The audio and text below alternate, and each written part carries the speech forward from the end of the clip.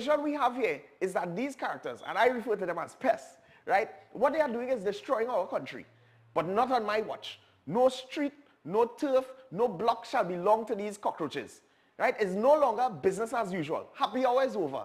If they don't fear God, at least they will fear Terminix. Have you considered how your methods could impact on pests across the country? I find we look after the rights of pests as opposed to the rights of the 1.3 million law-abiding citizens in Trinidad and Tobago. I wonder if Roach Ladden's son come here for the carnival if you'll interview him, eh? But how could you defend one shot, one kill? What? You want me to throw a pillow at him? I didn't say that. No, well, if a roach jumps in front of you now, what will you do? Run. Oh, Jesus, Lord Father.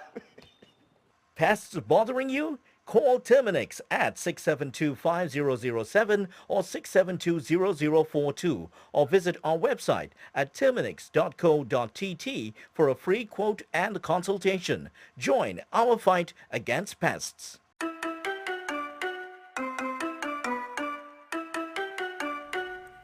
What is television? It seems like a simple question, but television means different things to different people. We in the Caribbean are a very unique people. That's why we need unique television. Welcome to M&E TV, where we showcase our lives in the Caribbean. M&E TV is about us, the special way we talk, the way we walk, dance, move. M&E TV is about me. It's about you. M&E TV is about our amazing Caribbean experience.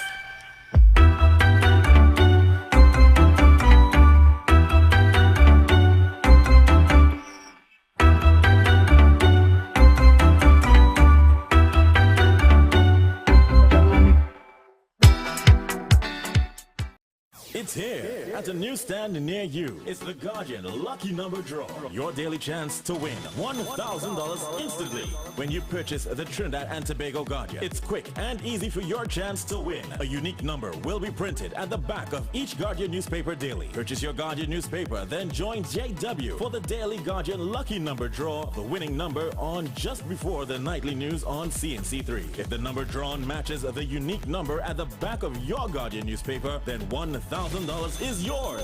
Just bring the winning Guardian newspaper and a picture ID to Guardian Media Limited. You have until 3 p.m. the following workday to claim your prize. It's the Guardian Lucky Number Draw. Your daily chance to win. NLCB approved.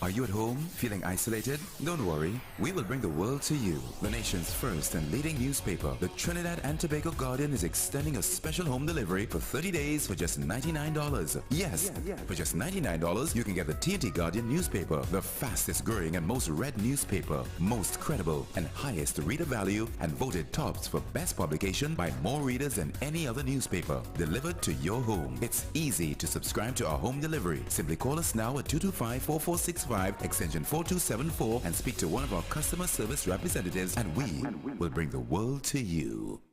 We are the fourth estate. We educate, we inform, and we hold those in authority, politicians, business leaders, and others, to account. Connecting the public to the truth drives our purpose here at CNC3. When we stand behind a desk every single night, a lot of people don't know that we're a huge part of the news process. We eat, breathe, and sleep news, and that reflects in everything that we do as a news team. Every day we tell the stories of people's journey through life, stories of their success, stories of their sadness, stories of their grief, stories of their glory. We're the mirror in which society looks at itself. When a storm is coming, everyone always thinks worst case scenario, and sometimes it may just be a brief shower or two. It's not always going to be a green veil level event. So it's important to have the most credible and accurate information coming from a verified source. Welcome, you're watching the 7 o'clock news on CNC3. Volleyball filmmakers, producers, content creators, influencers, and recording artists. If you're looking to rent a versatile studio space with green screen, video wall, cyclorama, and more, look no further. GM Labs is here to make your dreams a reality. Located in the heart of Port of Spain on St. Vincent Street, GM Labs is your one-stop shop for all your creative needs with over 2,800 square feet to work with. Take your creative concept to the final product at GM Labs. Give us a call or WhatsApp or message us on our Instagram and Facebook pages at GM Labs TT.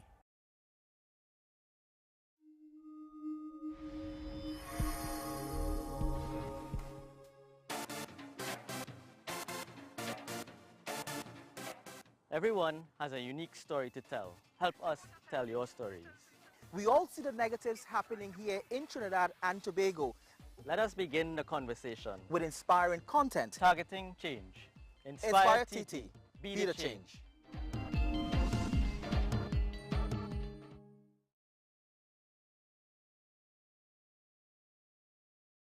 The Digital Guardian launches this all-new upgraded Digital Guardian app. This all-new upgraded Digital Guardian app gives you live news on the go. Now get real-time news faster with notifications free of charge to keep you informed on breaking stories. Customize your news feed with only articles you are interested in for easier, comfortable reading and with same convenient access to the digital paper. Visit the iOS App Store and Google Play Store to download or update the Digital Guardian app, the most credible news in T&T. Already have an account? Simply tap on the resource subscription button in settings to sign in. It's a free update. Make sure you have yourself a great invest week by viewing The Boss Report every Monday morning at 6:15 a.m. during CNC3's The Morning Brew. You'll get sound financial advice, whether you're a new or experienced investor, when you view The Boss Report. CNC3, covering your world. Get the nation's leading newspaper on the go by downloading the Digital Guardian app on your iOS or Android devices now and enjoy our special introductory subscription offer now on. The nation's first and best digital paper in an easy-to-read digital format. The Digital Guardian, Trinidad and Tobago's fastest growing, most subscribed and most read digital paper. Stay on top with the market leader and don't miss a beat in today's fast-paced world. Go to Apple Store or Google Play and download now. There's a taste in the air everywhere. Feel the vibe cause it's something to share. Smooth, rich and creamy, you'll find it right here. Makes you smile, relax a while, it's fun and good cheer. Ooh, enjoy every scoop. Ooh, every taste will get you hooked. We have flavors that you love, a combination special. Come along, enjoy our treats. This is Uncle Pete's.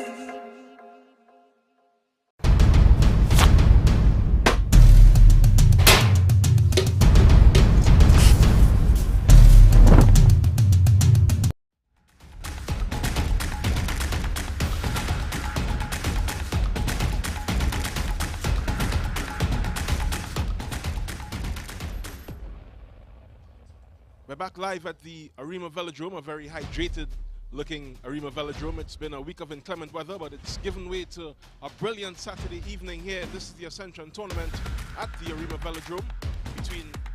First match today is between Deportivo PF and Moruga FC. It's a deep south derby.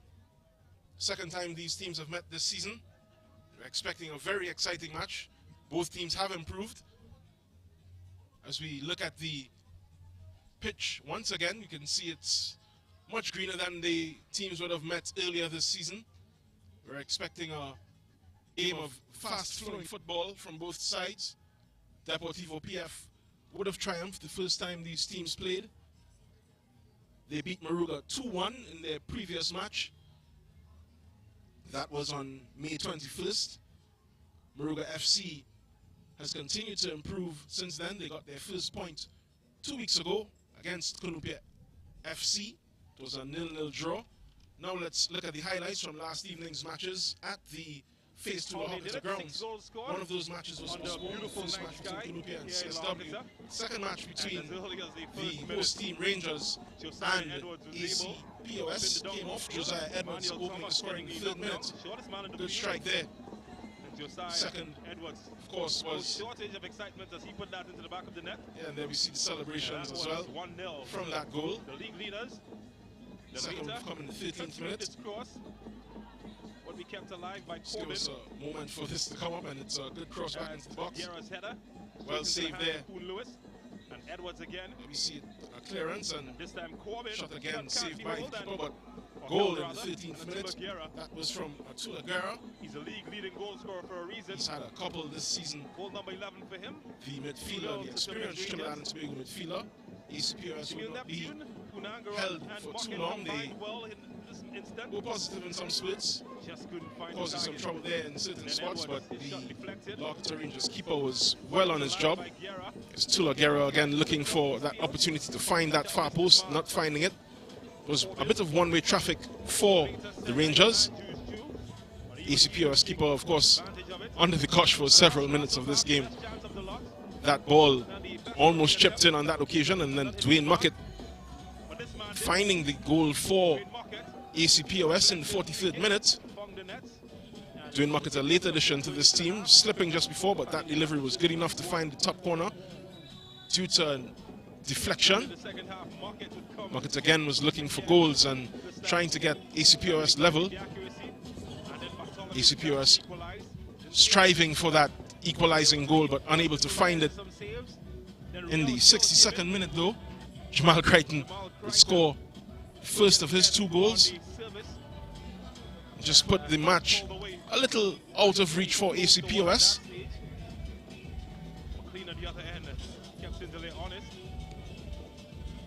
This was another good strike, picked up and then poked in by Crichton. This was his 2nd goal of this match in the 83rd minute.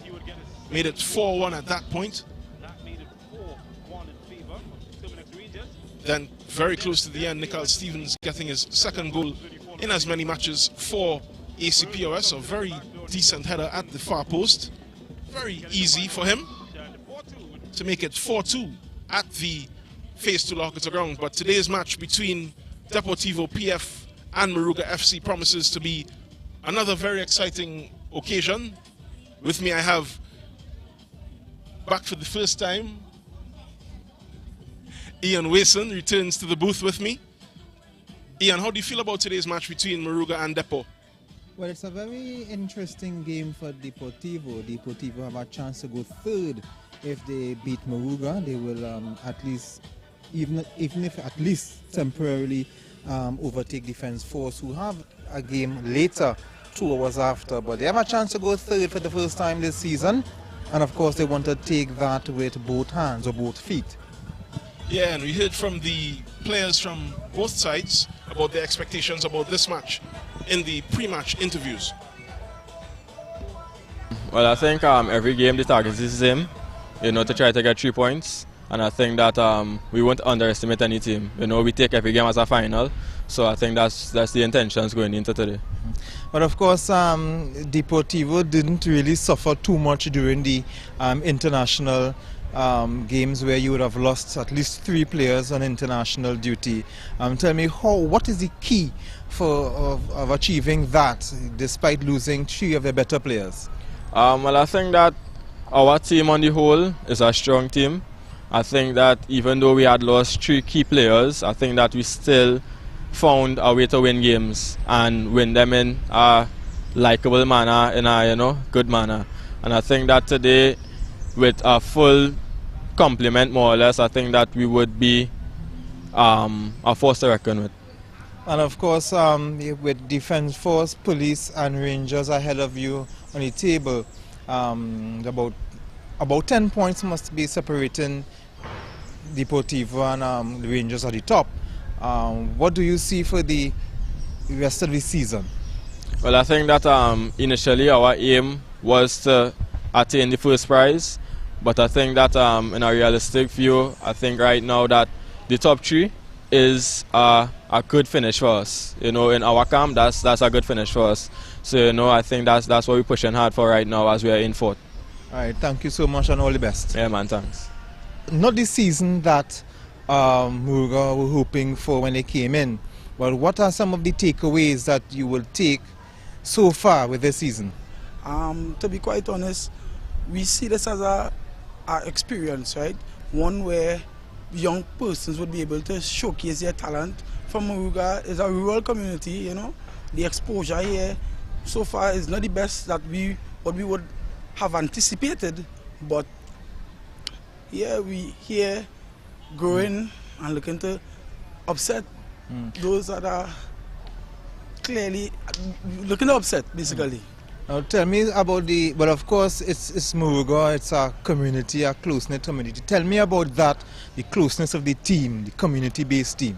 Okay, so basically the team has been growing from strength to strength. I wasn't here in the initial stages of the competition, but based on my experience with the team thus far, the team is coming to come. You know, they are, as in life, there are always hurdles and obstacles, and we are overcoming those little slight obstacles. You know, and I just said, yeah.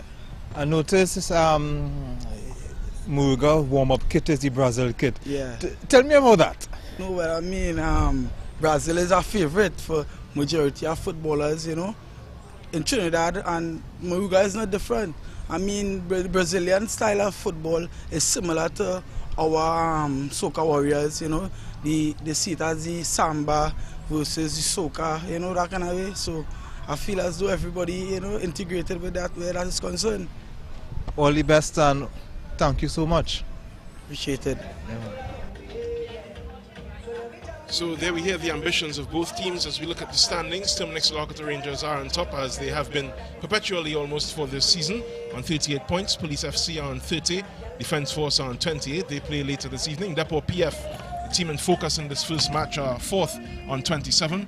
ACPOS on 15. Canopia FC on 15 as well. CSW on 13. Real West Fort are on 11 and 8th. Central FC are have 9 points and 9. And Moruga FC have a solitary point there at the bottom of the table. And Deportivo can actually go second by according to how many goals they win by this evening. Yeah, and when we look at the Deportivo PF team, they are playing a 4-3-3 this evening. Marvin Phillip is in goal. Justin Cornwall is left back. Rondell Phillip is centre back alongside Ronald Paul. Isaiah Garcia plays on the right. Andre Pacheco and Isaiah Hudson play in the centre. Nathaniel Garcia has been promoted to a more advanced role in this match. Akeem Redhead, Ezekiel Keza and Jordan Riley make up the 3 forwards.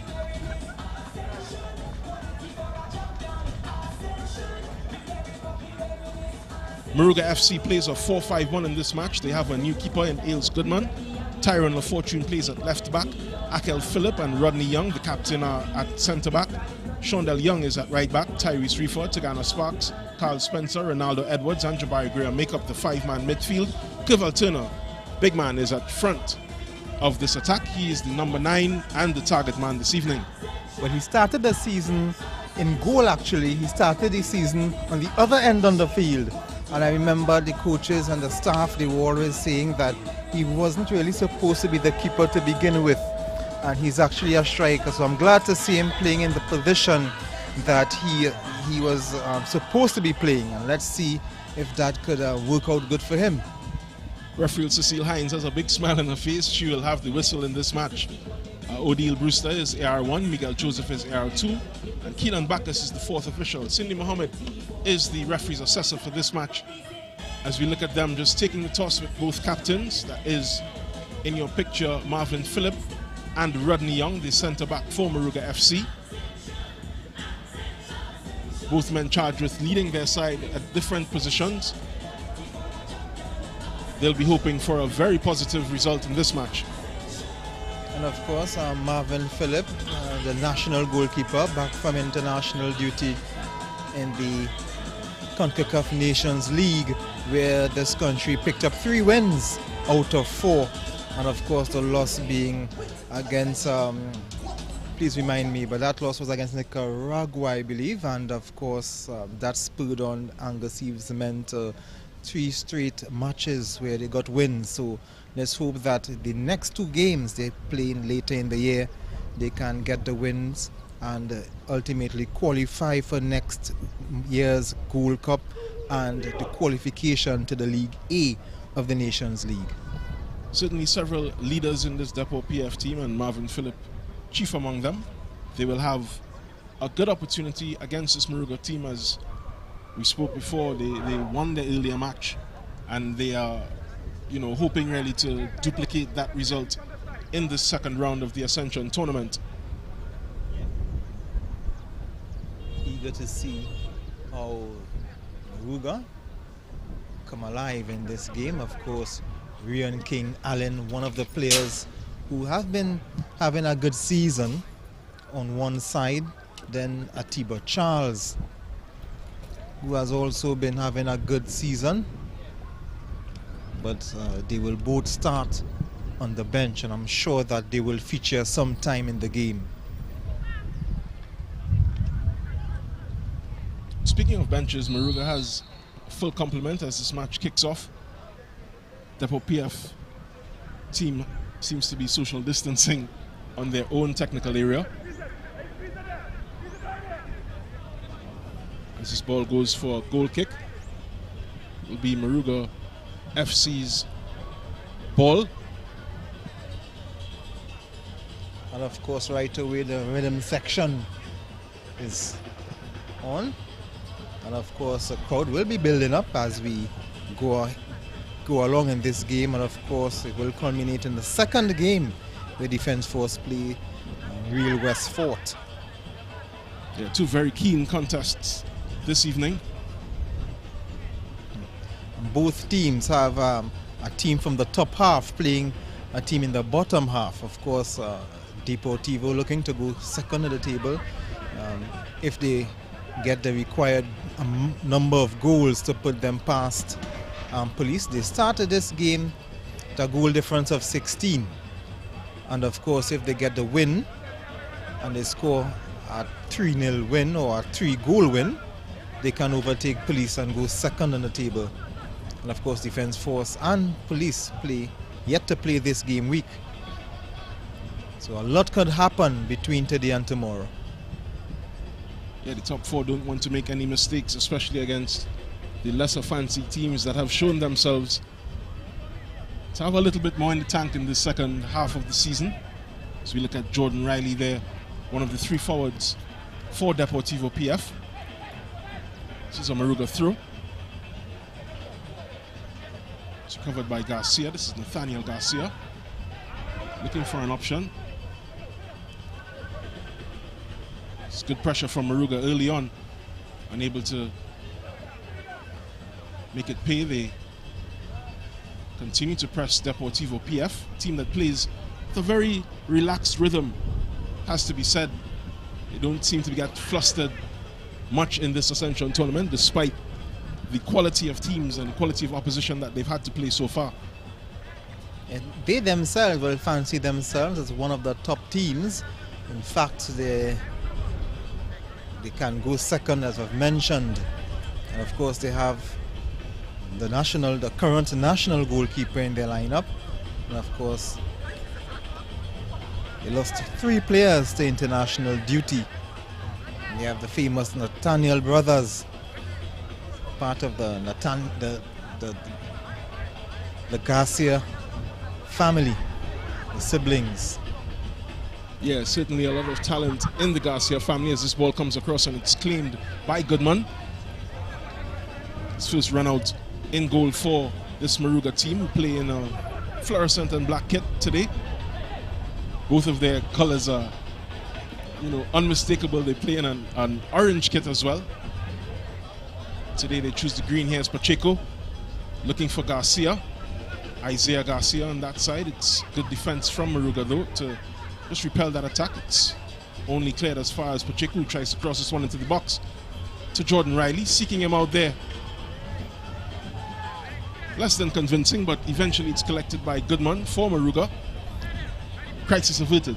Of course, and it doesn't matter how it looked. It's just the result that they wanted, and they just wanted to avoid going behind so early in this game.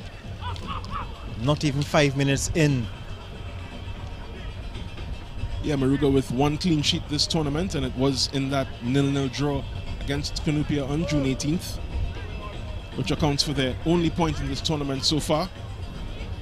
Canupia have had a decent start, but of course, as the season went along, so did their form. Yeah, and they would have celebrated that 0-0, that draw against Police last week with a very defense force. Sorry, defense force. Yes, they were very excited about that result.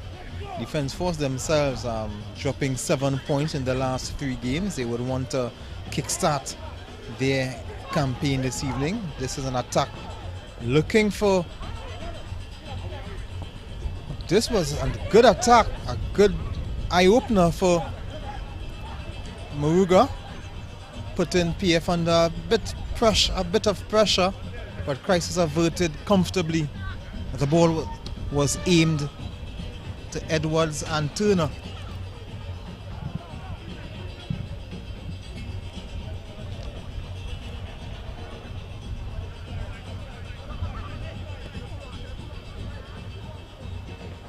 No Jeremiah today, Curville Jeremiah, the big number 9.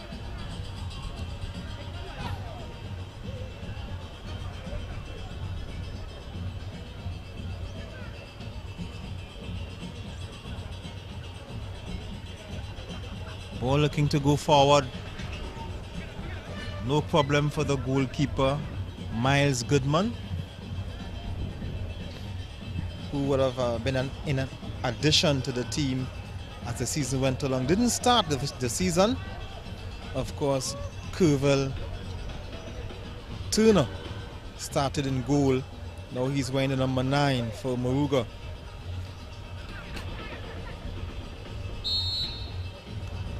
Referee sees an infringement. The free kick will go Moruga's way.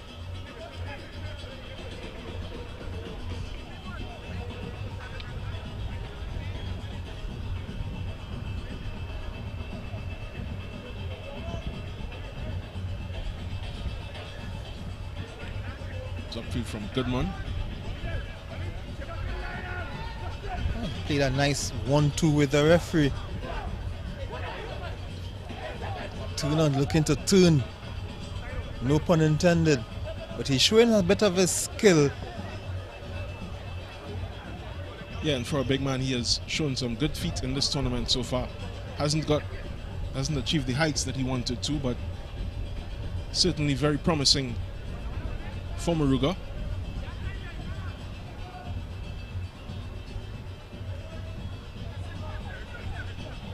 Shondell Young all the way back to his captain, Rodney Young. Stigana Sparks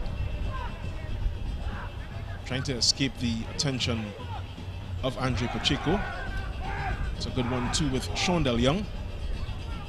Sparks goes all the way back. It's cleared up field. It's headed on there by Young again. Moruga showing good patience here to escape this press from Deportivo PF. Eventually come out with it. This is Nathaniel Garcia playing it forward. Akeem Redhead just spreads it, but a little too wide. It runs out of space on the pitch. It will be a Moruga through on the far side. It's taken very quickly. This is Sparks.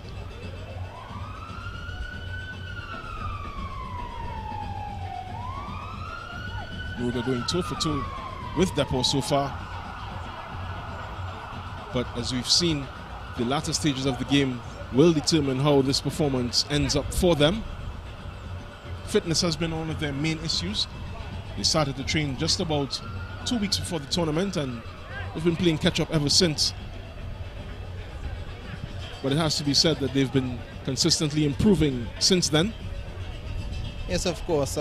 They started a bit slow off the blocks, and of course, what was also going against them, they were not able to maintain an 11. There were several players coming in and coming out of the team for different reasons, injuries and other reasons. So they were not able to piece together a consistent 11 over a period of time.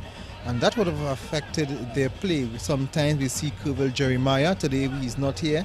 And of course we mentioned already Turner started in goal. Now he's playing the number 9.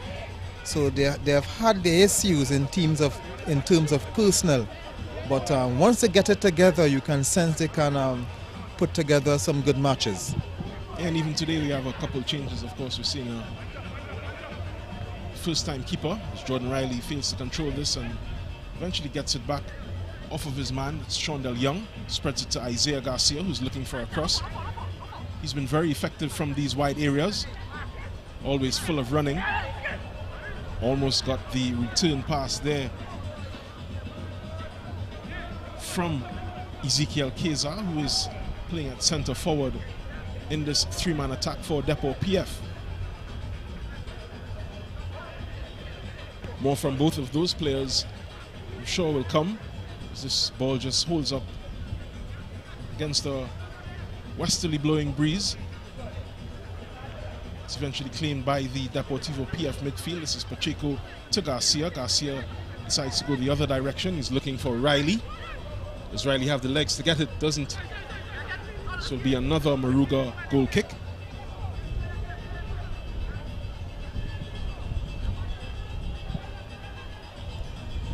As you can see, because of the rain that we would have had during the season, during the week, the past week, and even earlier today, the ground is a bit soft. So it will take some doing. A shot is coming in. The goalkeeper would handle it second time. But he did the necessary in keeping the clean sheet.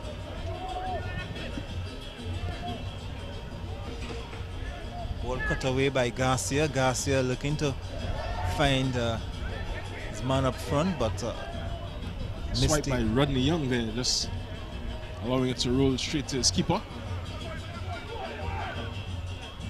This is back in from Garcia. Keza wanted to chase that one down, but it rolls all the way to Goodman. Goodman leaves it for Young. Young goes all the way over to the other side. This is Akel Phillip.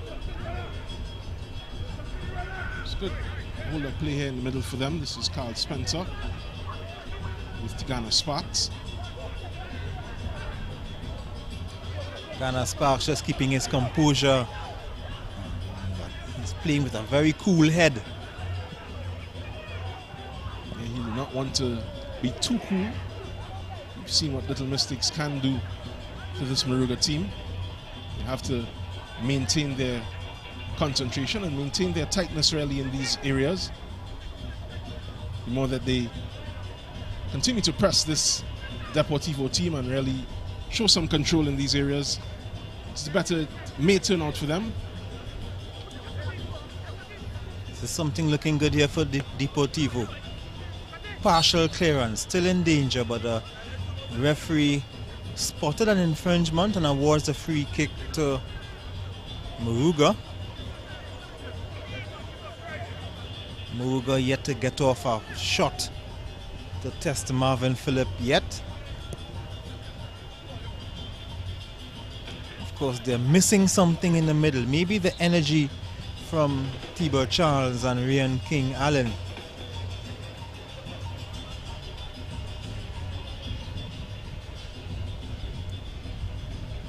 As we spoke about changes, King Allen isn't on the list today.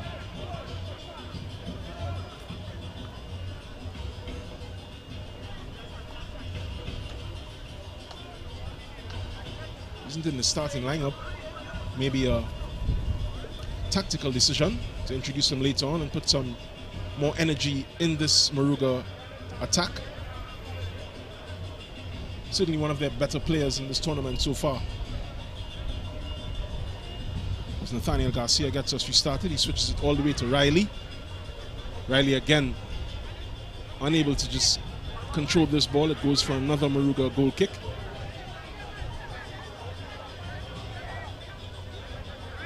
Maybe the slight drizzle just before kickoff, just letting that ball skate off the surface, which, like the players, has improved throughout this Ascension tournament. It's Phillip.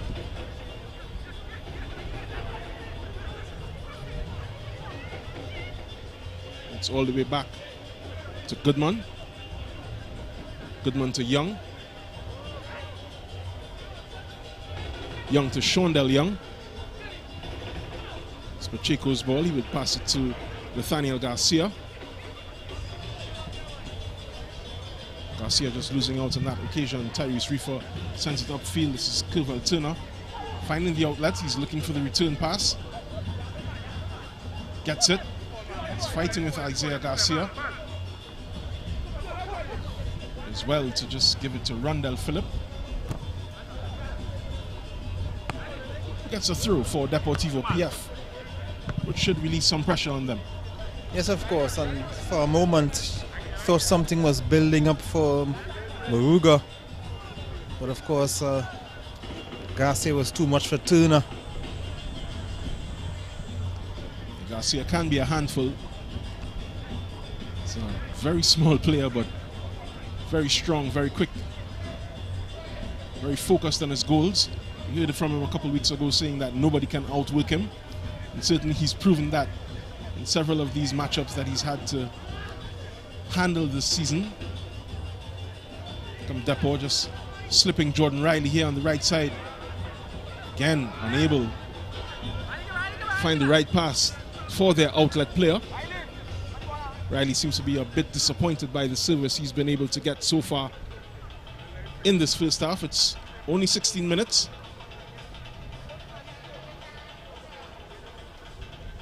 It's a Deportivo's coach looking on.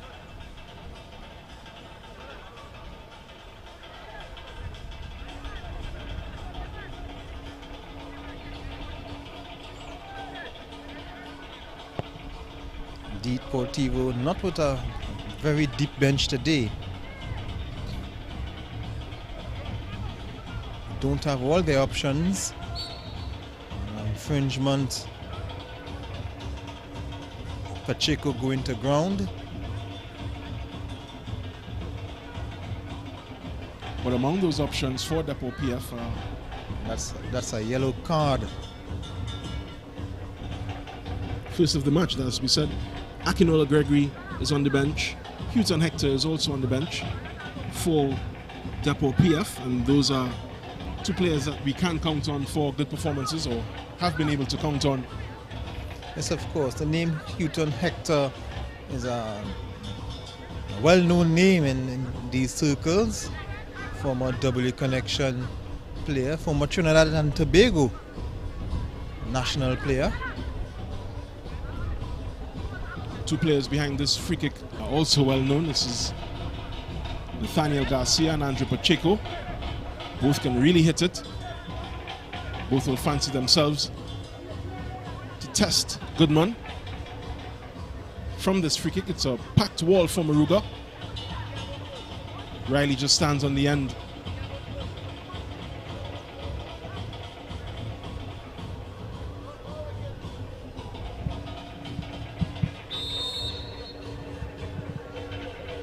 It's going to be Garcia. Bit too much air on that, and it goes for another Moruga goal kick. Garcia just checking the turf where he would have put that free kick in. First for Deportivo PF in this match. From that kind of range.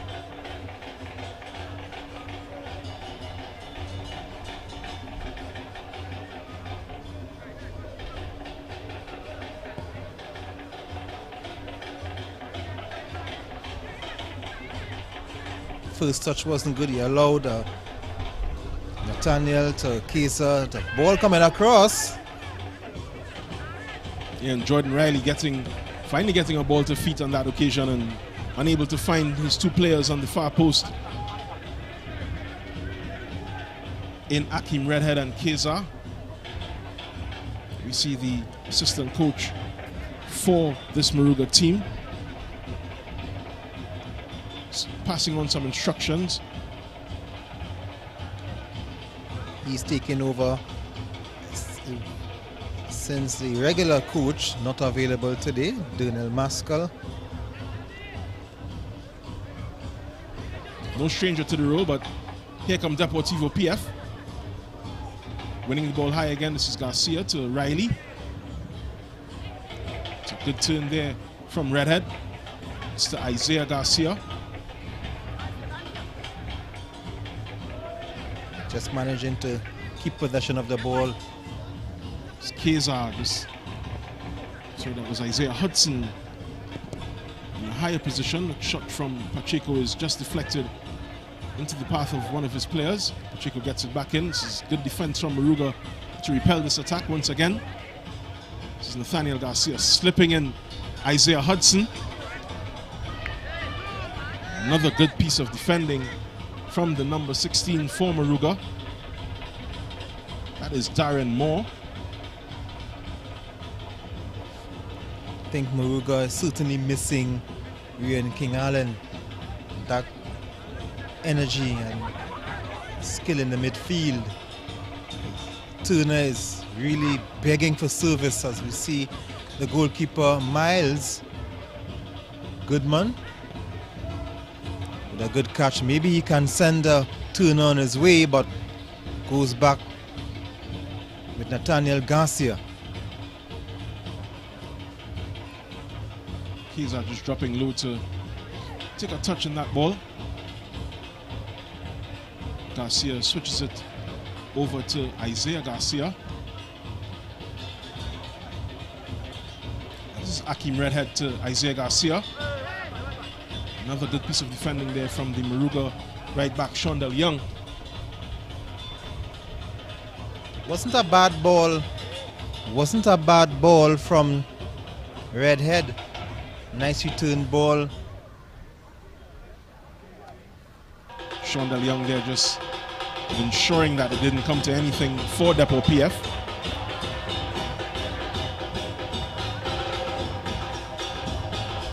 Upfield from Rodney Young. It's back here with Carl Spencer.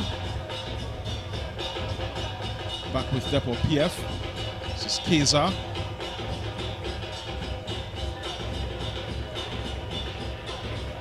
Moruga on the counter attack now. Charging upfield with a couple options left and right. It's an excellent tackle there from Nathaniel Garcia to superb tackle. Yeah, to put a halt to that passage of play for Moruga. Looked to be positive for them. Kazar just being robbed, and Goodman will settle it down for this Moruga team. Tigana Sparks is brought back to his feet. He was taken down with a superb tackle from Nathaniel Garcia. 22 minutes gone. Moruga 0, Deportivo PF 0.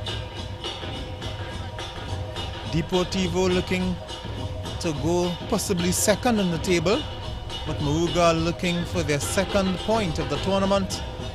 It would be nice if they can get 3. So far they are 22 minutes level. It'll be a welcome surprise for Moruga to take 3 points against such fancied opposition. Pacheco puts on the style to get past that passage of pressure. This is Jordan Riley. Collects it. And has the beating of the keeper, and it's a goal for Deportivo PF. 23rd minute. It's 1-0. No, I don't know which is better, the finish or the pass. That was a brilliant pass. A brilliant pass. More like a David Beckham pass. Riley did have some work to do when he received it though, and comes up trump. It seems as he had to change his position. He switched over to the left wing after some earlier struggles, getting that ball under control on the right side, and finally gets the icebreaker in this match. It's 1-0 to Deportivo PF in the Deep South Derby. Brilliant ball, brilliantly weighted. Just got a faint touch off of Akil Phillip. But Jordan Riley did what he was supposed to do, finish. Yeah, Phillip with 2 less than convincing tackles in that sequence. He will want to look away when that replay comes up when he gets home this evening. No matter, it's Deportivo PF in the ascendancy in the Ascension tournament. First match at the Arima Velodrome. Of course, we have Defence Force versus Real West Fort in the second match. it's still a ways off. Just in the 25th minute of this match. Moruga FC looking to recover from this early setback. Nathaniel Garcia spreads it to Isaiah Garcia. Garcia showing good vision there. It's freedom here for Akeem Redhead. He will cut inside and possibly looking for a shot. It's unconvincingly cleared again from Moruga FC as Isaiah Garcia bombing up the right side.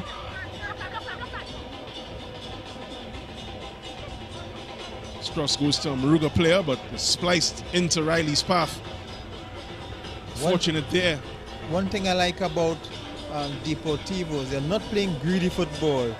Hudson had a chance to hit a shot earlier, but he decided to pass it to Garcia, who was making the run. So they are making the extra passes. And this is something good. And this is Jordan looking to find Hudson, but he just was made to stretch there. But Deportivo still trying to give them Shot something from to Riley think is about. straight to Goodman. Moruga really need to get that ball away from their danger area. This is a good opportunity. Tigana Sparks is looking for the runner. Just going a bit too early there, Tyrese Reefer. Turner was offside.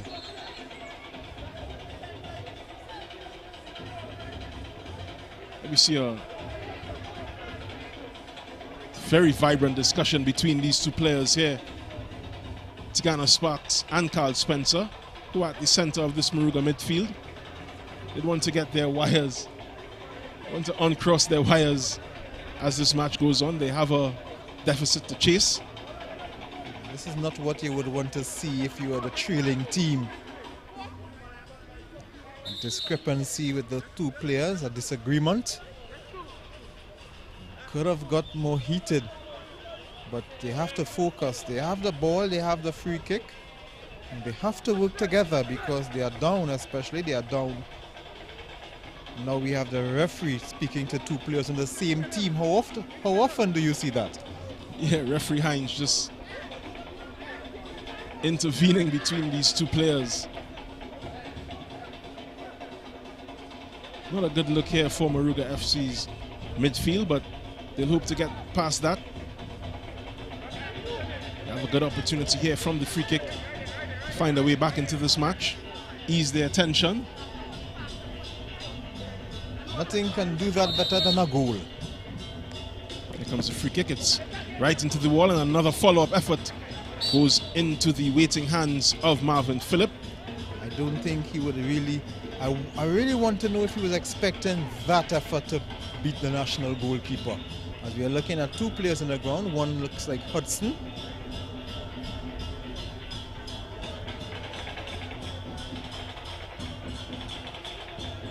Yeah, it looked to be Reefer. Hudson and Reefer. Yeah, Reefer just following up on his free kick and getting a follow through from Hudson. It will be another Moruga free kick. They are going at it again. Very robust discussions. Reefer just asking them to focus on the real opponents in this match.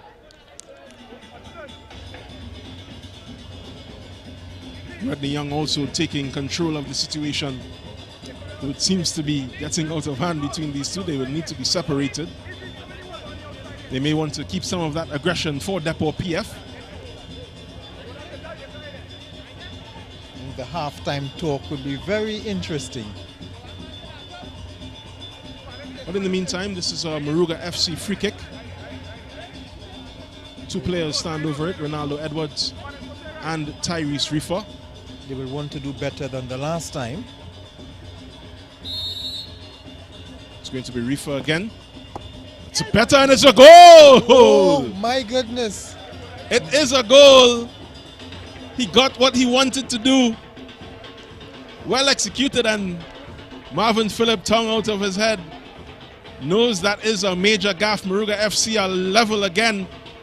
We're in the 30th minute of this match. And you spoke about him not being certain to beat the national #1 from that distance, but I want to apologize to him. Apparently he did. A mistake from Marvin Phillip. Now we see the coach talking to Tigana Sparks. And let's look at it again. He got his hands to it. It just got a deflection. Let's see exactly what happened there. you have to dare to try. And there he did, Tyrese Reefer. That it came on once again. Of course, and now I would like to see Tigana Sparks and Sylvester having some smiles on their faces now that they are gone level. It may take a little bit more to encourage those players to get back on good terms. Here's Pacheco. It's flicked on here, but it will only go to a Moruga shirt. Does come away with it. Darren Moore. Only as far as Nathaniel Garcia. This is Pacheco. Pacheco looking for some movement, looking to find Keza, and of course Isaiah Garcia playing in an advanced position.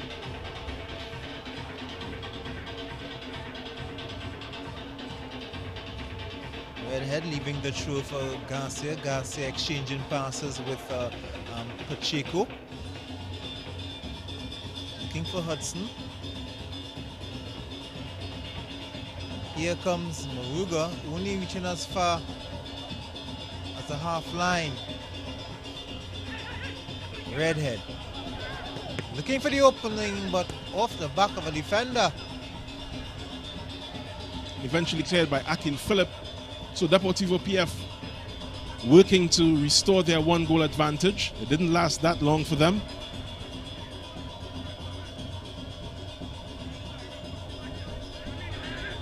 Moruga FC making the most of their dead ball chances. 2 shots on target for them. Both being registered by the goal scorer Tyrese Reefer. You can add to his resume that he's beaten a national #1. Of course. It's always good to pick up a goal, especially against someone who you know plays at a certain level. Someone of good repute. Exactly so. Here's Andre Pacheco, another player of good repute. Spreading it. This is almost a good passage of play. Jordan Riley recovers it, crosses it across the box, but it's cleared by Moruga FC's defense. Riley will take the throw. It's here with Keza. Keza with a turn. Good turn from Keza. He has opportunities, and it's a very good tackle there at the cost of his own injury. Akil Phillip.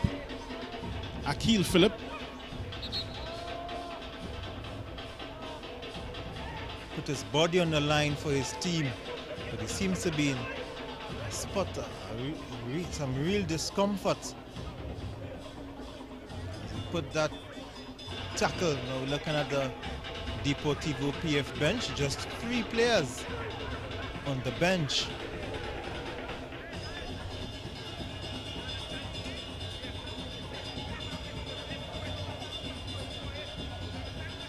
And of course 2 short of the 5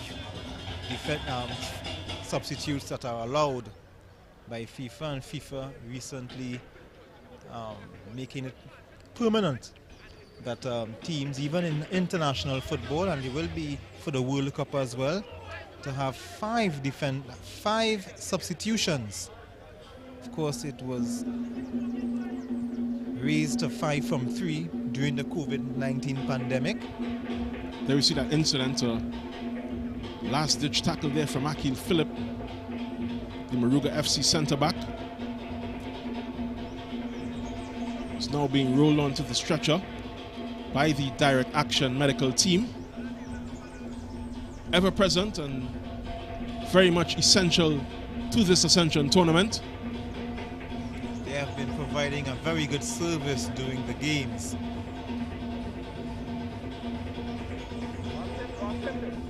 See the referee continuing to have a word with Tigana Sparks. Joseph Ruplal just lending a hand to help his player off the pitch, the Moruga FC physio. Doesn't look good.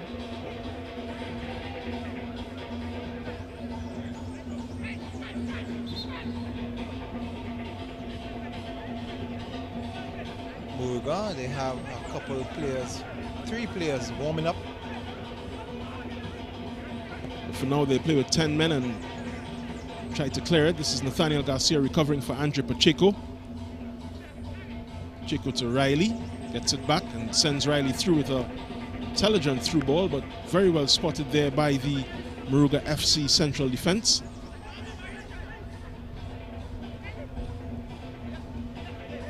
Jabari Graham. Garcia looking for the cross inside, but partially headed away. It's Jordan Riley.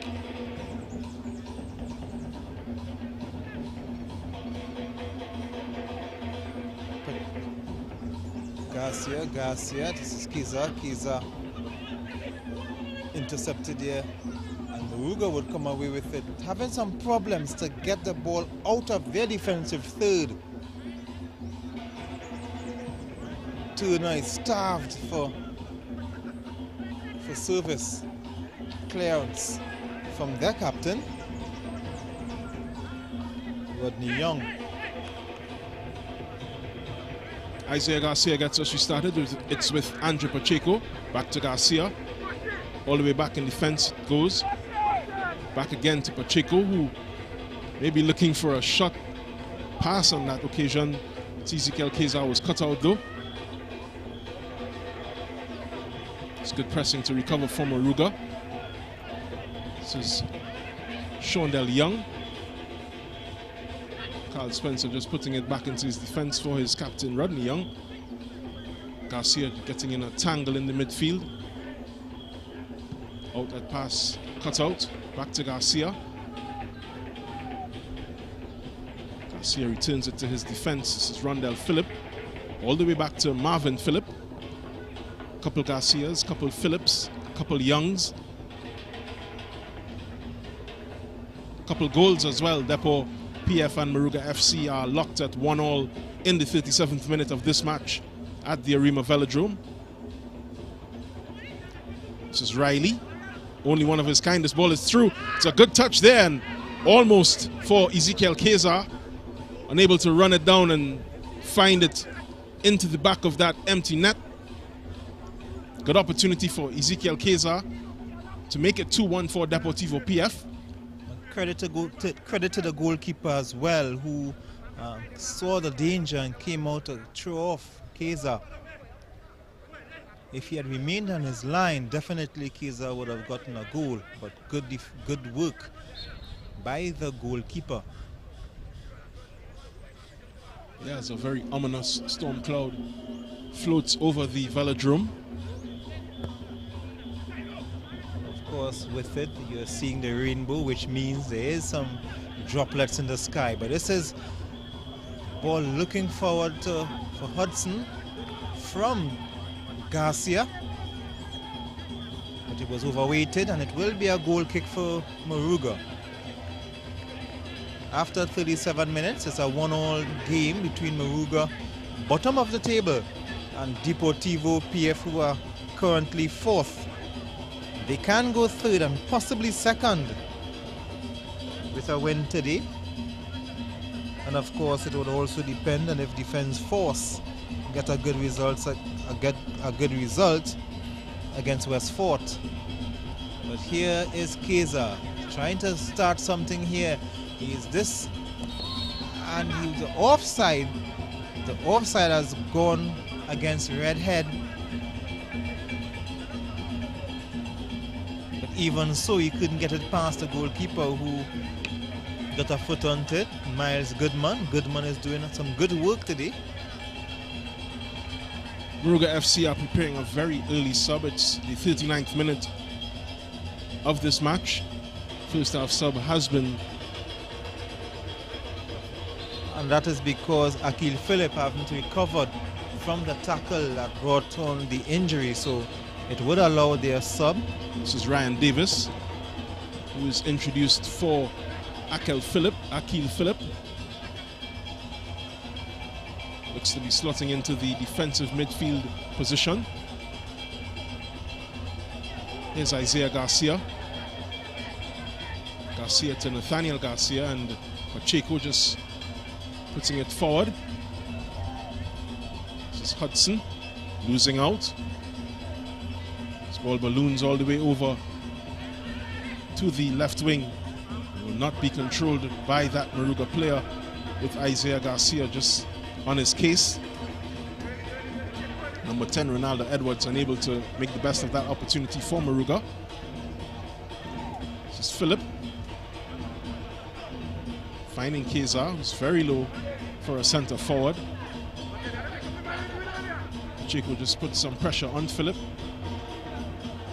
Garcia eventually gets it up to Keza. Keza to Pacheco. It's a good turn here from Isaiah Hudson. Pacheco's pass is cut out.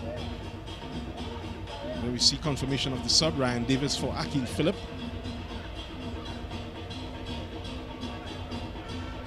This ball is out for Isaiah Hudson. He has an option. Has another option in Jordan Riley. Here's Jordan Riley. Oh, and that really should have been on target from Riley. Should have been his second in this match. He knows it. You can see it on his face. See it in his body language as well. He had a lot of time to do better than that. He could have picked his spot. He could have done like the character on the popular show, This Is My Spot.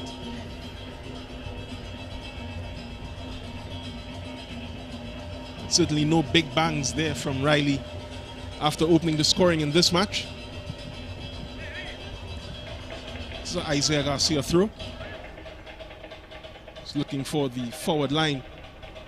It's back here with Akeem Redhead. Back to Garcia. Garcia to Nathaniel Garcia. Does well to just lose his man for a second. It's very good sticking to their task. Moruga has Kilval Turner in open field with 3 for company. He's going to shoot it. Good effort from him, but it won't trouble Marvin Phillip. It wouldn't trouble Marvin Phillip and the goalpost, even if it were stacked one on top of the other. But at least we were able to see Turner run with the ball with his feet, something he wasn't able to do for the game so far. Saw a little bit of an opening. As this rain cloud finally bursts. So much for the brilliant sunshine that we started this match in. Here comes Deportivo PF. Ezekiel Keza has been all around their attack. He's playing at center forward, but looks more like a false nine in this sequence. Here's Isaiah Garcia. It's out to Keza again. It's looked to be well defended. Keza can go all the way this time. He tries to get it across the box, but it's eventually blocked by 2 Moruga defenders. We'll go for a Deportivo throw. 43rd minute of this first half.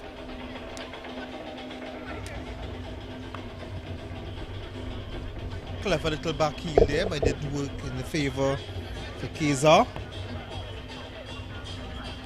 He's able to just win a corner, another corner for Deportivo PF. It will be taken by Nathaniel Garcia.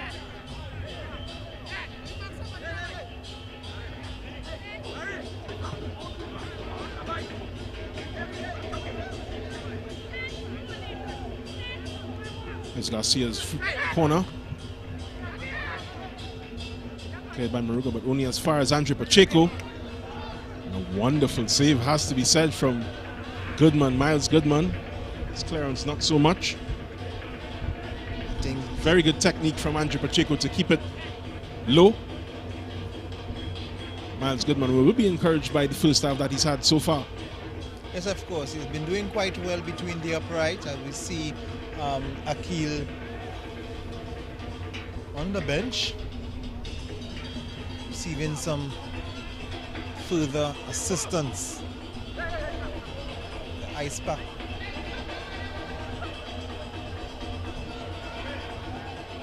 Just waiting on the signal from the 4th official, Keelan Bacchus, as to how much time added on we'll have at the end of this first half. We're in the 45th minute. As Moruga come again. This is Carl Spencer looking for his wide option, unable to find him. Much to his disappointment. You can see the shake of the head and the very robust discussions there between these Moruga players.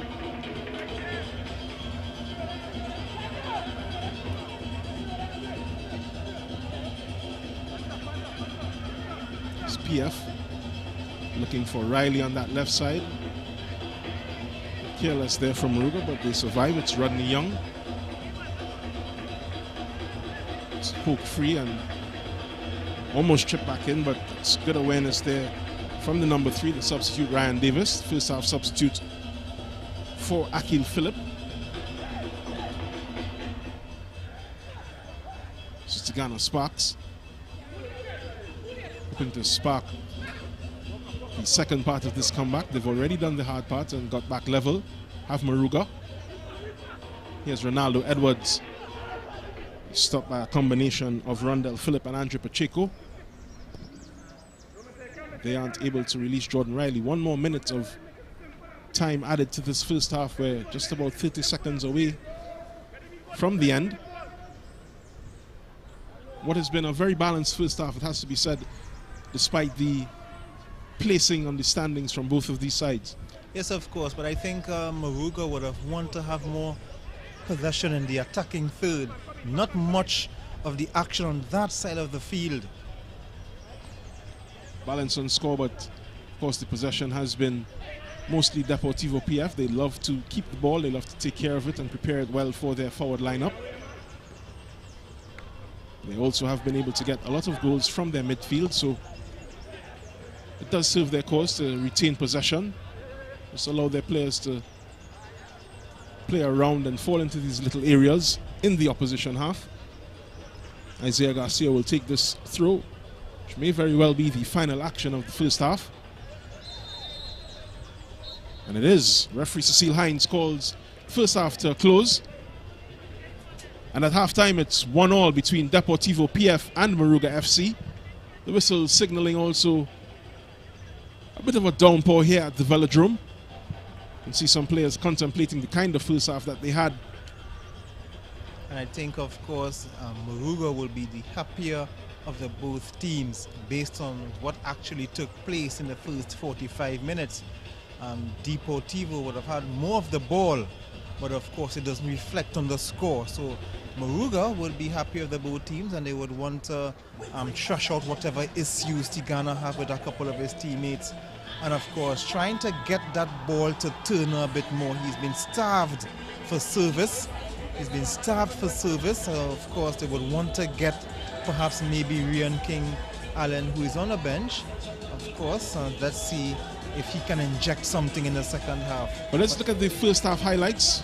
We saw Deportivo PF going ahead. This is Jordan Riley eventually getting that ball out of the feet of Akil Phillip. Had a torrid time clearing that. Simple finish in the end for Jordan Riley. Just kind of poked it in to make it 1-0 for Depot PF. This is a discussion here between the two players, Tigana Sparks and Carl Spencer. This was the first free kick here from that man, Tyrese Reefer, and then the second one, Marvin Phillip won't want to see that again. He definitely will not be looking at the replay. Very good tackle there, and this was the one that took him out of the match. Akil Phillip did well for his team, and it was his last action. He was replaced by Ryan Davis.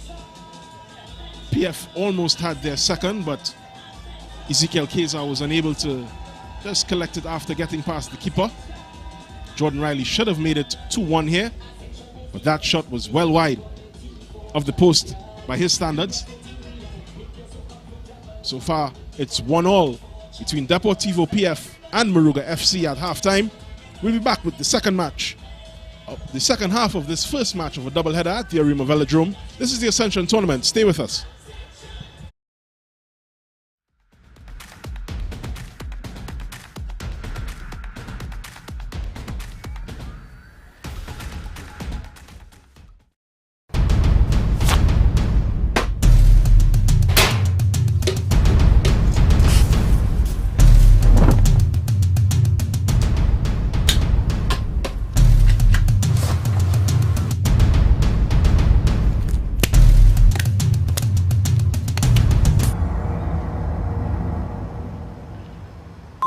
what we have here is that these characters, and I refer to them as pests, right? What they are doing is destroying our country, but not on my watch. No street, no turf, no block shall belong to these cockroaches, right? It's no longer business as usual. Happy hour is over. If they don't fear God, at least they will fear Terminix.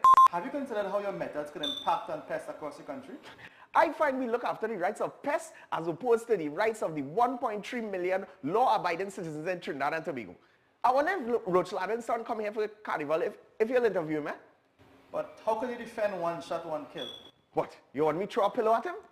I didn't say that. No, well, if a roach jumps in front of you now, what will you do? Run. Oh, Jesus, Lord Father. Pests bothering you? Call Terminix at 672-5007 or 672-0042 or visit our website at terminix.co.tt for a free quote and consultation. Join our fight against pests.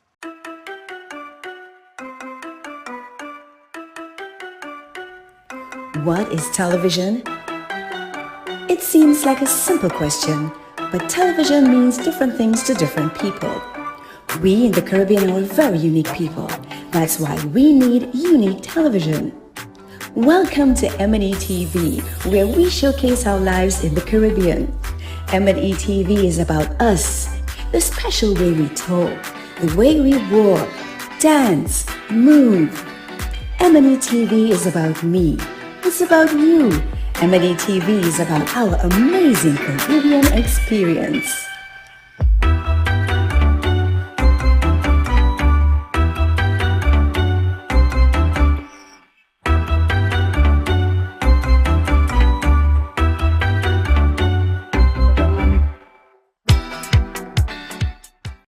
It's here at a newsstand near you. It's the Guardian Lucky Number Draw. Your daily chance to win $1,000 instantly when you purchase the Trinidad and Tobago Guardian. It's quick and easy for your chance to win. A unique number will be printed at the back of each Guardian newspaper daily. Purchase your Guardian newspaper, then join JW for the daily Guardian Lucky Number Draw, the winning number on just before the nightly news on CNC3. If the number drawn matches the unique number at the back of your Guardian newspaper, then $1,000 is yours.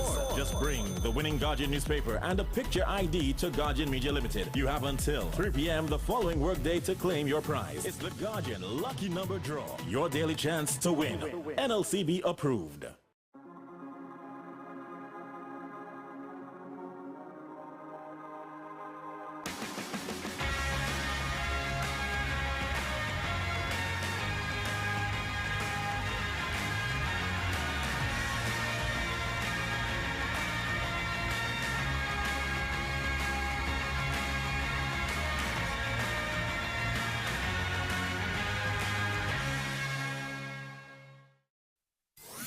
Are you at home feeling isolated? Don't worry, we will bring the world to you. The nation's first and leading newspaper, the Trinidad and Tobago Guardian, is extending a special home delivery for 30 days for just $99. Yes, for just $99, you can get the T&T Guardian newspaper, the fastest growing and most read newspaper, most credible and highest reader value, and voted tops for best publication by more readers than any other newspaper, delivered to your home. It's easy to subscribe to our home delivery. Simply call us now at 225-4465 extension 4274 and speak to one of our customer service representatives, and we will bring the world to you.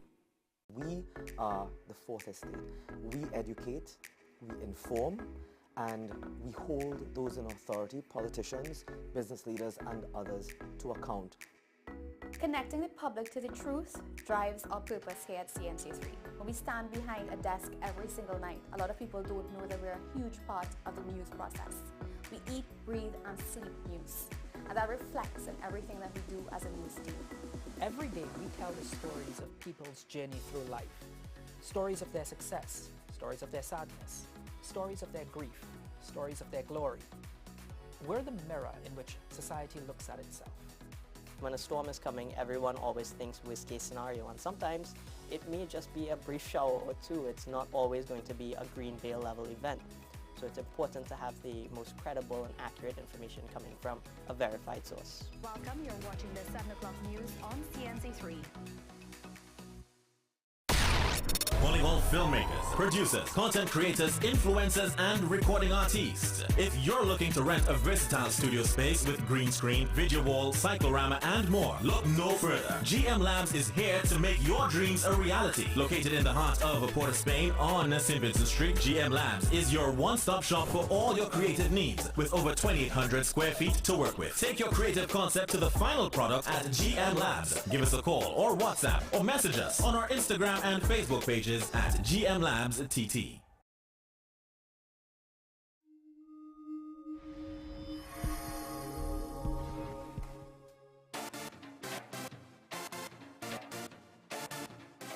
Everyone has a unique story to tell. Help us tell your stories. We all see the negatives happening here in Trinidad and Tobago. Let us begin the conversation with inspiring content. Targeting change. Inspire TT. Be the change.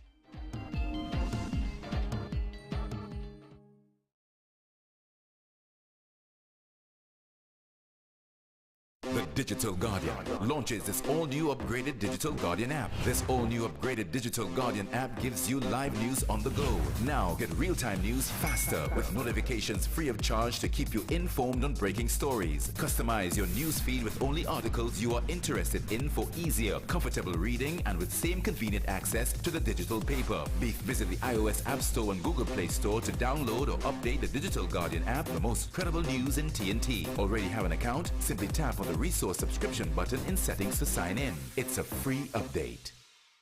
Make sure you have yourself a great investment week by viewing The Boss Report every Monday morning at 6:15 a.m. during CNC3's The Morning Brew. You'll get sound financial advice, whether you're a new or experienced investor, when you view The Boss Report. CNC3, covering your world.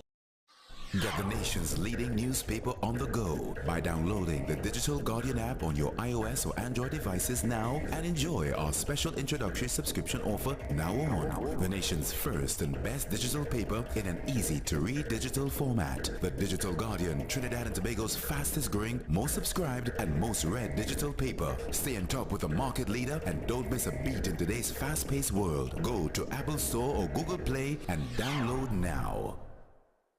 There's a taste in the air everywhere. Feel the vibe cause it's something to share. Smooth, rich and creamy, you'll find it right here. Makes you smile, relax a while, it's fun and good cheer. Ooh, enjoy every scoop.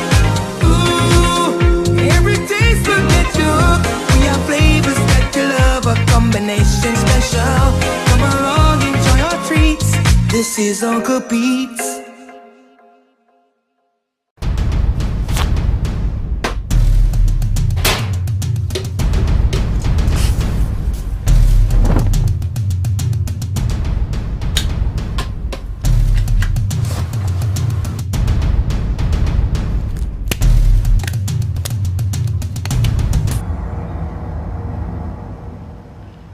The situation we have here is that these characters, and I refer to them as pests, right? What they are doing is destroying our country, but not on my watch. No street, no turf, no block shall belong to these cockroaches, right? It's no longer business as usual. Happy hour is over.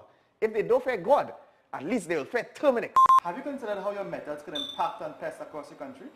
I find we look after the rights of pests as opposed to the rights of the 1.3 million law-abiding citizens in Trinidad and Tobago. I wonder if Roach Laden's son come here for the carnival, if you'll interview me. But how can you defend one shot, one kill? What? You want me to throw a pillow at him? I didn't say that. No, well, if a roach jumps in front of you now, what will you do? Run. Oh, Jesus, Lord Father. Pests bothering you? Call Terminix at 672-5007 or 672-0042 or visit our website at terminix.co.tt for a free quote and consultation. Join our fight against pests.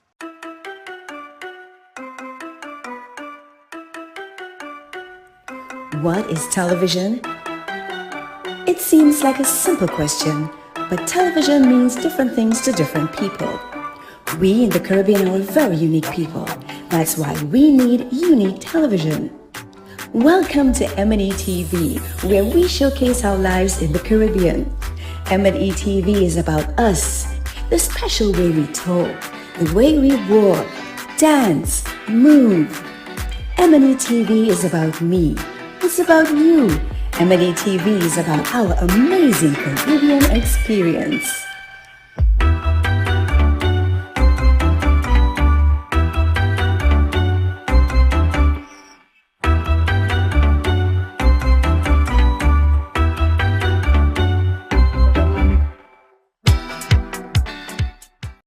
It's here at a newsstand near you. It's the Guardian Lucky Number Draw. Your daily chance to win $1,000 instantly when you purchase the Trinidad and Tobago Guardian. It's quick and easy for your chance to win. A unique number will be printed at the back of each Guardian newspaper daily. Purchase your Guardian newspaper, then join JW for the daily Guardian Lucky Number Draw. The winning number on just before the nightly news on CNC3. If the number drawn matches the unique number at the back of your Guardian newspaper, then $1,000 is yours. Just bring the winning Guardian newspaper and a picture ID to Guardian Media Limited. You have until 3 p.m. the following workday to claim your prize. It's the Guardian Lucky Number Draw. Your daily chance to win.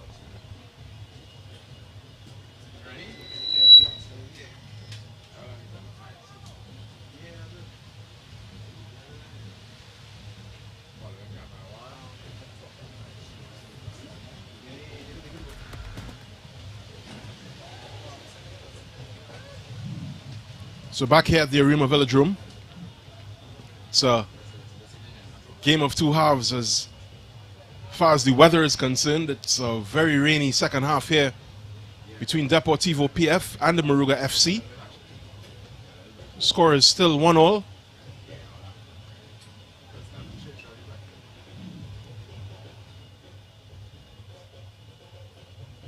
Depo PF, of course, opening the scoring through Jordan Riley.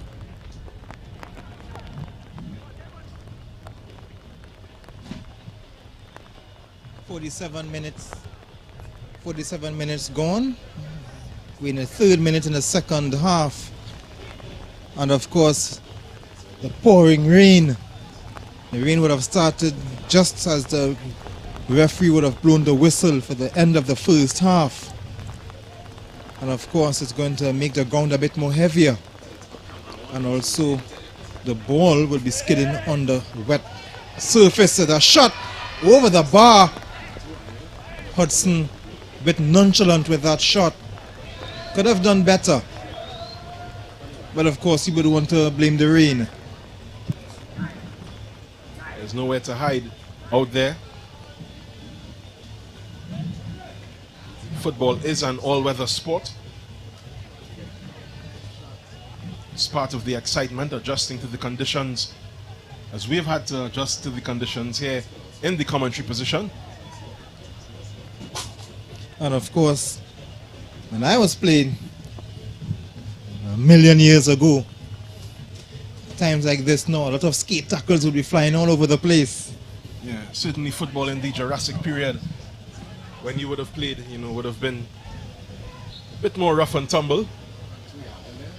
And of course, we always want to hit somebody a bit to have them skating. That was the best part. Certainly fun for everyone involved, both attackers and defenders.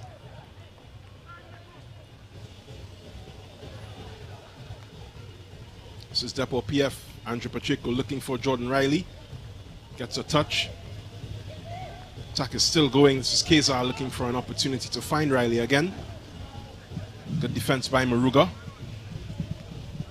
Press at the other end. Pacheco, ever present in the midfield, recovers and puts it wide there for Justin Cornwall. Here's Nathaniel Garcia looking for that through ball, unable to find it.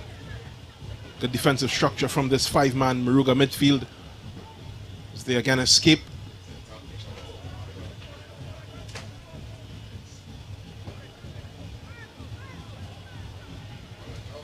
Strong defense to earn a throw for Deportivo PF.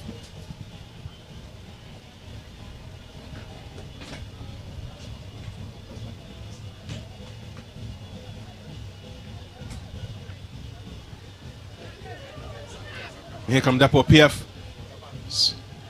Looked to be an opportunity, but good defense and a bit of a slip. Foul is eventually called against Deportivo PF. He's pleading his case, saying it was a shoulder barge on that occasion, but referee Cecile Hines didn't see it that way.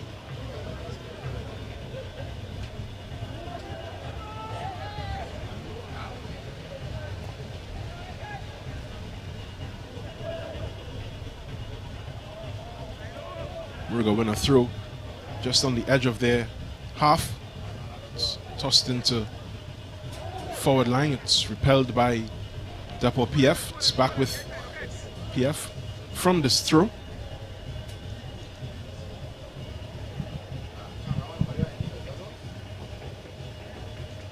To be taken by Jabari. Sorry, that's Justin Cornwall.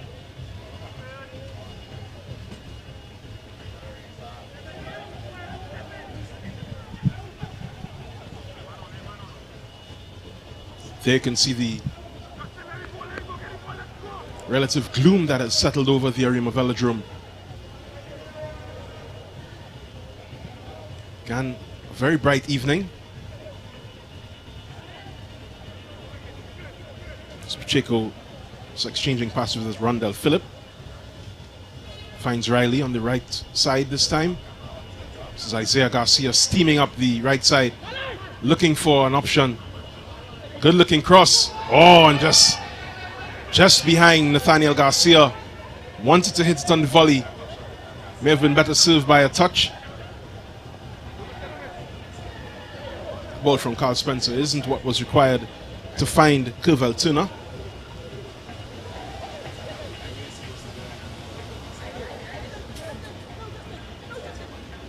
And of course, this is Deportivo looking to go 2-1 up there, and an infringement that would go against Deportivo. Deportivo have a lot to play for. A win for them this evening could put them certainly above defense force. And if they could win by at least 3 clear goals, that would put them above Police on goal difference. They can enjoy somewhere close to the summit on this table. But of course, it's a long way ahead. It's still 1-1. Still 1-1 between Moruga and Deportivo.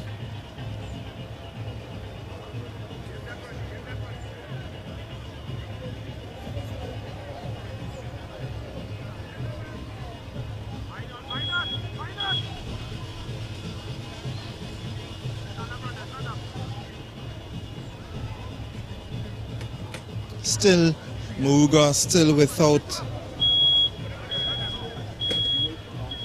that energy going in the attacking third, and a lot of the play is concentrated into Deportivo's attacking third. Another attack floated across, No problems to the goalkeeper.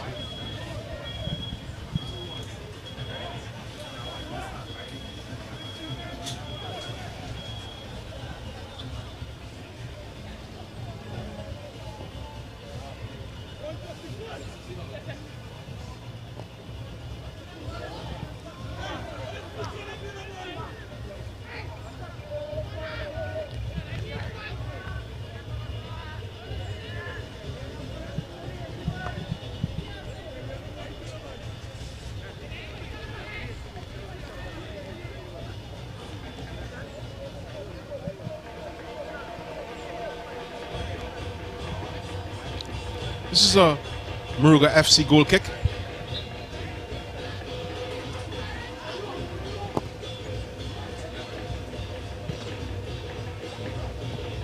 Only as far as a Depo PF player, but Moruga continuing to push the ball up the pitch.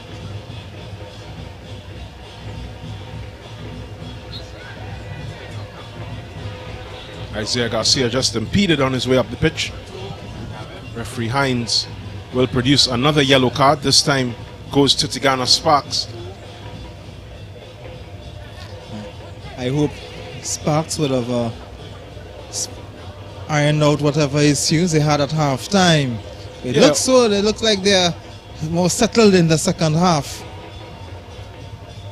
These things tend to happen when you are in a very high intensity environment, but all's well that ends well between the two Moruga players. Certainly the two men charged with their central defensive midfield work this evening would want to be on the same wavelength.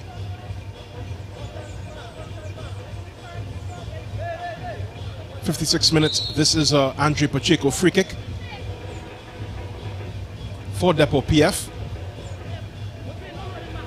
Finds unmarked on the far post, and that's a great save from Goodman off Ezekiel Keza.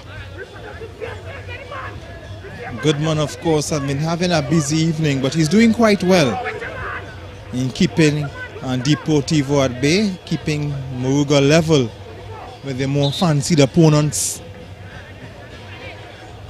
Yeah, Redhead on that occasion just scot-free on that far post. Moruga will want to look into their marking assignments for this corner kick.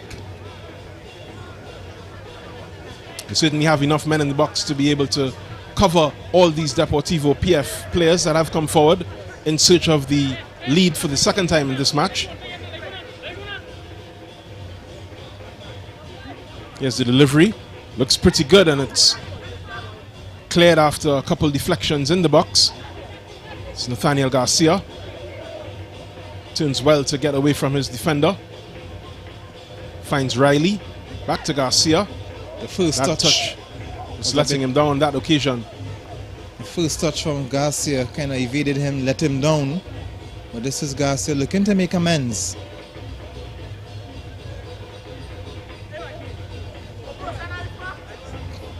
It's Cornwall just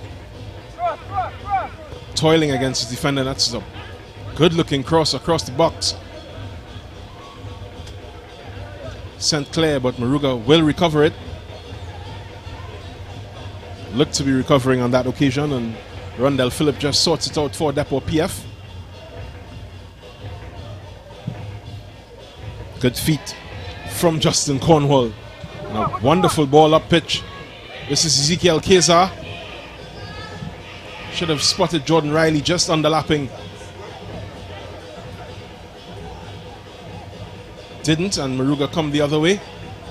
Andrew Pacheco does well to keep them at bay momentarily. Excellent tackle coming in there from the defender. It's Keza. Keza again. Looking for it. Oh! He would be very disappointed not to have hit the target on that occasion. A very good 1-2 played. Ezekiel Keza.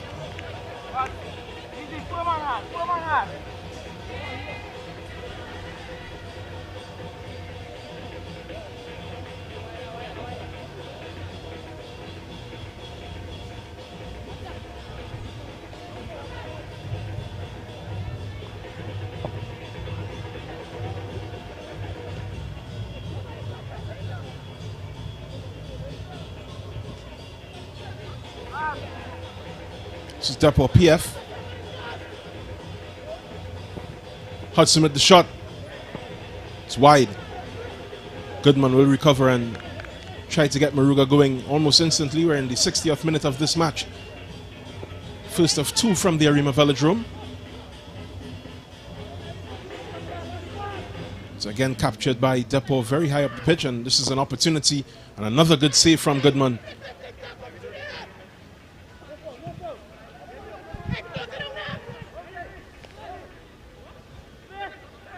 Player just going over in a heap.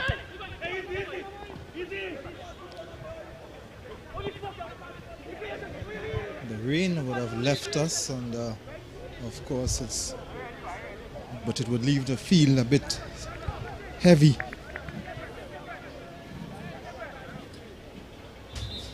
Should aid in movement. Field has enough grass cover now that it won't bog it down too much. Will allow the ball to move off of the surface for them.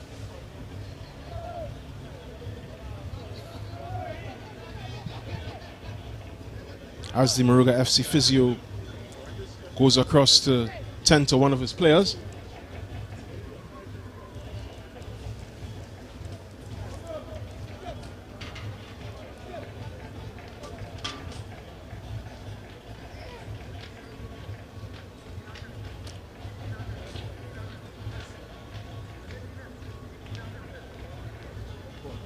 Real Westfort has already gone into their pre-game routine. Some players just heading over to warm up for the second match of this doubleheader between Westfort and Defence Force, the second place team in the tournament so far. But not if Deportivo PF have anything to say about that.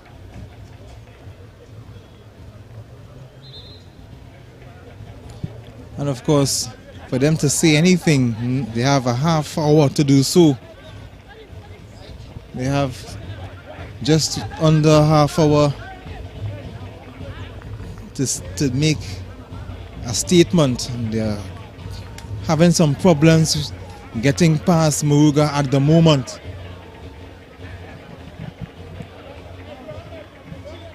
Moruga should be happy to be 1-1 with Deportivo after an hour's play.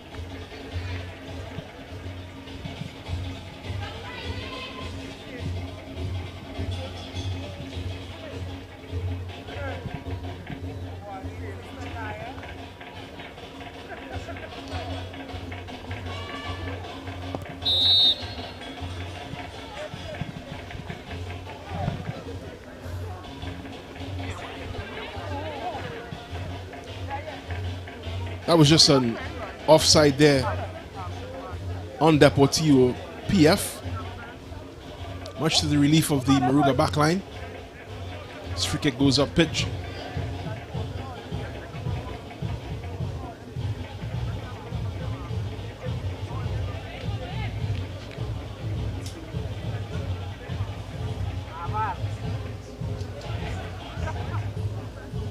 It's good football there from number 3, Ryan Davis, just helping Moruga to spread it around a bit. A bit more patience is required in these positions. They did well so far, losing it as they crossed the half line.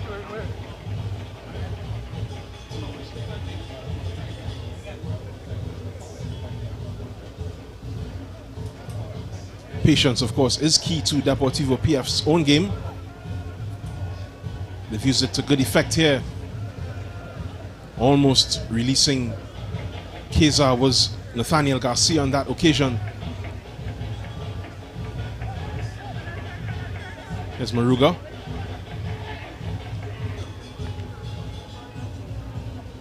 It's a bit too casual in that passage. Jordan Riley will come away with it. Spreads it wide there for Akeem Redhead. Bit too wide, it goes out for another Moruga FC throw.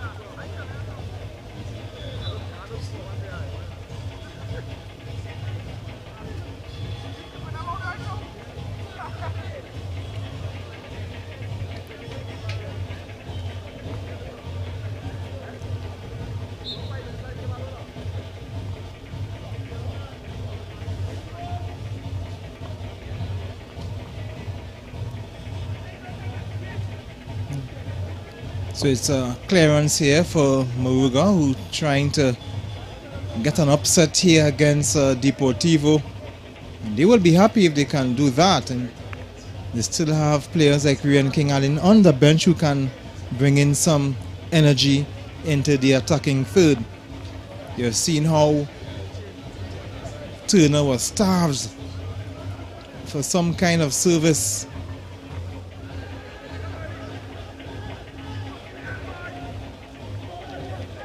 Here comes Hudson for Deportivo, looking for some movement forward, but Keza was marked heavily. This is Hudson with second bite of the cherry, scooping it here. Pass the goal up across the face of the goal. And that was another chance for Deportivo. Seems to be in a bit of discomfort here. And of course, we'll be getting some more assistance from the sideline, where we see we'll get some medical attention. The ball going across the face of the goal. Deportivo, a very close chance. It looks like Riley, Jordan Riley, who the ball was coming across to, got a knock. Getting some ice applied. As we see behind, the West Fort players getting warmed up for their match against Defence Force that follows this one.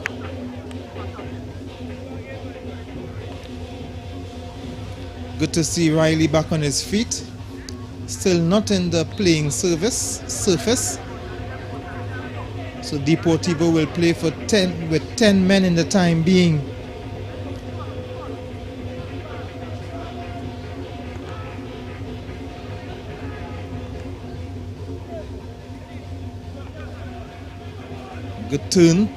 Good turn again, evading his man.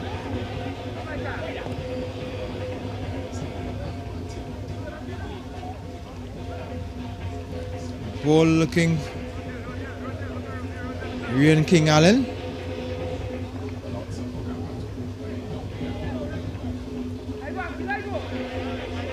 Goes back to the defense. Moruga, 66 minutes gone. They are still at level terms with Deportivo PF.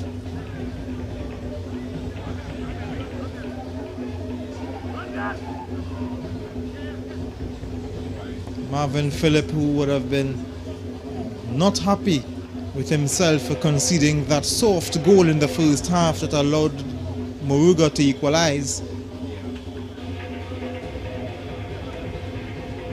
Hudson falling very deep, looking for that long searching ball.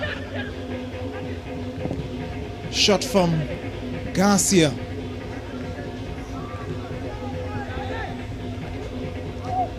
Some bit of danger. Pacheco with a shot, but another soft goal. Pacheco with a goal going through the legs of Goodman. And Pacheco gives Deportivo a 2-1 lead. Excellent strike from him through the legs of Goodman. Goodman, who was having a decent game so far this evening, gives up one through his legs off the shot from Andre Pacheco, who gives Deportivo the 2-1 lead.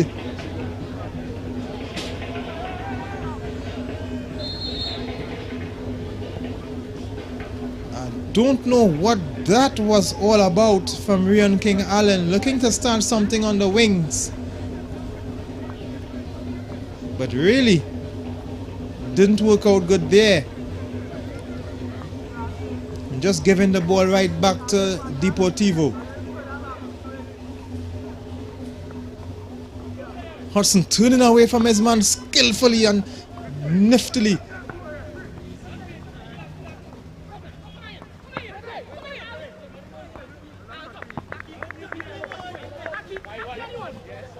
More danger here. Into the path of Keza. Keza looking to beat his man. And he's offside. case they should have continued with that play.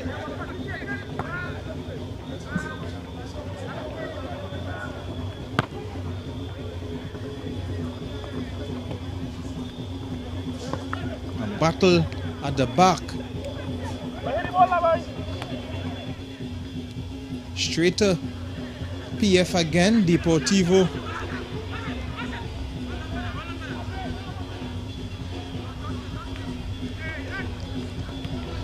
A ball going across, but not out of danger yet. This is Garcia. And it's there. It's a Garcia putting Deportivo 3-1.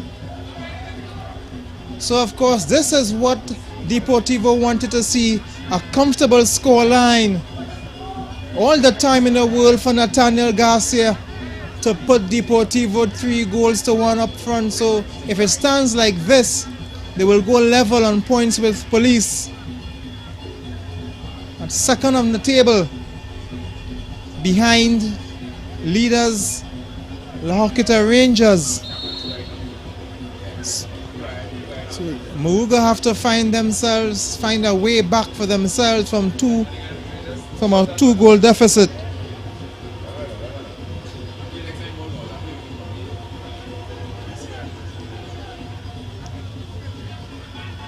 Now a comfortable cushion for Deportivo, Jovan. Yeah, and PF really working on their finishing after that first half. Putting some space between them and Moruga FC, who still look to have some energy. This ball is encouraging, but it will go all the way to Marvin Phillip. Eventually collects it.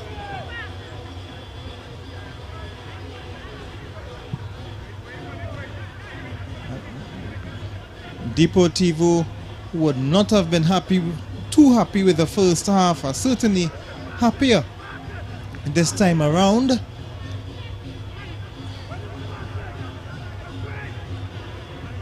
Yeah, just applying themselves a little better in the second half. Living up to their favourites tag in this match. And boys from Point Fortin. And Deportivo have to go back that long drive tonight with more questions than answers. But of course they will be happy being level and going toe to toe with Deportivo for about the better part of an hour. Yeah, Moruga certainly do have to really take stock of the performance in the second half. Was an encouraging first half for them, despite what would have been seen by many observers to be a mistake by Marvin Phillip. Was a very encouraging first 45 for the men from the Deep South. Two very quick goals in the second half. That's what separates the two teams at the moment. Pacheco and Garcia, the two men in the midfield.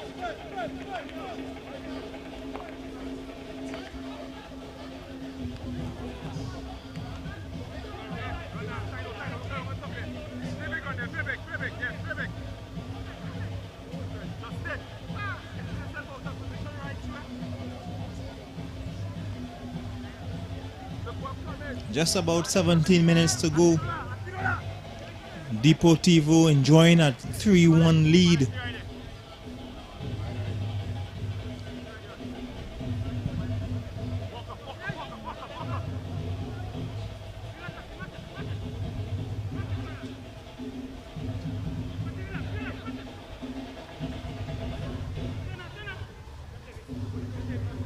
Certainly good value for a 3-1 lead in this match. Deportivo PF. They did dominate possession in the first half. They're just making it count in the second. Looking to make it count some more. This is Isaiah Garcia. It's one of the goal scorers, Nathaniel Garcia here.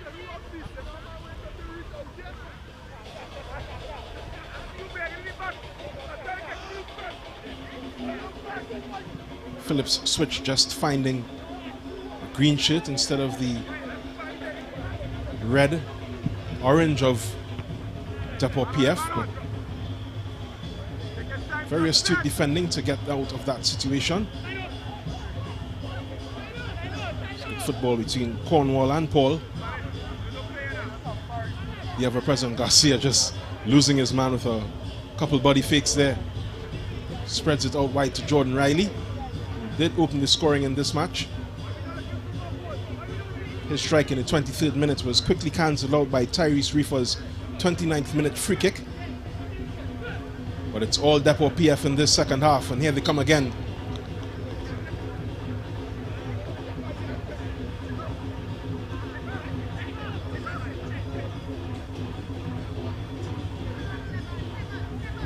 Foul from Darren Moore earns them another free kick. Will be taken by Andre Pacheco.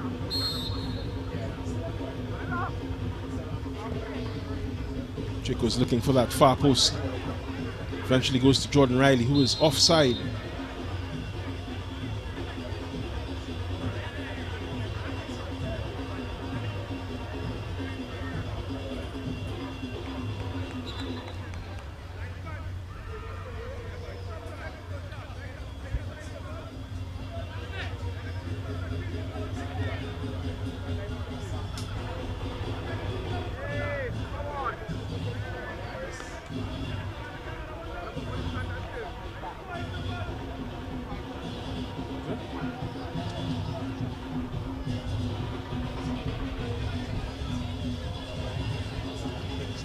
Deportivo making a couple changes, of course, both teams making some changes.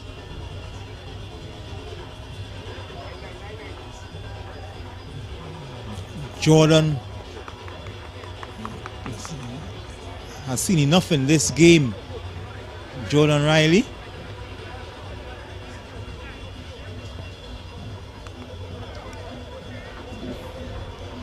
Some more changes coming in.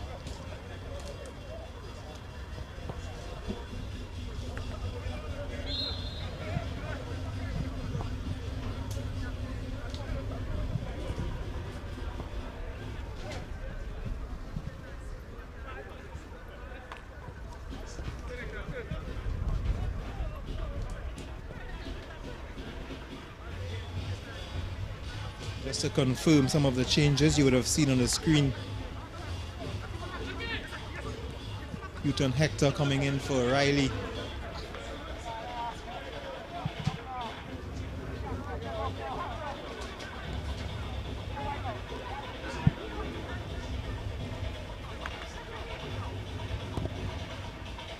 Just over the bar from Pacheco, who scored earlier. Fancying his chances here. The experienced Pacheco, who scored with a beauty of a strike earlier.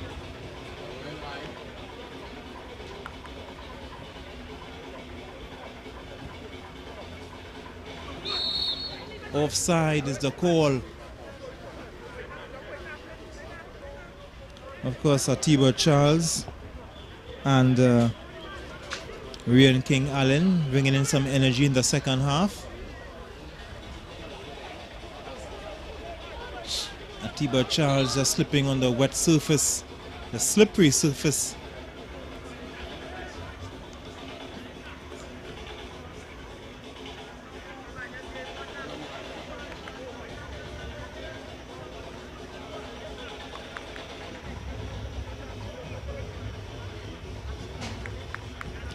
Through to be taken by Morrison.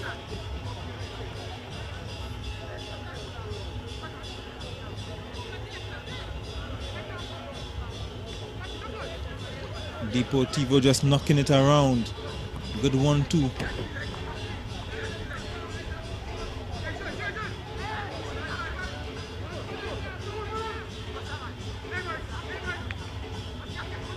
Skipping past one. Across the face of the goal, a mistake. Cleared out this time, but only as far as half line.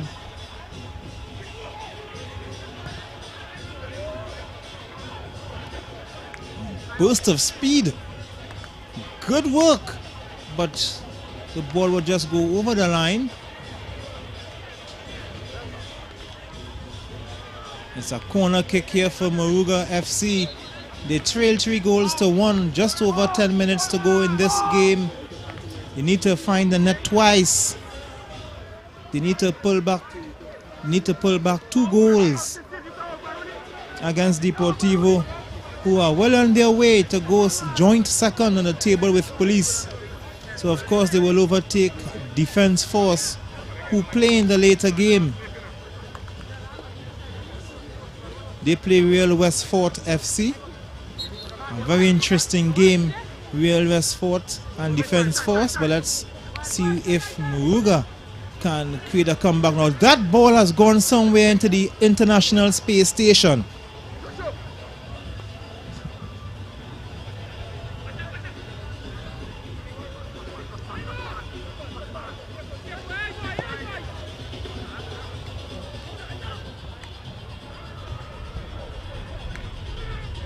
Deportivo PF making their way back up the pitch after that failed Moruga attempt.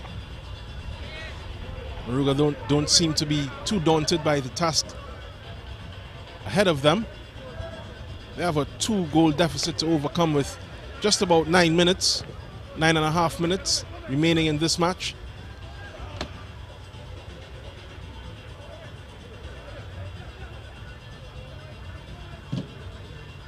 This is a very good ball here from Ryan Davis. Well spotted again by Nathaniel Garcia. It's back with Ronald Paul. Paul to Pacheco. Pacheco plays it to Redhead. Gets it back.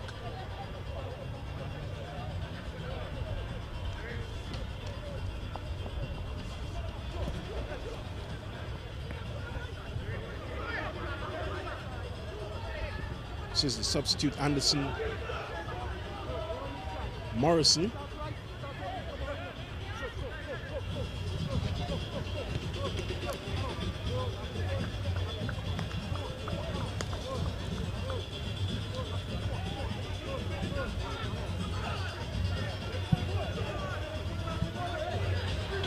Deportivo just want to hold on for the next 9 minutes or so to register another win and go level on points with Police.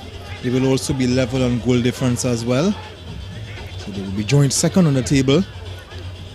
And of course Defense Force would want to go second when they play Real West Fort after. But here comes Garcia, just rubbed a bit.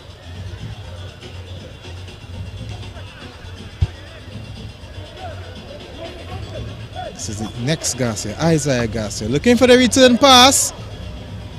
Good defending. Not out of danger yet. Now they are out of a bit of danger. But they are playing some nonchalant football. A good touch there. That's Tigana Sparks just escaping the attentions. But Moruga again, and you can see the frustration throughout the forward line. Again, unable to make something of their foray toward Marvin Phillips' goal. He has a nominal task of just tossing it back into play. Andrew Pacheco showing he's full of confidence on this evening, and why not? It's 3-1 to Depot, with time slowly ticking away toward what would be a very good 3 points for them. Well earned. It's been a very business-like second half for them, and it could be more. This is a good piece of approach here. And a goal! Good football, a good pass. A good pass from Gregory. Finding Hudson, who had just put it past the goalkeeper Goodman for the 4-1 lead for Deportivo. And certainly if it stays like this, they go second on the table on goal difference past Police. But they started this game at a goal difference of 16. Police has a goal difference of 18 as we look. Akinola Gregory, a beautiful weighted pass to Hudson, who finishes clinically. Yeah, good stuff from Gregory. Very simple one-touch football there from Hudson. And a couple touches, puts it into the back of the net. That makes it 4-1 for Depo PF. Deportivo, with this 4-1 win, they will go second on the table. They came into this game with a goal difference of 16. Police has a goal difference of 18. So of course right now they have a goal difference of 19. So they will be above Police by 1 goal. And second on the table, Police have a chance tomorrow when they play Central FC to return to second on the table. A lot of football to play in the second round. And of course, Deportivo joining the top 3 and making it a 4-horse party, a 4-horse race between Rangers, Defence Force, Police, and now Deportivo. And of course, talking with Kaiser before the game, he stated that they will be looking at a top 4 finish. Certainly, they're in a top 4 finish, and they could be looking at a top 3 finish as well. Yeah, and why not? It's good to have ambition. It's good to play like you have ambition, and we've seen the very best out of Deportivo PF after a very topsy-turvy start for them, a seesaw bit of form to begin the tournament. They've settled down well, found their starting lineup, so much so that they've only come with 3 subs today. Of course, they told the other guys, you can stay home today. I'm sure other commitments would have come up as we see this incident that has had 2 players on the pitch. They're both back on their feet and looking to rejoin the action.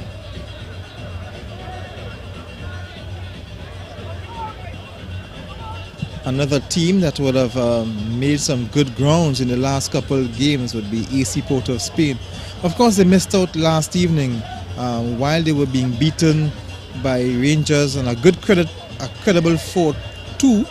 Che Benny was scoring and assisting in the Trinidad and Tobago big win in the futsal tournament in the Caribbean Games. So of course AC would have been missing Che Benny, who has been one of the better players, or their best player so far in the tournament. And now that they have Dwayne Muckett joining them, it makes AC Port of Spain a very formidable team as we go to the back end of this tournament.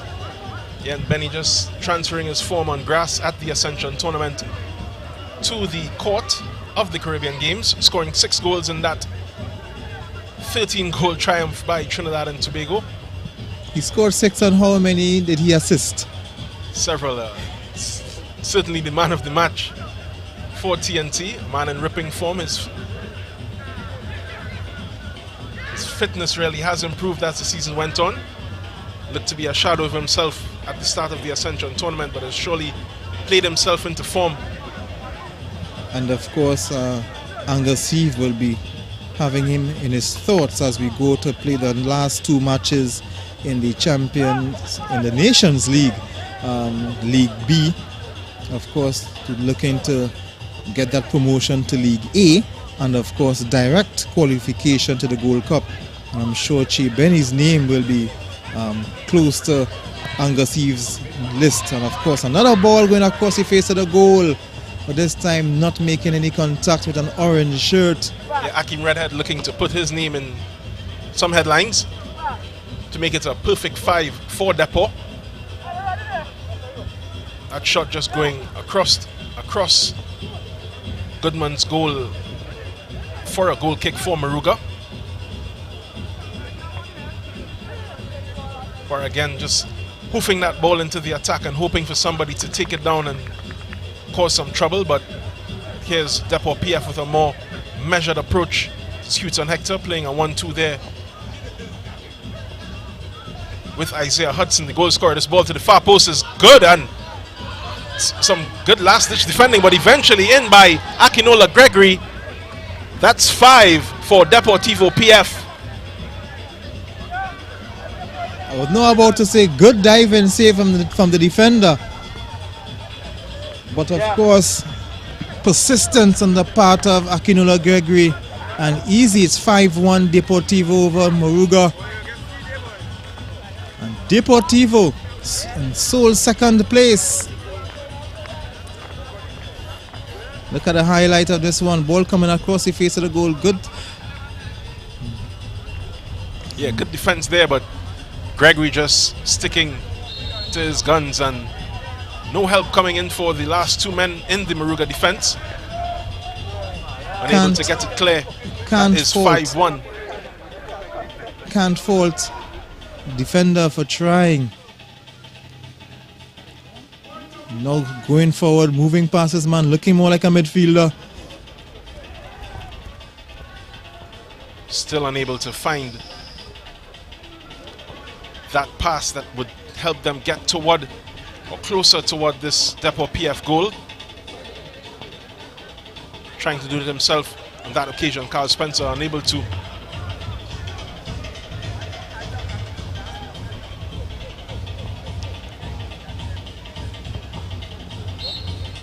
Ronald Paul getting in on the shooting action, but that's it. 5-1 the final score. Deportivo PF moving into second position, at least for now, in the Ascension tournament. Beating Moruga FC in this first match of a doubleheader at the Arima Velodrome. Good win, big win for Deportivo. They've gone to the second on the table for the first time this tournament. Of course, it could be short-lived as Defence Force take on West Fort after, but the form Defence Force have been of late, you would think that it will be difficult for them against West Fort, but that's still 2 hours away. But let's enjoy Deportivo's 5-1 win over Moruga FC. Another game, another loss for Moruga, who will just remain at the bottom of the table, 10th on the table with 1 point.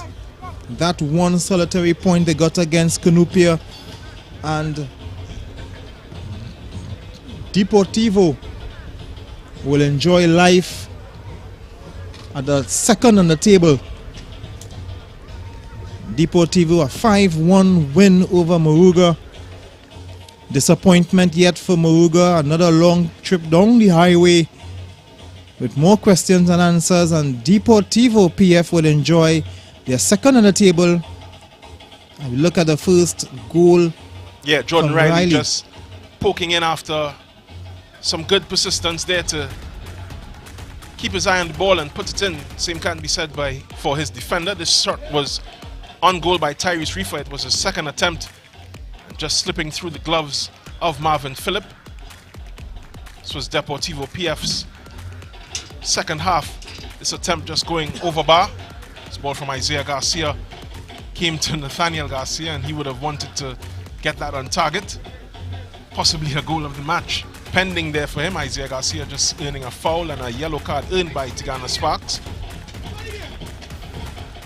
This ball from Pacheco, shot similar to what happened to Marvin Phillip at the same end, happens to Goodman to make it 2-1. Through the legs of Goodman. This is a goal, this is a shot, this is the goal from Garcia, Nathaniel Garcia, brilliant goal. And that was 3-1 at that point. 71st minute, and then Akinola Gregory just exchanging some passes here with Isaiah Hudson, and Hudson just dinking it past Goodman to make it 5-1.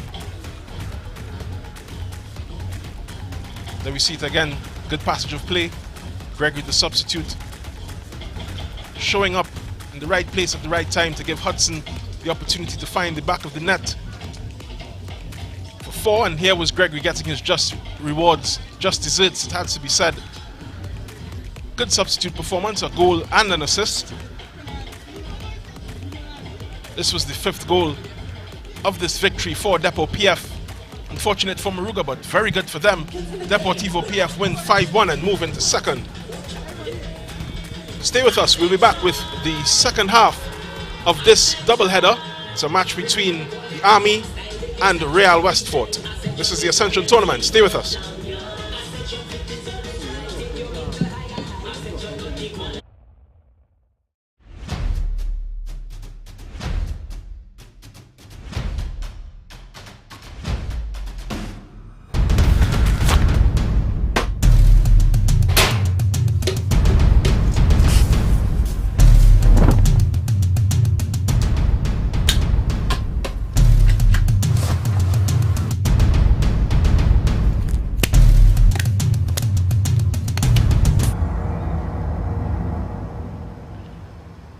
situation we have here is that these characters, and I refer to them as pests, right? What they are doing is destroying our country, but not on my watch. No street, no turf, no block shall belong to these cockroaches, right? It's no longer business as usual. Happy hour is over. If they don't fear God, at least they will fear Terminix. Have you considered how your methods could impact on pests across the country? I find we look after the rights of pests as opposed to the rights of the 1.3 million law-abiding citizens in Trinidad and Tobago. I wonder if Roach Ladden's son come here for the carnival if you'll interview him, eh? But how can you defend one shot, one kill? What? You want me to throw a pillow at him?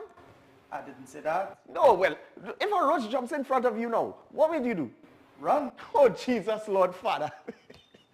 Pests bothering you? Call Terminix at 672-5007 or 672-0042 or visit our website at terminix.co.tt for a free quote and consultation. Join our fight against pests.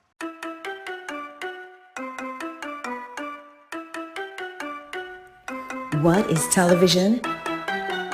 It seems like a simple question, but television means different things to different people. We in the Caribbean are very unique people. That's why we need unique television. Welcome to M&E TV, where we showcase our lives in the Caribbean. M&E TV is about us, the special way we talk, the way we walk, dance, move. M&E TV is about me. It's about you. M&E TV is about our amazing Caribbean experience.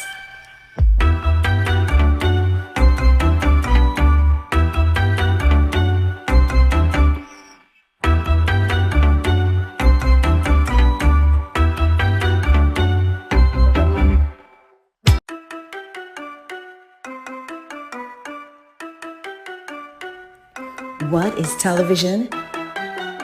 It seems like a simple question, but television means different things to different people. We in the Caribbean are very unique people. That's why we need unique television. Welcome to M&E TV, where we showcase our lives in the Caribbean. M&E TV is about us, the special way we talk, the way we walk, dance, move. M&E TV is about me. It's about you. M&E TV is about our amazing Caribbean experience.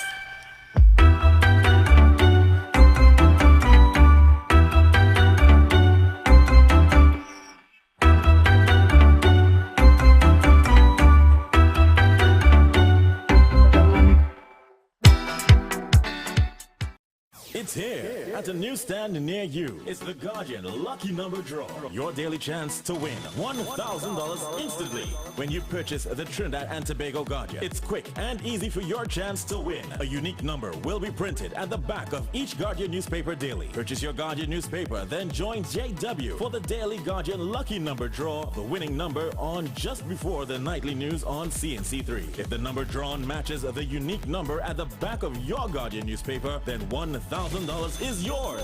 Just bring the winning Guardian newspaper and a picture ID to Guardian Media Limited. You have until 3 p.m. the following workday to claim your prize. It's the Guardian Lucky Number Draw. Your daily chance to win. NLCB approved.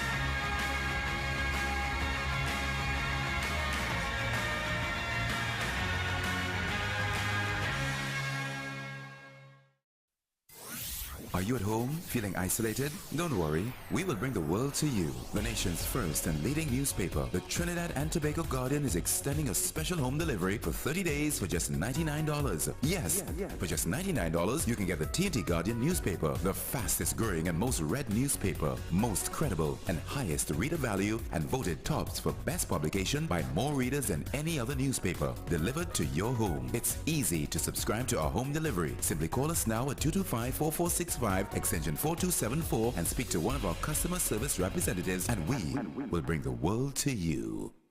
We are the fourth estate. We educate, we inform, and we hold those in authority, politicians, business leaders, and others, to account. Connecting the public to the truth drives our purpose here at CNC3. When we stand behind a desk every single night, a lot of people don't know that we're a huge part of the news process. We eat, breathe, and sleep news. And that reflects in everything that we do as a news team. Every day we tell the stories of people's journey through life. Stories of their success, stories of their sadness, stories of their grief, stories of their glory. We're the mirror in which society looks at itself. When a storm is coming, everyone always thinks worst case scenario, and sometimes it may just be a brief shower or two. It's not always going to be a green veil level event. So it's important to have the most credible and accurate information coming from a verified source. Welcome, you're watching the 7 o'clock news on CNC3. Volleyball filmmakers, producers, content creators, influencers, and recording artists. If you're looking to rent a versatile studio space with green screen, video wall, cyclorama, and more, look no further. GM Labs is here to make your dreams a reality. Located in the heart of Port of Spain on St. Vincent Street, GM Labs is your one-stop shop for all your creative needs with over 2,800 square feet to work with. Take your creative concept to the final product at GM Labs. Give us a call or WhatsApp or message us on our Instagram and Facebook pages at GM Labs TT.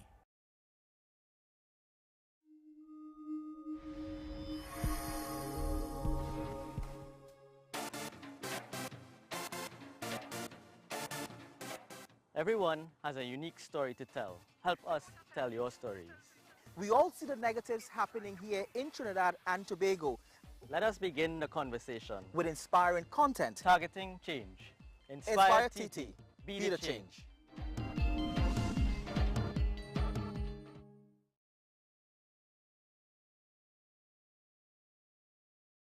The Digital Guardian launches this all-new upgraded Digital Guardian app. This all-new upgraded Digital Guardian app gives you live news on the go. Now get real-time news faster with notifications free of charge to keep you informed on breaking stories. Customize your news feed with only articles you are interested in for easier, comfortable reading and with same convenient access to the digital paper. Visit the iOS App Store and Google Play Store to download or update the Digital Guardian app, the most credible news in T&T. Already have an account? Simply tap on the resource subscription button in settings to sign in. It's a free update.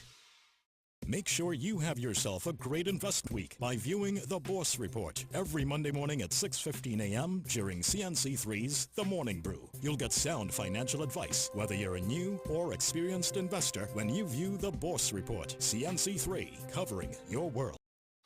Get the nation's leading newspaper on the go by downloading the Digital Guardian app on your iOS or Android devices now and enjoy our special introductory subscription offer now on. The nation's first and best digital paper in an easy-to-read digital format. The Digital Guardian, Trinidad and Tobago's fastest growing, most subscribed and most read digital paper. Stay on top with the market leader and don't miss a beat in today's fast-paced world. Go to Apple Store or Google Play and download now. There's a taste in the air everywhere. Feel the vibe cause it's something to share. Smooth, rich and creamy, you'll find it right here. Makes you smile, relax a while, it's fun and good cheer. Ooh, enjoy every scoop. Ooh, every taste will get you hooked. We have flavors that you love, a combination special. Come along, enjoy your treats.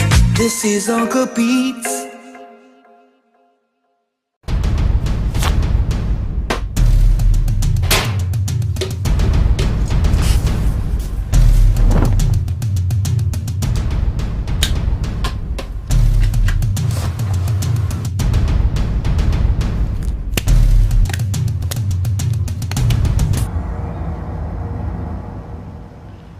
The situation we have here is that these characters, and I refer to them as pests, right? What they are doing is destroying our country, but not on my watch. No street, no turf, no block shall belong to these cockroaches, right? It's no longer business as usual. Happy hour is over. If they don't fear God, at least they will fear Terminix. Have you considered how your methods could impact on pests across the country? I find we look after the rights of pests as opposed to the rights of the 1.3 million law-abiding citizens in Trinidad and Tobago. I wonder if Roach Ladden's son come here for the carnival, if you'll interview me. But how can you defend one shot, one kill? What? You want me to throw a pillow at him? I didn't say that. No, well, if a roach jumps in front of you now, what will you do? Run. Oh, Jesus, Lord Father.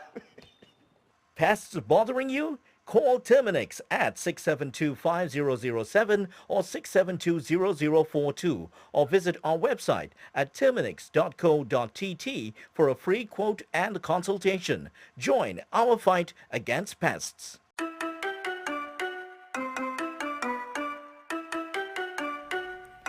What is television? It seems like a simple question, but television means different things to different people. We in the Caribbean are very unique people. That's why we need unique television. Welcome to M&E TV, where we showcase our lives in the Caribbean. M&E TV is about us, the special way we talk, the way we walk, dance, move. M&E TV is about me. It's about you. M&E TV is about our amazing Caribbean experience.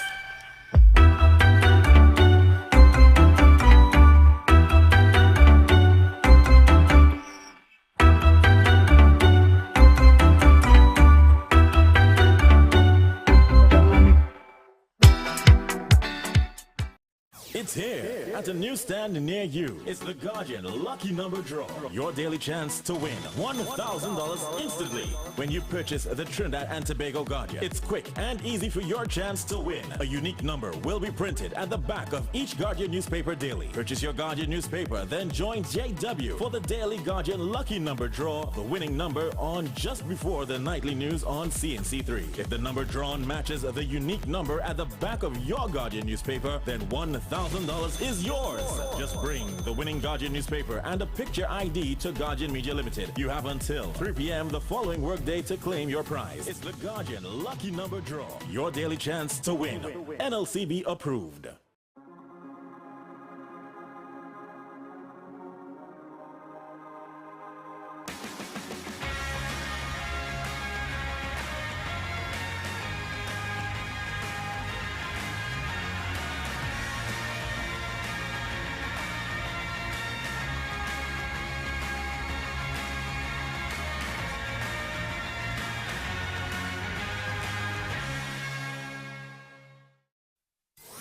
Are you at home feeling isolated? Don't worry, we will bring the world to you. The nation's first and leading newspaper, the Trinidad and Tobago Guardian, is extending a special home delivery for 30 days for just $99. Yes, for just $99, you can get the T&T Guardian newspaper, the fastest growing and most read newspaper, most credible and highest reader value, and voted tops for best publication by more readers than any other newspaper, delivered to your home. It's easy to subscribe to our home delivery. Simply call us now at 225-4465 extension 4274 and speak to one of our customer service representatives, and we will bring the world to you.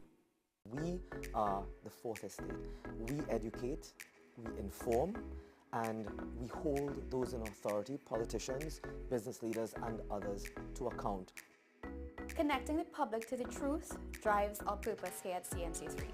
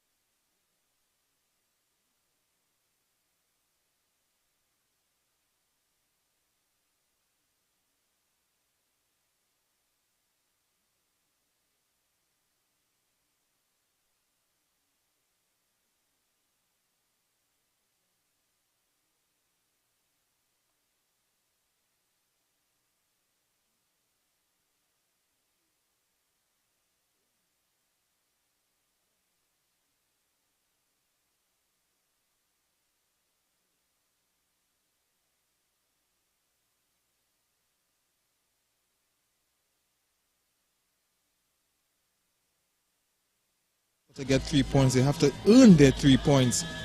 But of course, Real Westfort will fancy themselves of getting an upset here and a win against Defence Force, who are struggling. As I mentioned, dropping the 7 points in the last 3 games. And they would want to kickstart a return to form in this game, but of course, Real Westfort, an experienced team. You only look at players like Karen Cummings, the captain, the West-based team.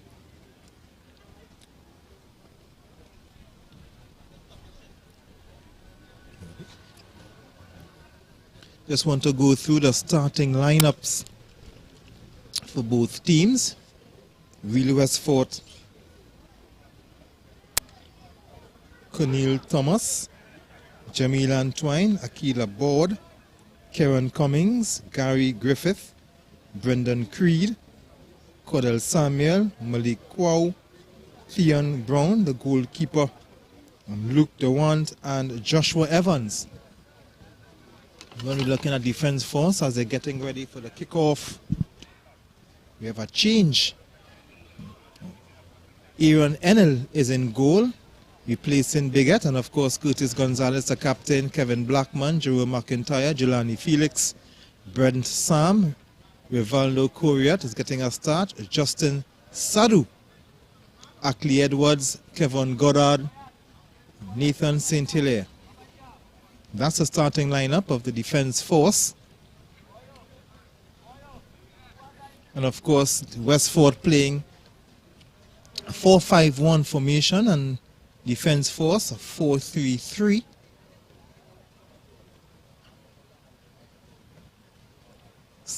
Sadu, Coriat, and Sam, 3 players up front. Felix, Goddard, and St. Hilaire. So Felix will be playing a right side midfield, St. Hilaire left-sided midfield, Kevin Goddard defensive midfield.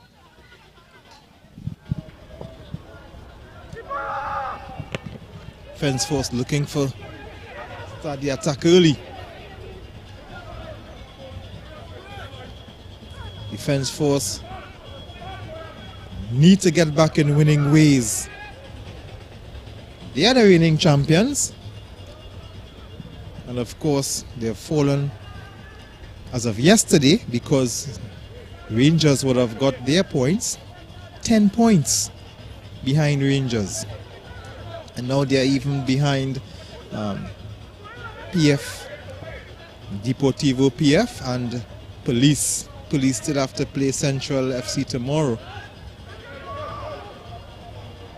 So it's going to be a dogfight for second spot.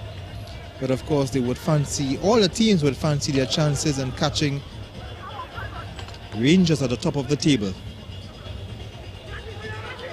And Rangers, like you said, is the team to catch right now. They are capitalizing on all their opportunities. Defence Force, like you would have said, haven't in recent weeks. They do need to buck up a bit, especially against a Real Westfort team that is discovering their best form. Here is Karen Pest Cummings. It's a little misguided on that pass. It's recovered well by Brent Sam. So good vision here. And it's going to be a shot. Very good defense to keep him out. St. Hilaire, Catherine St. Hilaire, Catherine St. Hilaire, one of the new additions to this Defence Force starting lineup.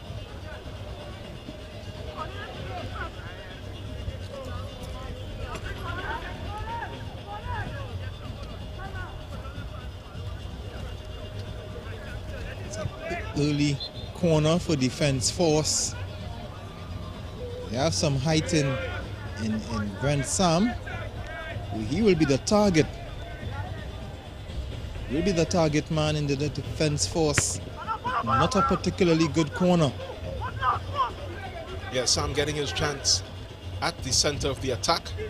It's normally reserved for Jamil Boatswain, but this is a goal! This is a goal for that target man. We spoke about it. And he has been put in that position to do just that. Great goal here in the 3rd minute. Just the 3rd minute of this match. Defense force coming out here meaning business. They know what they have to do and they would fancy their chances. They would like to think that the season is not over. They can still catch Rangers. And if they get the 3 points today, they will return to the second of the table and just 7 points behind Rangers. They still have to play Rangers in the second round and hope that Rangers drop points along the way. Rangers still have to play Police. Westfort's burly hero in their goal, Tion Brown, just beaten by a very deft touch, it has to be said, by Brent Sam. He moves on to 11 goals in this tournament, and he is level with a Rangers player, Attila Guerra. So the race for the Golden Boot is well and truly on. Jamil Boatswain as well in the mix. He has 10. Kevin Woodley remains on 9. Kadeem Corbin is on 9 goals as well. Che Benny was on 8. His 8th, a wonder strike. How long has he been on 9 goals now? Because he has been on 9 goals quite a while. He was a leader. In fact, when he was on 9, the second player was on 5, on 4. So that shows how bad the form of Kunupia have turned there, because they were in the top 4 during that time. Yeah, and here's St. Hilaire with another opportunity for defense force, and it's a goal! 2-0, and this could get ugly for Real Westfort in the 5th minute. They are down 2-0 to defense force. They saw what Deportivo PF did and they knew the job that they had to do today. Very loose defending from Westfort, and you see a commission of inquiry happening between their central defenders. If you know Gordon Pay as much as I do, he must be fuming on the bench. He's quietly fuming at this point. He's rocked back in his seat. But expect a storm. Tion Brown doesn't want to look to the bench at all. 5 minutes gone and it's 2-0 already. It's Cornel Thomas pumping this ball upfield. Real Westfort have a lot of work to do at this point. So early in this match, they wouldn't have wanted this start. It's going to be a free kick for them.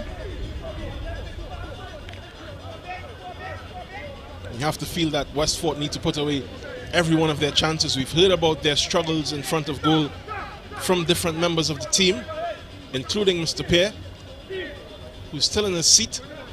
Much to his credit, he's showing a good bit of restraint. His team is down 6 in the 6th minute. They're down 2-0. 2 players behind this ball. One is Cornel Thomas. The other one is Karen Ballpest Cummings, the captain. They're hoping to welcome Aaron Inel to the starting lineup. Yes, of course, he replaces Bigot. Wouldn't be tested by that, but let's see if he will be. And that is a picture of an unhappy coach at the moment. Yeah, Hans Akimbo, the professor, Ron Lafferty, Gordon Pears. On the edge of your picture, he's cutting a very pensive figure. One of the more entertaining and very involved officials in this tournament. Won't like what he's seen so far. Could barely watch. Here's Gigi the third. Always a player who would love to have an opportunity to show his skills. Joshua Evans just letting up that ball backward from him, and it's going to be a defense force throw. You think that Westfort would have to be much more tidy in possession. Here's Sam again. Retaining possession, gives it to St. Hilaire. It's good football there to keep possession. It's all the way back for Jerome McIntyre, the wing back. He's very high. This ball is beautifully in, and Sam is looking very much up for it at centre forward. Have to wonder why, but the figures don't lie.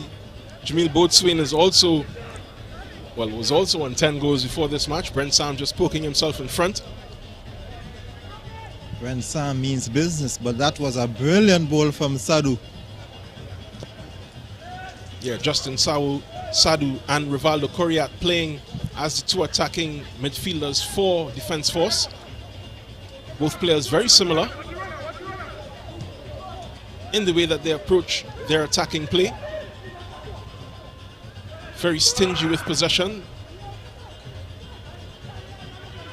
They're supported well by Kevin Goddard, and this ball is out wide. Looks to be Jelani Felix. Here's another opportunity. It comes around. Here's Saint Hilaire. Good touch. Still fighting. He has some support. This is Goddard. Goddard gives it back. Some nice football between Goddard and Saint Hilaire. But Westford will come away with it, and that is a very deep playing Cummings. This is Gigi. Gary Griffith III, who has shown some good skill in this tournament so far. He can be criticized for not letting the ball go as early as he can, or as early as he should, but earning a foul on that occasion. Touch there coming in from Jerome McIntyre, who has had to come upfield to get some action. The Defence Force right wing back. Oh, and this is a good goal. Could it be? Here's Gigi the third. He has an opportunity. Oh, and just unable to find a player all the back of the net. Needed a bit more urgency.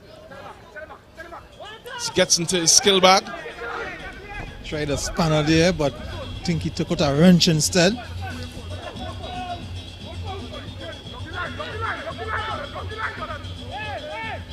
There's GG3, and he is offside.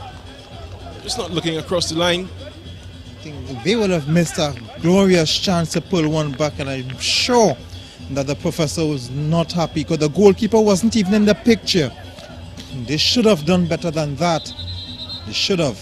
May have been an opportunity for a one-touch from the number 11 for Westford. Don't think the skills bag was needed at that point.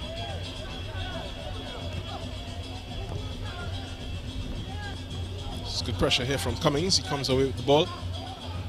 Unable to find a player from his own team. This is a very good ball from Sadu to Sam.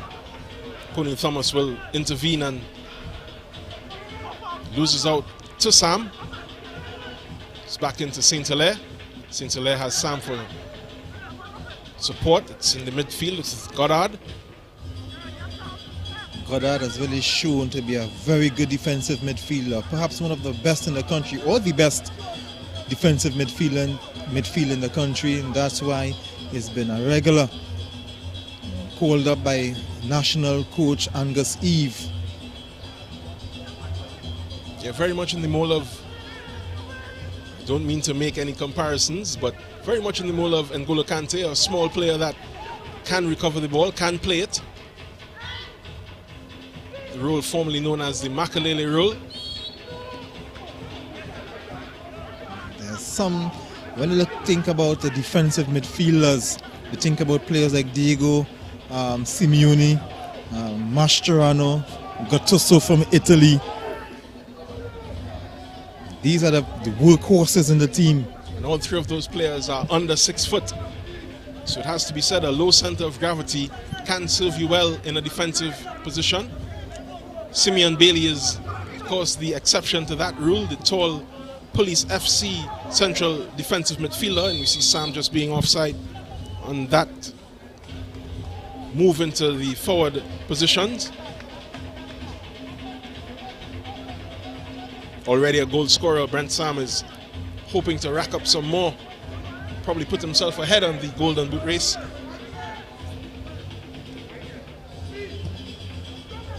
Certainly Westford won't be happy with the way that this match has unfolded so far. Especially that man on the screen, the professor. Not happy with what is going on at the moment. 12 minutes gone and you're already down 2-0.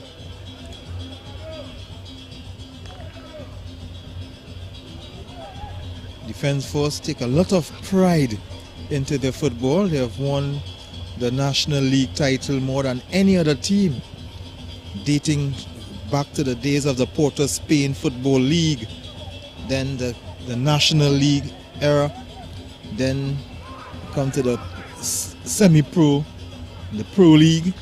They've been winning titles since those times. The only team from Trinidad and Tobago to have won the CONCACAF Champions League. They've done that twice. So of course they come here with a reputation, the most successful team in this country. A shot from distance and not handled well by the goalkeeper. He should have done better than that. Yeah, Rivaldo Correa just with a speculative effort. Tion Brown eventually collecting it. Don't be fooled by his appearance. Tion Brown can fly. It's a very tough nut to crack and has put on some very good performances for this Westford team.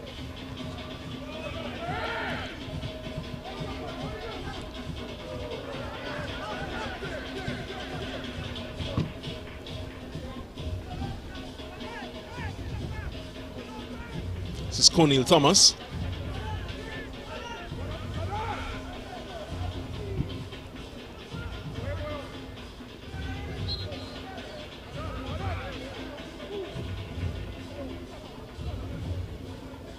So Defence Force free kick, deep in their half. Will be handled by the captain, Curtis Gonzalez. Another player who, with international experience, former Trinidad and Tobago defender. Well, I'm using the word former loosely. There's still time for him to get back into the national picture. A couple of these players as well want to see their names on the national squad selections. This is a good ball across the box and it's eventually cleared by Westford. Creed doing the job that the goalkeeper left for him to do. He didn't reach across in time for the cross.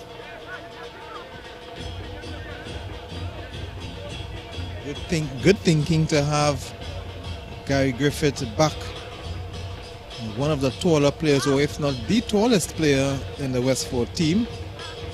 And of course Brent Sam. McIntyre, not a short person either. The Defence Force certainly have the size advantage on their opponents as this corner comes in.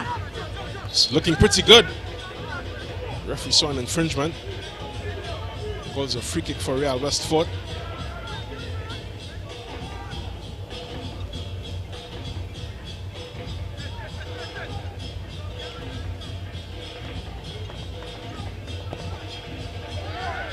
It's good service upfield from Tion Brown. Foul. There we see Kevin Blackman just disagreeing with the referee, Rashby McPhee. Mr. McPhee is supported by Anton Gill and Noel Moore. They are AR1 and AR2 respectively. Andrew Samuel is your fourth official.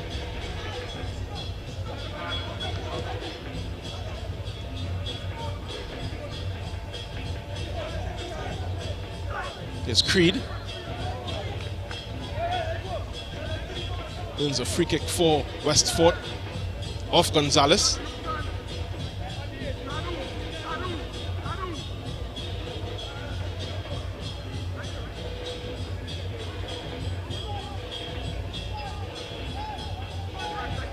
Gonzalez is really challenged in this tournament so far. He's been a very calm port in a storm for Defence Force. Despite their struggles of late, it's been one of their more solid performers and certainly one of the more solid campaigners for this Defence Force team over the years.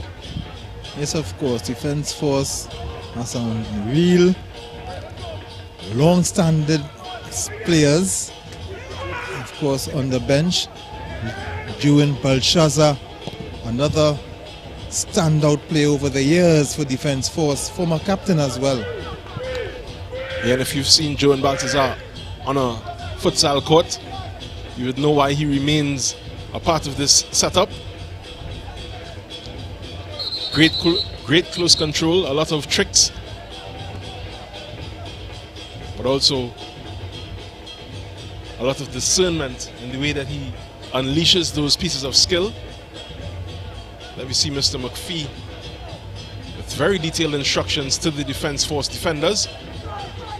As Westford get us restarted. Trying to switch it along the ground to the other side. And of course, still no Rian Moore for Defence Force.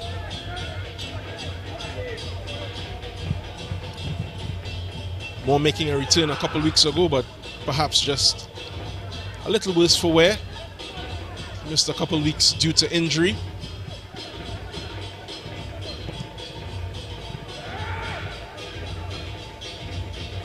Probably just taking a break to regain some fitness. We know the level he likes to play at. Certainly hasn't looked his best since returning, but does have a place in this team, the Trinidad and Tobago winger, as he does in the senior national setup. This is a good tackle that is adjudged to be a foul by referee McPhee on Goddard. The Kante of this Defence Force team, if I may be allowed. Here's Brent Sam. Good cross into the box. Well defended by Westford. This is Dawant. To ball Pest, his fellow attacking midfielder. Westford come away looking for Gigi the third. He will be with Curtis Gonzalez. Uses all his experience to get a throw for the Defence Force team. Will be taken by Jerome McIntyre.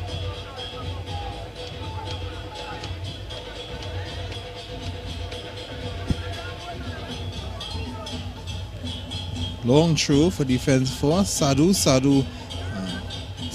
hits and Hele and Sadhu just exchanging passes. Rubbed a bit here by ball Pest Cummings. Cummings is going with it. He sees the support he has. Dawant evades his man. That's Felix looking for the forward pass. Here comes Westford. The cross comes in. Yeah, that cross from Cordell Samuel was well dealt with by the Defence Force. Expected to be pumped back in here. Cleared only as far as Karen Cummings. A man who doesn't inspire any confidence in defenders. They don't tackle him really. This ball, the slip from Dawant, doesn't go the way that he would want. It's eventually cleared by NL. He was looking for Cordell Samuel.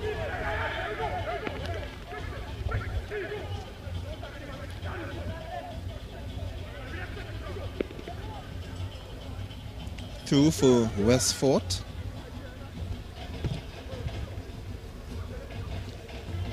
Looking to bring the ball back in, but no problem for Curtis Gonzalez. And Defence Force. UNLS with a long clearance, finding Sam. Sam passes, just couldn't get past his man. The goalkeeper was already beaten. That's why you have defenders to support the goalkeeper. Good work.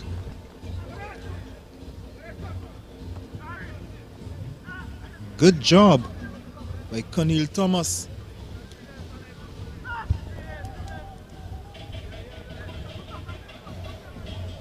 It's going to be a Justin Sadhu corner from the far side. Here it comes, it's to the middle of the goal and almost in from Sam. Good defending there from Westford. Sam looked to be a shoo-in for his second goal of this match. This ball is with Sadhu. He's going to send it back into the box. Looking for Sam again, but this one is misguided and goes out for a Westford goal kick. Defence Force leading 2-0 in the 23rd minute of the second match at the Arima Velodrome. The first match ended 5-1 in favor of Deportivo PF, who will see their lead on the table just disintegrate within the first 5 minutes really of this match. Defense Force knew they had a mission and they are pushing for that 3 points, and certainly the goal difference, as we've spoken about the importance of that for the teams at the top of this league. We've seen some very heavy wins for them.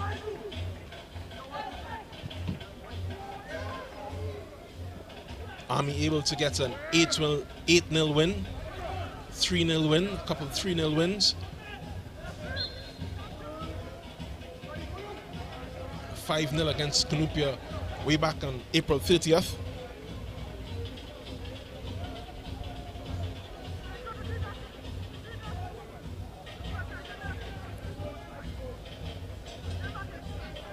Thankfully for Real Westfort, they've plugged the leak that they sprung early in this match. GG3 just a little over elaborate with that ball for the number 14, Brendan Creed. Yes, of course, I want to get the name of that plumber, because that leak has been stopped. We don't want to speak too soon, but certainly from a Westfort perspective, the Defense Force came into this game with 28 points, and having seen Deportivo beating Moruga, so they are on 30 points with Police. Now, if Defense Force could get the 3 points, they will go back to second on the table, with Police playing Central FC tomorrow.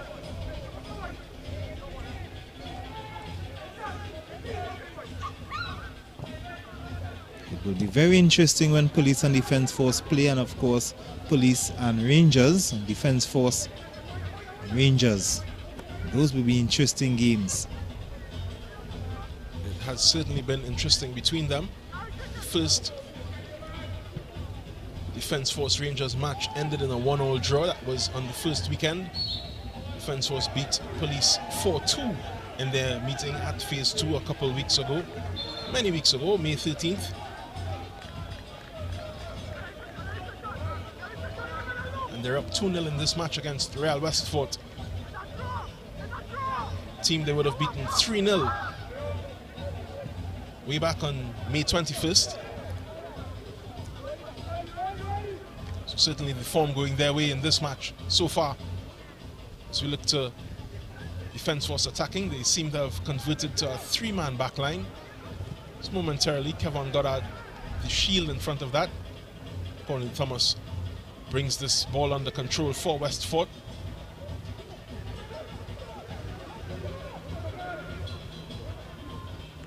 This is ball inside, and it's swiftly collected by Defense Force. Upfield from Sadu. Sadu collects it from Jelani Felix, and it's switched over by Coriat to Saint Hilaire. Good touch here.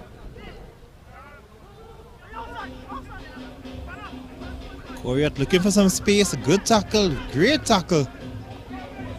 And here comes Gigi on the left for Westfort.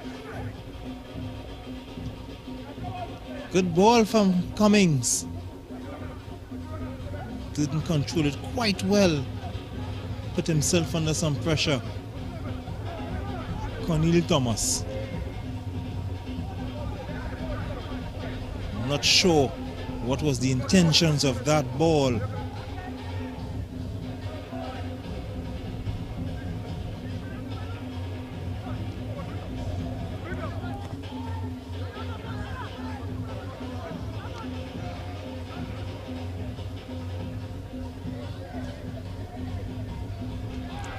Coriat looking for Sam. Sam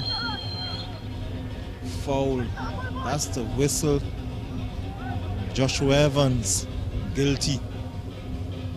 Ball just started quickly. Just got out here, just losing out.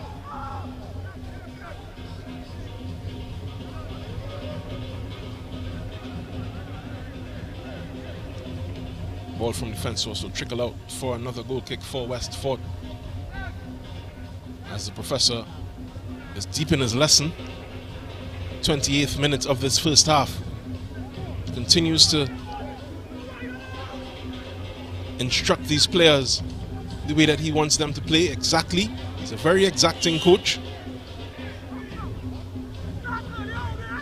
We've seen some touches from him on the sidelines, and I can assure you, if you play a FET match with him, he is still very much the player that he's known as. Doesn't ask anything of his players that he can't do himself. Maybe a little short of fitness. That is to be expected as a foul. Here is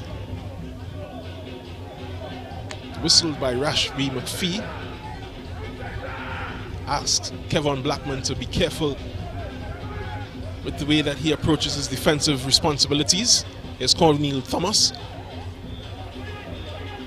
Thomas is very high, the centre back for West Fort. Splices that one past the touchline of the defence force goal.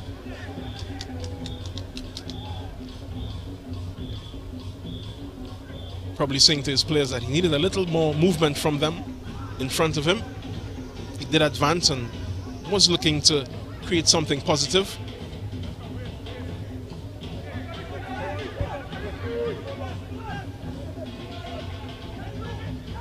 Here's Goddard, the one for company, St. Hilaire.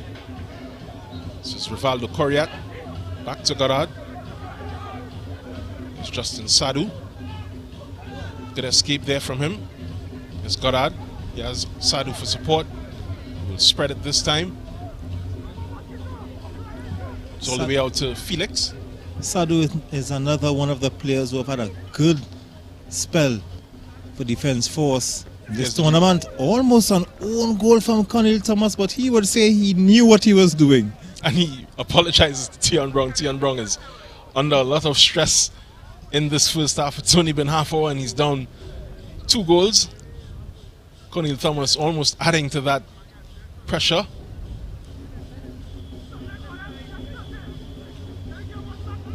Tion Brown is calling for some calm in his box. It's really the role and responsibility as we look at the fans here. A little football lesson happening at the corner of your screen. A wide cross section of a family just looking on at this match at the Arima Velodrome. It's a very chilly night from what has been a very balmy afternoon in Arima that turned into a rain-soaked evening. This is Sadu. It's cleared by Thomas, the chief cook and bottle washer of defense for West Fort, who does the job well, and Defense Force wins another corner. The embattled Tion Brown just making sure that both posts are covered. He has GG3 and Malik Kwao manning both of his uprights. There's another corner comes in and it's again cleared by Cornel Thomas, punched by Tion Brown. It's only back as far as Sadu, who curls it to the last post. Brown would be very grateful to see that one just go past everything. Maybe a little worse for wear.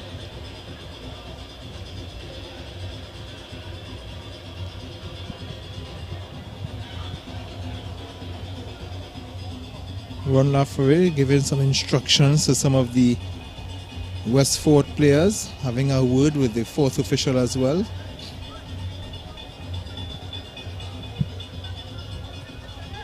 A very straight shooter, Ron Lafferty. Doesn't mince any words. A dream coach for teachable players.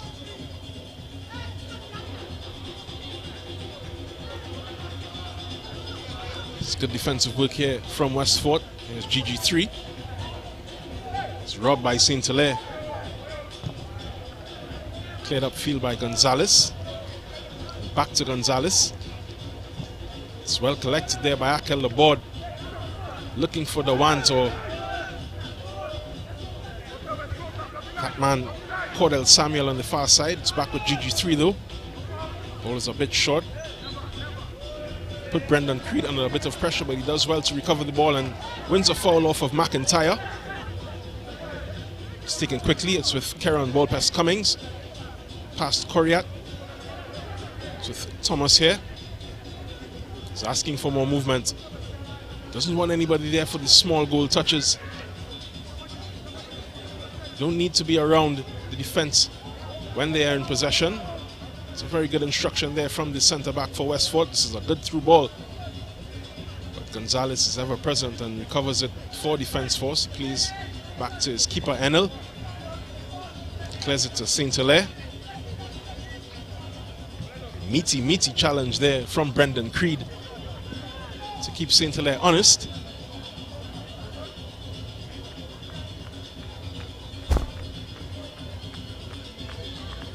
Seems to be reading. Just getting some aid there from the bench.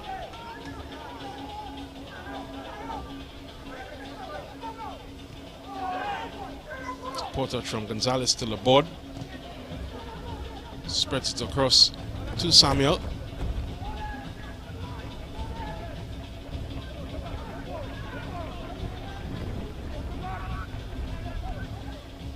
Westford prodding GG3. This is Karen Cummings. It's a good ball over for Creed. Oh, just losing his footing there. Goddard just turning away from his man. Oh, gives it to Creed. The board is sizing himself up for a shot. Oh, ball here to the want. Is it? The referee is not impressed.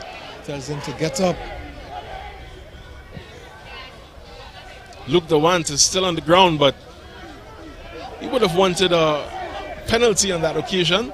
Yes, of course. So who wouldn't when they fall in the box? Very decisive from referee Rashby McPhee. I can say from experience, having Mr. McPhee with the whistle in a FET match or two, he's not easily fooled. And even when he is, he does second guess what he's seen with his own eyes. He's very hard man to fool out here. Yes, of course. So not even that dive. Well, I don't want to say dive, but not even that incident where he was brought down would fool him. Let me see the reverse from Laborde. I think the one may have had a good shot there. He would have a good shot because you see, Blackman didn't go for the ball. He didn't get a touch on the ball. So of course, the one would have a case. He definitely would have a case.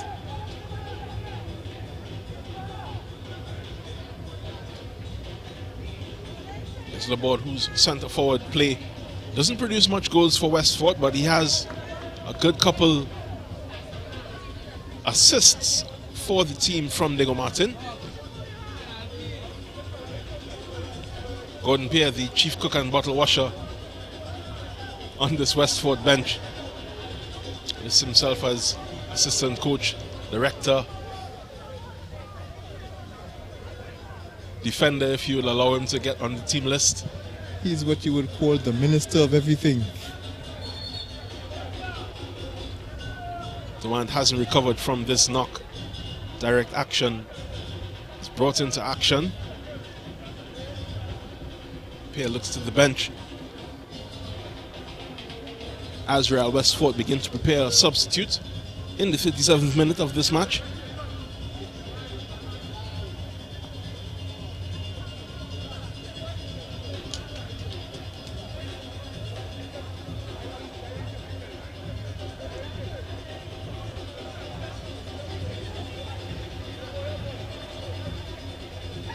There we see confirmation of the yellow card for Akel Laborde.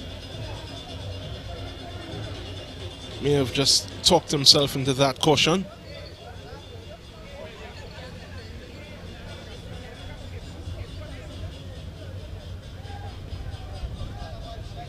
One would leave the field on the stretcher. On the far side, there's feverish warming up going on. As Dawant doesn't look able to continue. Westford continue though. This is Thomas. Raises his head, looks up for options. Gives it to Laborde. Laborde is immediately set upon by Blackman. It's a good turn here from Felix. Here's Goddard. It's Kieran Cummings. He's teasing his fellow national player.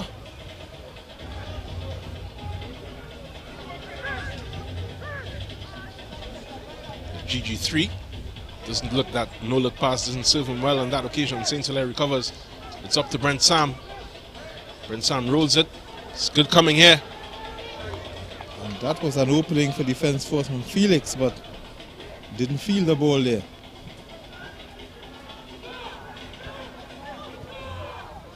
Gonzalez will go all the way back to NL, his goalkeeper. Just exchanging some passes here, teasing the ball. Yeah, Westford still playing with 10 men, and there's another one prone on the pitch. Shake of the head from the number 2, Malik Kwao.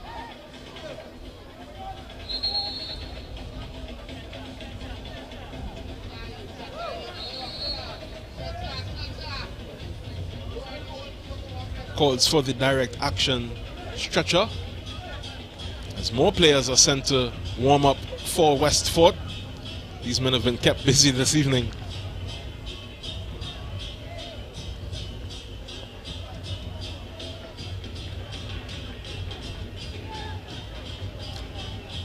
Four-man huddle from Westford just sorting out their issues.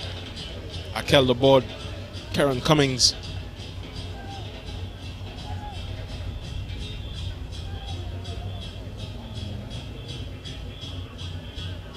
Looks like Creed as well involved. It's Cordell Samuel. Very robust discussions there. Yeah. Joshua Evans also involved. As we see the substitute. So substitution number 21, Haile Farrell coming in for Westford. And the discussion between Evans and his captain just ended. Very serious discussion. As we look at defense force, this is Sadu. Sadu has some support. He has some yellow shirts. This is Goddard. McIntyre. Coriat looking for Sam, but a overweight pass. St. Hilaire. That's the guy in the middle of the picture, the goalkeeper for Westford. Beaten twice already in the first 5 minutes, but not yet after that.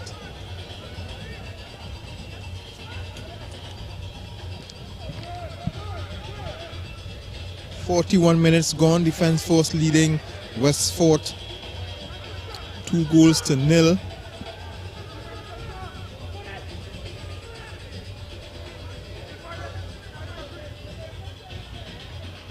Westford preparing 2 subs.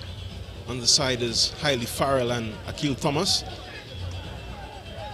They will most likely replace the injured Malik Kwao and Luke Dawant.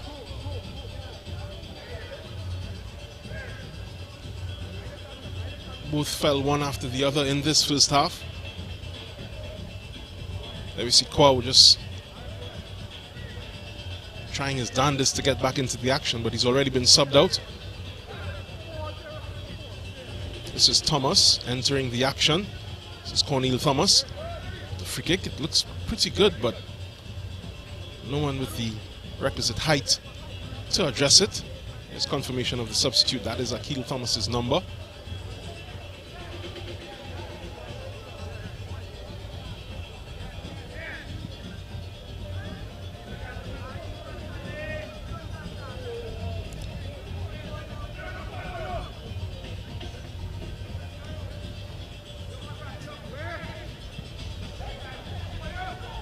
Meanwhile, here's Saint-Hilaire getting the luck of the bounce on that occasion. Sliding in, here's Kieran Cummings.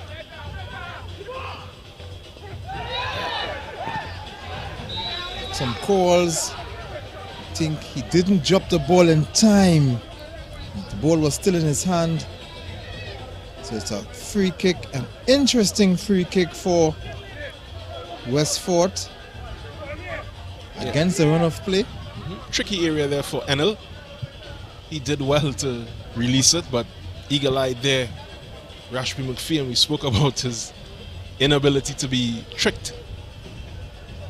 Does call the free kick, presenting a golden opportunity for Kieran Cummings. Among others, Akil Thomas also there, Cornel Thomas as well.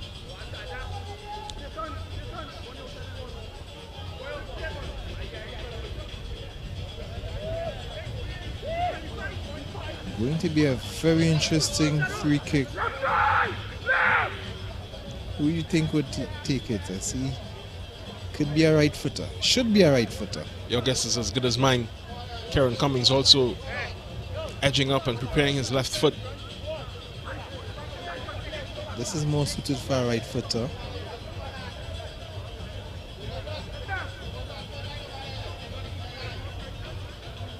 And get it up and under the wall. Looks like ball Pest is preparing, but it's shot into the wall, looking probably anticipating a jump from the wall, Akil Thomas. Try to go under the wall, but the wall more like the Berlin Wall, and stayed resolute. Thomas will throw this ball back into touch. It's a good fling into the box. It's eventually not convincingly cleared by defense force, and it's back up. Here's Sadu.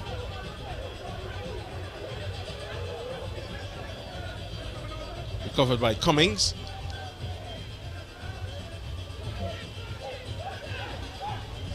A slight drizzle just begins to trickle in.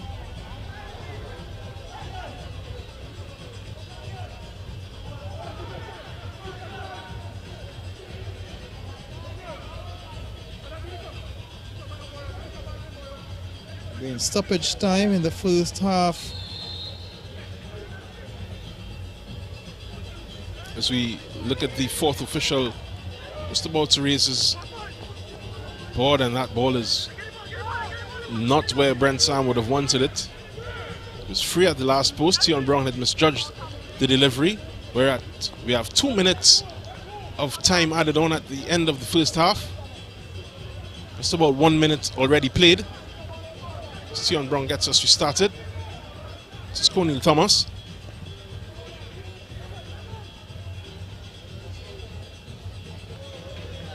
Bit of a battle there, and comes back to Sadu.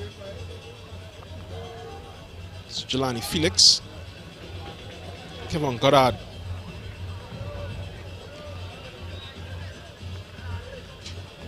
Sadu just getting a touch there. Here's Rivaldo Coriat. Some room to play in. Looks to slip it for Saint-Hilaire.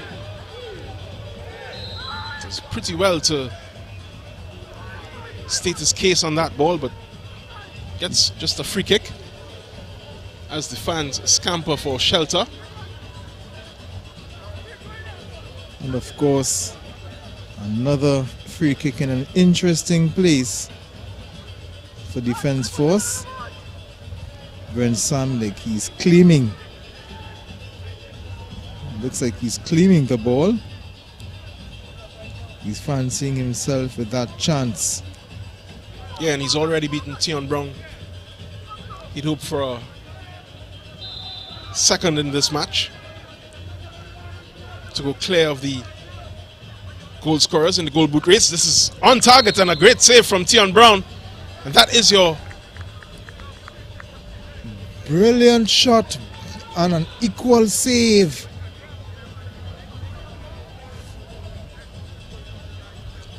You were talking about earlier, you were talking about the skill and the talent of the goalkeeper, and that was a brilliant save.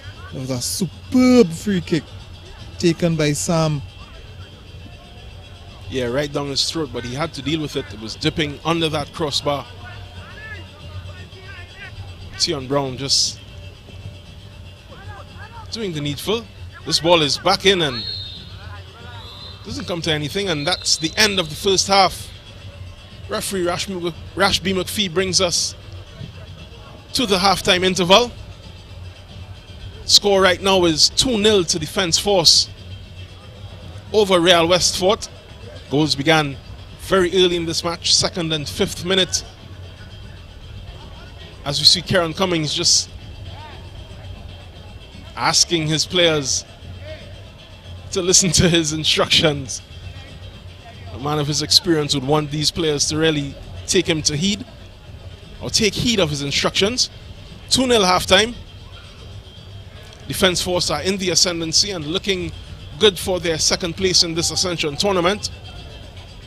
Chases on for the top of the league. As we look at the highlights from the first half, this was Felix's ball, popped up and was poked in by Brent Sam. His coach is behind the goal. You will not see him in this shot, but he's in his customary position. Defence Force led 1-0. And another ball here going for Saint Hilaire. And he made no mistake. I think at that time the goalkeeper was left stranded. Look at him there. Covering that first post, but Saint Hilaire going to the final post, and then we see Professor Ron Lafferty not pleased, just adjusting his glasses. This ball for Sam could have been his 2nd from Justin Sadu. Sadu with good vision to spot Sam just a bit too long. You see Curtis Gonzalez clutching his head on that occasion. Good punch on the other end from Aaron Enel, or Enel. Sam had another opportunity, good control, just unable to get it back across. It's good defending by Cornel Thomas. This ball almost going in there from Thomas. He had to apologize to Brown for probably sending his heart rate up. This was a very good penalty shout for Real Westfort. Luke Dawant would be disappointed to have been given the signal to play on by referee Rashby McPhee. Here was Enel just dropping it outside, and he looked to have let it go in time. It looked like that. Looking at it a second time, it looked like he did let it go just in time. Akil Thomas's free kick wouldn't beat the wall though. Brent Sam's free kick beat the wall but wouldn't beat Tion Brown. Brilliant save from Brown. Brilliant save. And that's how the first half ended. 2-0 to Defence Force. This is the Ascension Tournament, 2nd match of a doubleheader. The Defence Force lead Real Westfort 2-0. We'll be back with the 2nd half after this break. It looked like a little going.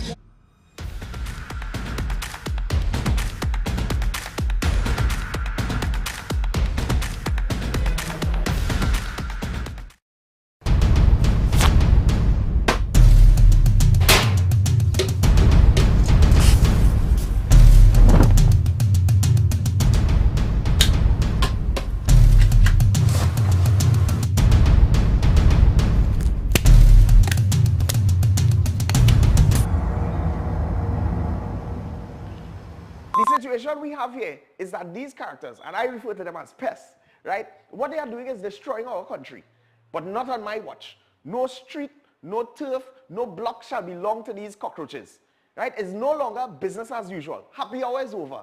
If they don't fear God, at least they will fear Terminix. Have you considered how your methods could impact on pests across the country?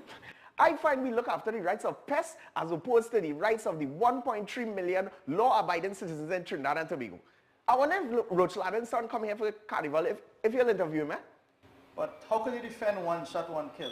What? You want me to throw a pillow at him? I didn't say that. No, well, if a roach jumps in front of you now, what will you do? Run. Oh, Jesus, Lord Father.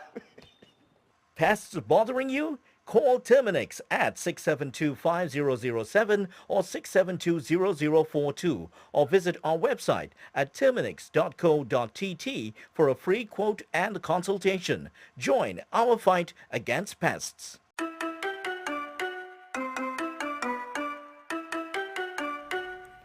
What is television? It seems like a simple question, but television means different things to different people. We in the Caribbean are very unique people. That's why we need unique television. Welcome to M&E TV, where we showcase our lives in the Caribbean. M&E TV is about us, the special way we talk, the way we walk, dance, move. M&E TV is about me. It's about you. M&E TV is about our amazing Caribbean experience.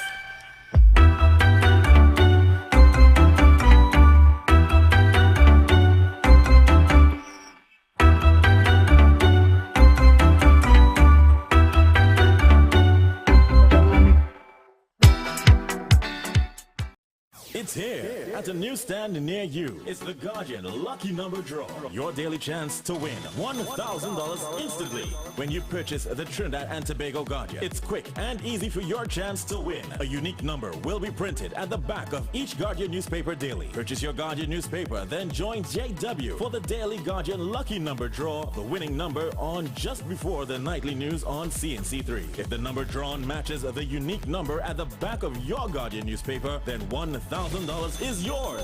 Just bring the winning Guardian newspaper and a picture ID to Guardian Media Limited. You have until 3 p.m. the following workday to claim your prize. It's the Guardian Lucky Number Draw. Your daily chance to win. NLCB approved.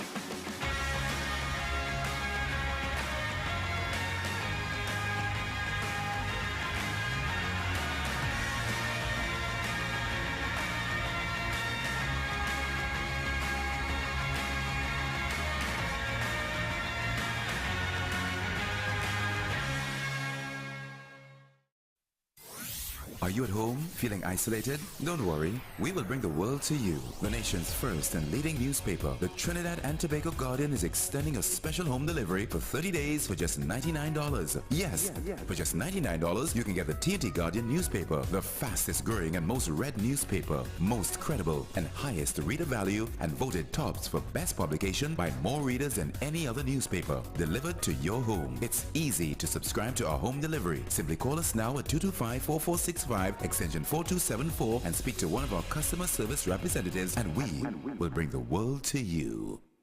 We are the fourth estate. We educate, we inform, and we hold those in authority, politicians, business leaders, and others, to account. Connecting the public to the truth drives our purpose here at CNC3. When we stand behind a desk every single night, a lot of people don't know that we're a huge part of the news process. We eat, breathe, and sleep news. And that reflects in everything that we do as a news team. Every day we tell the stories of people's journey through life. Stories of their success, stories of their sadness, stories of their grief, stories of their glory. We're the mirror in which society looks at itself. When a storm is coming, everyone always thinks worst case scenario, and sometimes it may just be a brief shower or two. It's not always going to be a green veil level event. So it's important to have the most credible and accurate information coming from a verified source. Welcome, you're watching the 7 o'clock news on CNC3. Calling all filmmakers, producers, content creators, influencers, and recording artists. If you're looking to rent a versatile studio space with green screen, video wall, cyclorama, and more, look no further. GM Labs is here to make your dreams a reality. Located in the heart of Port of Spain on St. Vincent Street, GM Labs is your one-stop shop for all your creative needs, with over 2,800 square feet to work with. Take your creative concept to the final product at GM Labs. Give us a call or WhatsApp or message us on our Instagram and Facebook pages at GM Labs TT.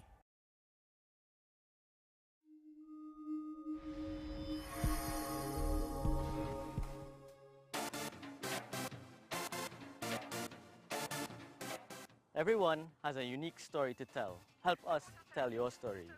We all see the negatives happening here in Trinidad and Tobago. Let us begin the conversation with inspiring content. Targeting change. Inspire TT. Be the change.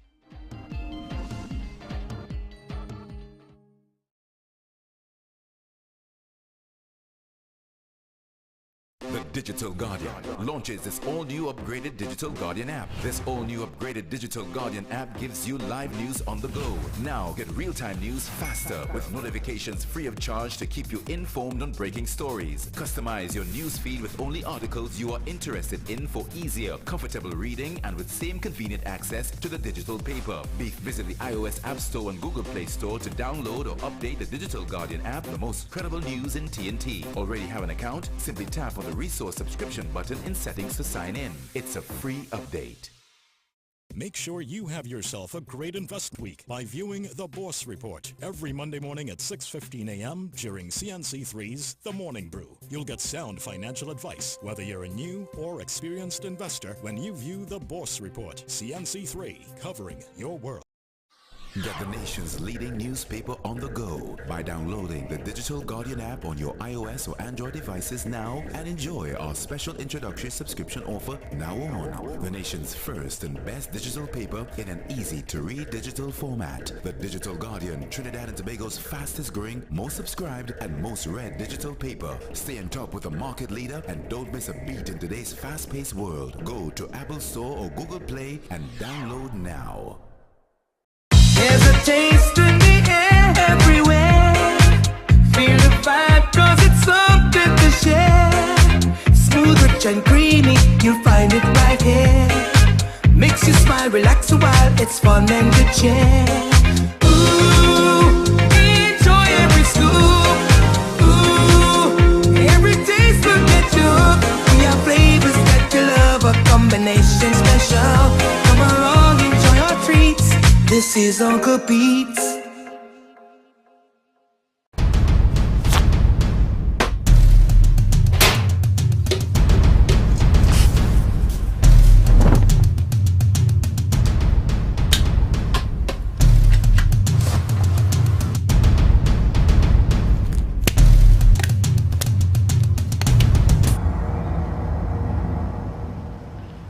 The situation we have here is that these characters, and I refer to them as pests, right? What they are doing is destroying our country, but not on my watch. No street, no turf, no block shall belong to these cockroaches, right? It's no longer business as usual. Happy hour is over. If they don't fear God, at least they will fear Terminix. Have you considered how your methods could impact on pests across the country? I find we look after the rights of pests as opposed to the rights of the 1.3 million law-abiding citizens in Trinidad and Tobago. I wonder if Roach Ladden's son come here for the carnival if you'll interview him, eh? But how can you defend one shot, one kill? What? You want me to throw a pillow at him? I didn't say that. No, well, if a roach jumps in front of you now, what will you do? Run. Oh, Jesus, Lord Father. Pests bothering you? Call Terminix at 672-5007 or 672-0042 or visit our website at Terminix.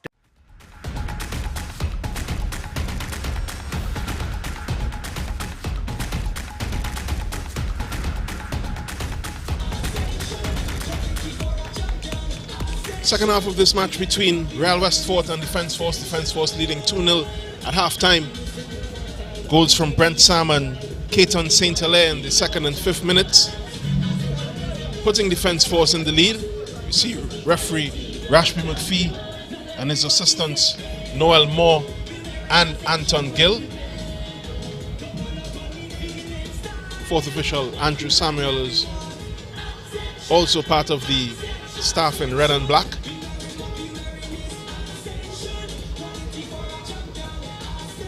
You see Enel in the middle of this huddle. Look to be laying hands on their goalkeeper, this Army team, hoping for another clean sheet. They've only had a couple of them. 5 in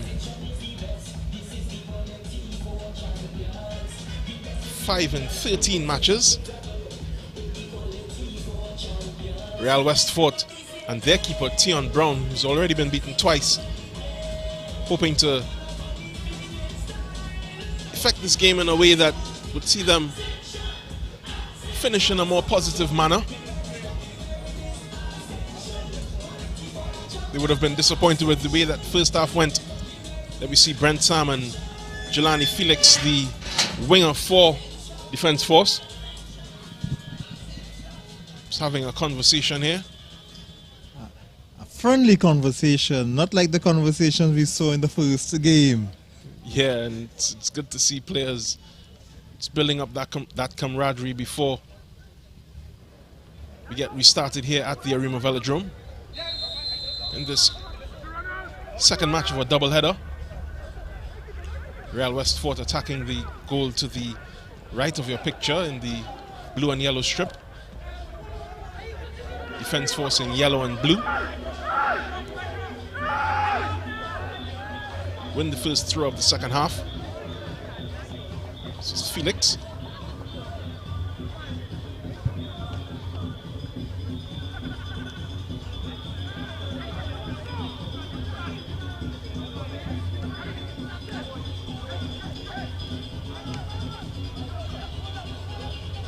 The board showing some skill there, but put under pressure from Brent Sam.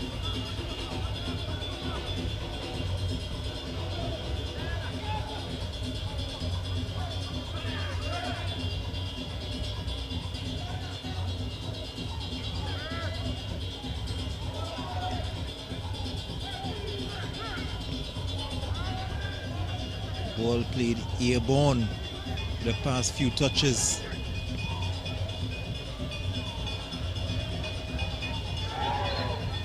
So handball there from the number 8, Jamila Antoine, the defensive midfielder for Real Westford. It's started again by Sadu.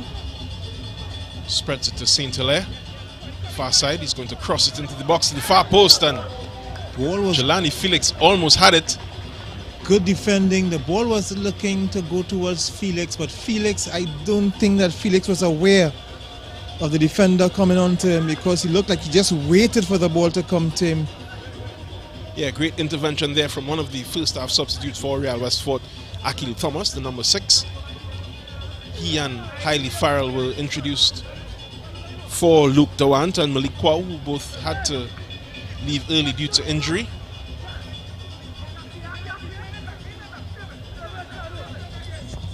Sadu with a cross. Courier will go back towards Goddard. Goddard surging forward, winning the free kick in the process.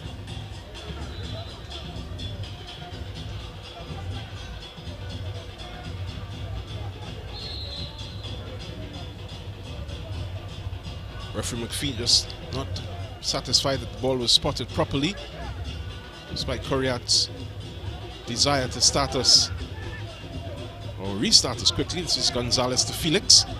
It's a good touch by Felix to get inside of his marker.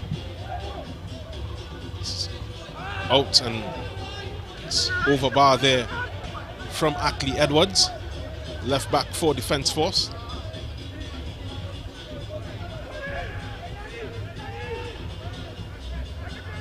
Cornel Thomas taking the goal kick short. It's back to Tion Brown, the Real Westford goalie.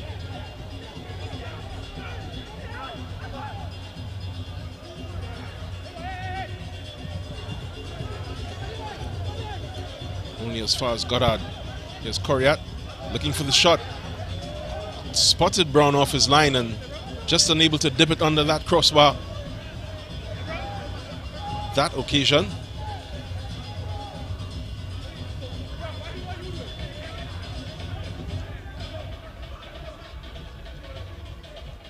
We see Coryat, one of 2 attacking midfielders for defense force.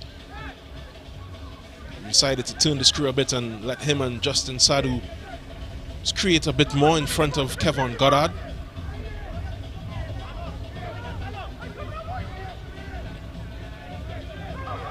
Brain trust, so to speak, for the defense force attack. Tion Brown instructs his players to get higher up the pitch, hoping to release some pressure on himself.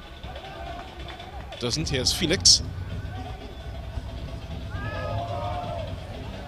Not sure what Felix was thinking.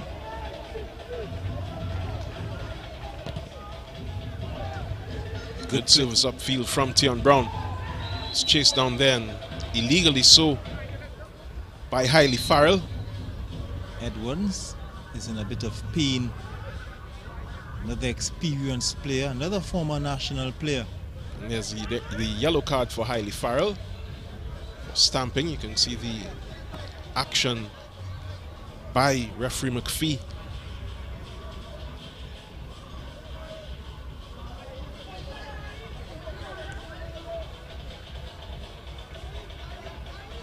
Farrell just a bit exuberant on that loose ball. Sadu eventually finds Goddard. It's up here with Coriat. Looking to slip Felix. Gets it back though. Spreads it to the other wing. It's with Saint Hilaire. Gets an overlap here. This ball is to the top. It's eventually sent clear by Farrell. Here's the board, very low. Centre forward for West Fort. Looking for GG3.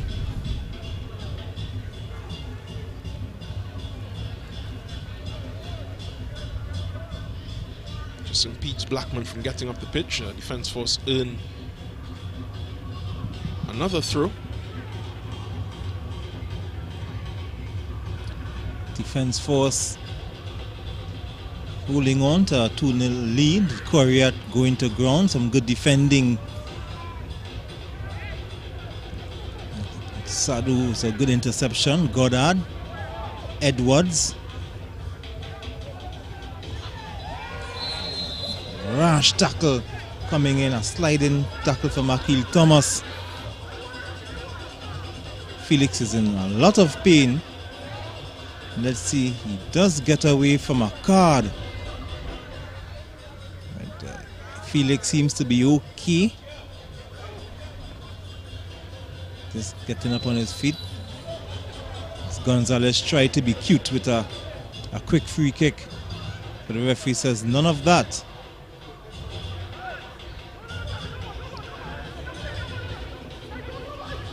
Referee McPhee is not a fan of these quickly taken free kicks. There we see the trailing leg of Jelani Felix being taken out. Akil Thomas very grateful to escape that incident without caution. This is Goddard up to Coriat. It's a good take from him. This is wide to Saint Hilaire. He's twisting and turning his man, looking for somebody. It's with Coriat. Coriat gives it to Edwards. This is Felix. Almost saved there by Justin Sadu, but it has to be said it was a poor ball from Felix. And Sadu almost made something out of that. Sometimes that could distract the goalkeeper. That could easily been at the back of the net. I've seen that happen already. Yeah, we've seen it happen a couple occasions, and we've seen mistakes on that end this evening from both keepers in the first match. There's something with that end today. Thomas looking for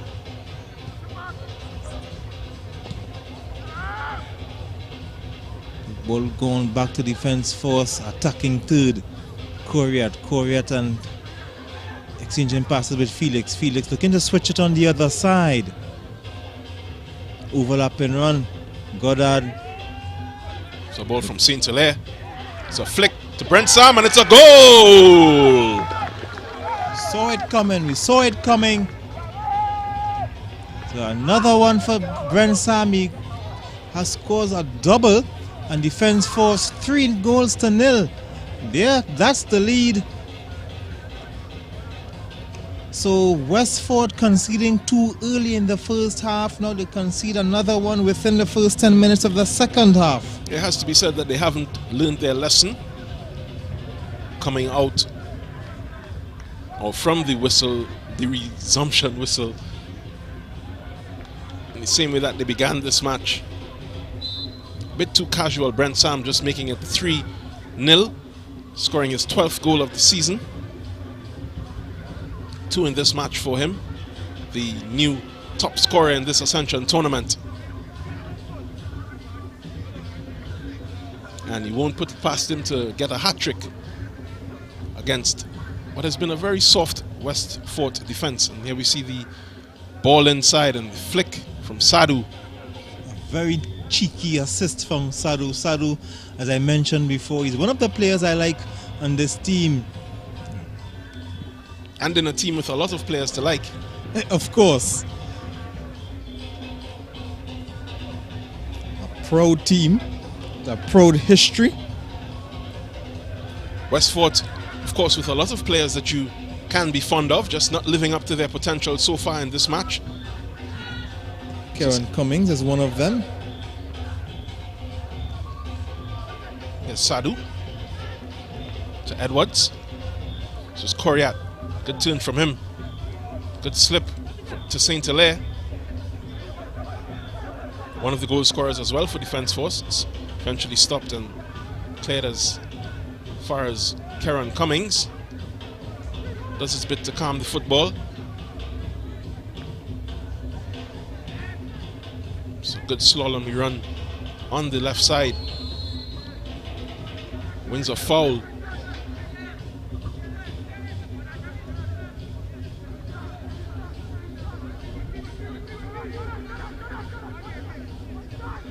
Cordell Samuel, this is free kick from Karen Cummings.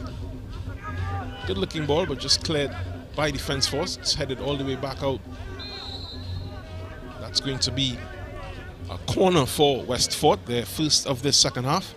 I'm not sure why the goalkeeper didn't make an effort to save the corner.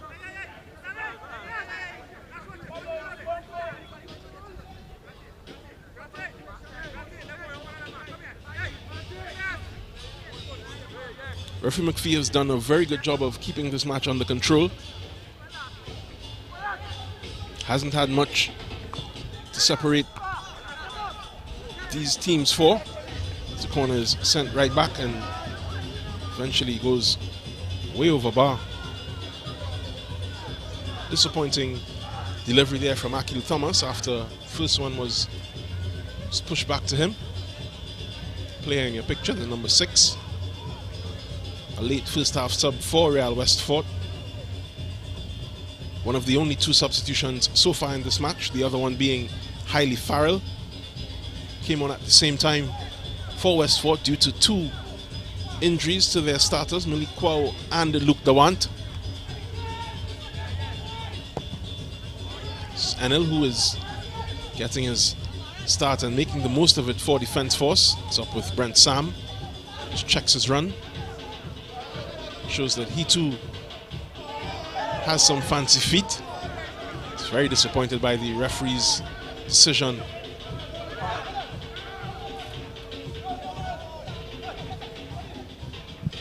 Here's Laborde. Cummings. Ball from Thomas just going all the way through to Enel.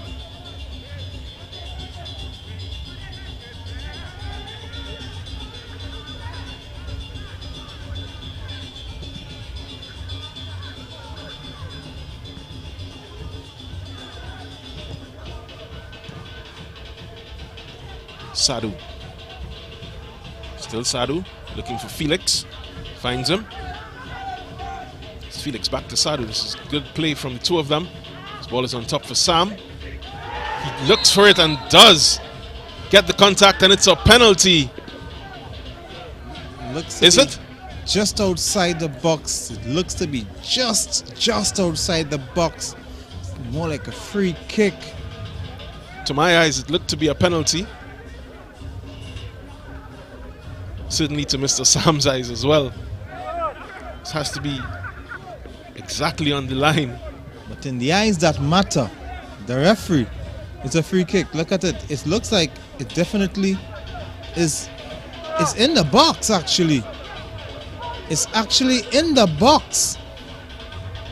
Yeah, that's the second penalty that should have been for the evening. That wasn't. That was actually in the box. Yeah, and this is a very controversial side of this Arima Velodrome. We've seen 2 goalkeeper mistakes and 2 penalties just waved off by referee Rashby McPhee in back-to-back games. Here's Brent Sam. Over bar. Doesn't get his hat trick on that occasion, but definitely he had a case for a penalty as well. We saw in the first half a good case for a penalty that was turned down. Yeah, Luke DeWant on that occasion. Now Sam was actually he was clear that he was fouled in the box, but the referee gives a free kick instead of a penalty. My goodness. At least making the mistakes for both teams. Yeah, the referee remains a human being, of course. Human error is a big part of why football is the beautiful game. And of course, Gordon Pear and the manager, the professor, having a discussion, something you have noticed on the pitch. Sadu trying to thread the needle here for St. Hilaire.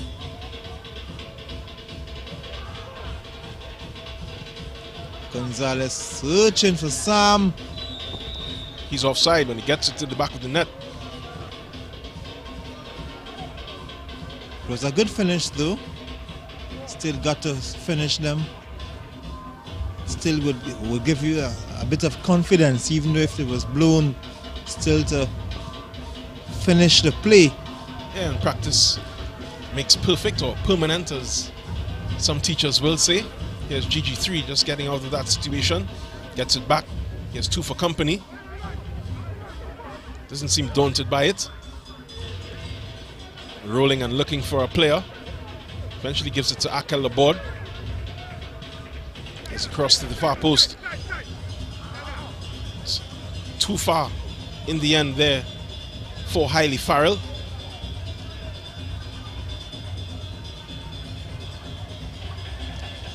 An hour of football gone. As the French Force leading 3-0. Sorry. A double from Sam and the other from St. Hilaire.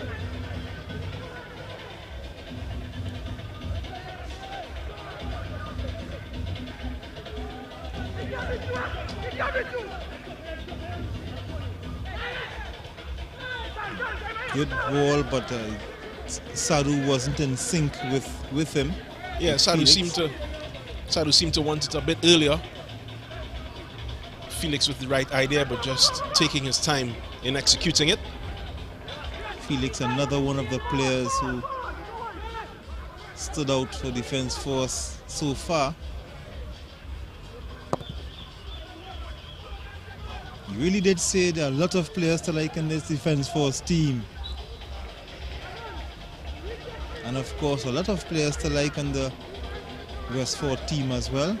Yeah, if you're neutral, this is, despite the scoreline, potentially exciting game for you, Akel Laborde. It's very deep in the midfield. He's shown that he has the ability to just drop off from his forward position to find that free player that his movement would create. GG the third is just roaming a bit.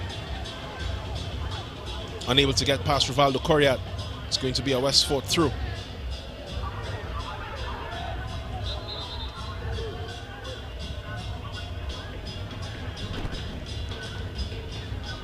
And a Westford sub is coming on, the number 3 is being introduced.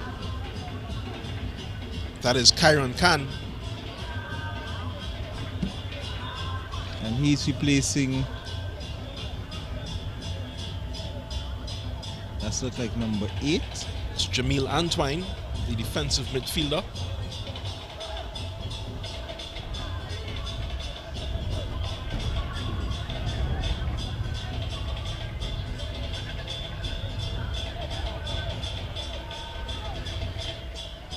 So 3 subs already for Real Westford. Jamil Antwine doesn't look pleased with being removed from the lineup. I've never seen a player who is happy to be called to the bench. Yeah, certainly if you love this game, you love to play it and not just spectate. I'm sure it's difficult for you to be watching football alongside me, Ian. So ball pee on yourself. Of course, of course. Here's Coriat. Good shot from Coriat. That was close. Don't think the goalkeeper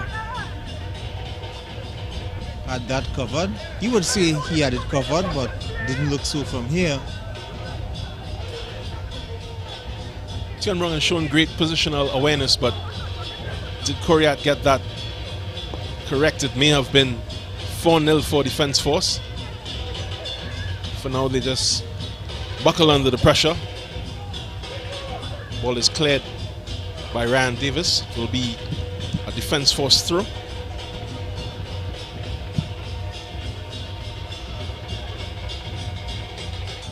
Sadu leaves it for Coriat. Coriat looking for Felix. He's in the box. Across the face of the goal. That's the hat trick for Sam. Good work from Felix. Across the face of the goal for Sam. And Sam completes his hat trick. Didn't need a penalty for that. And Defence Force are up 4-0. There's your 13-goal man, Brent Sam. Shots off. Easy as Sunday morning for him. On a Saturday evening at the Arima Velodrome, Tion Brown just getting some assistance there from Cornel Thomas. There we see it. Felix just taking his time, working on his defender. The cross is pinpoint right on Sam's left peg to make it 4-0 for Defence Force. Well centered, well finished. Defence Force well and truly in charge of this match. What a way to return from your slump. Dropped 7 points from 3 games. 2-all draw. 3-2 defeat. A goalless game.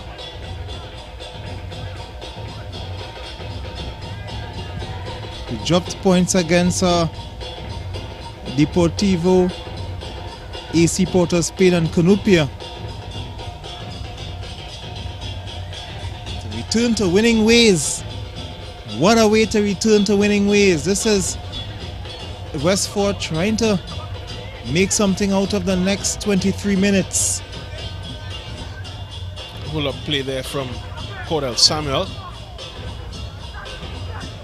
So another newbie to this Westford lineup, and just lose out on that occasion. It's going to be a Defence Force free kick.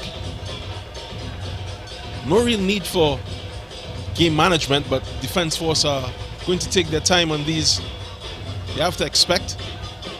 So far for them, it looks to be job done. Enel with his first start and his first clean sheet in the Ascension tournament. The Defence Force coaches decided to make a change in the goal.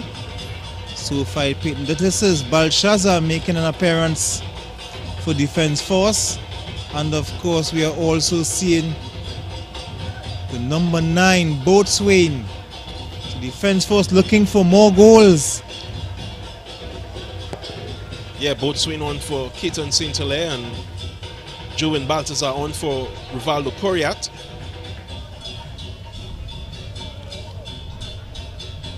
Rivaldo Coriat, I'm sure that the parents of Coriat, big fans of the Brazilian Rivaldo, 2002 World Cup winner with Brazil, one of the finest players of his generation. Rivaldo, he made hard things look easy. And he often made easy things look hard. He seemed to be one of those players who loved the spectacular. Certainly one of my favorite players, the number 11 for FC Barcelona and Brazil. Always remembered when he gave himself that bicycle against Valencia. Yeah, one of the first goals, I don't mean to age myself, but one of the first goals that put me onto the genius, that is Vitor Rivaldo.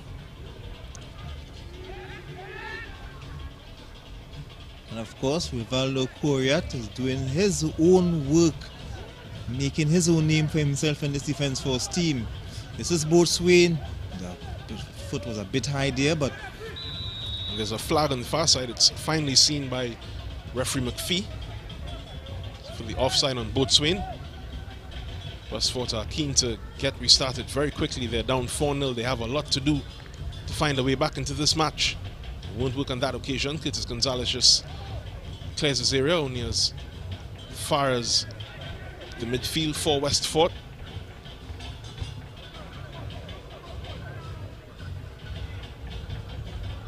It's good football there to just rob Cordell Samuel. Set it across goal. It should be claimed by Enel.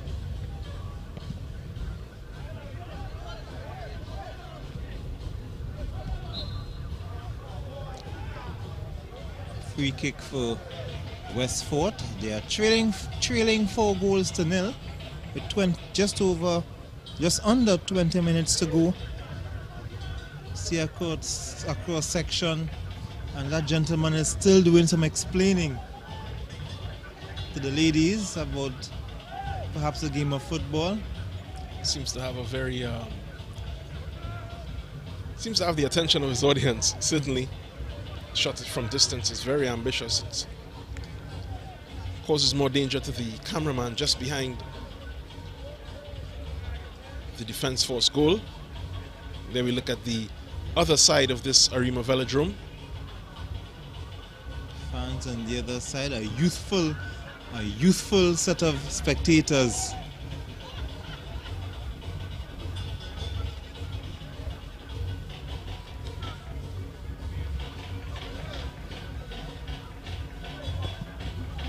Finding good use for their spare time on this Saturday evening at the Arima Velodrome. Defense force with no time to spare, really. They had to come out in this match and perform, and they did so, have done so far. Barring a small miracle, they should be shoo-ins for these 3 points. This ball is to Felix. Looking for Baltazar, is unable to find him. There's GG3. He's taking his time. So good ball to the outlet on the far side. And again back across to Akel Laborde. It's too high for him. See the signal from the fourth official, Noel Moore. Several signals here from the professor, Ron Laffery. Very stern expression and won't want to be in that Real Westford dressing room after this match. 2 more changes are imminent for defense force. King and Hackshaw.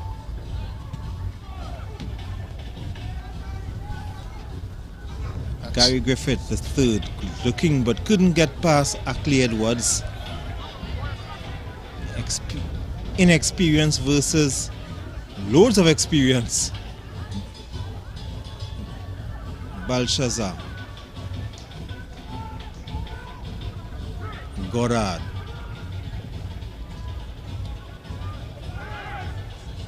Looking for Felix, but good work from Thomas. A throw in for Westford, has some other subs coming to make. Dylan King is one of them looking to make to come in. Dylan King is coming in for Sadu.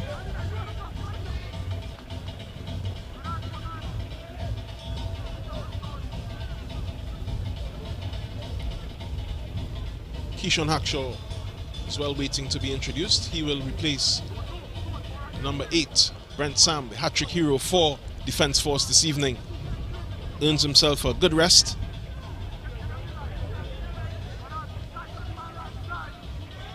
This player is hoping to find their way into scoring sheets.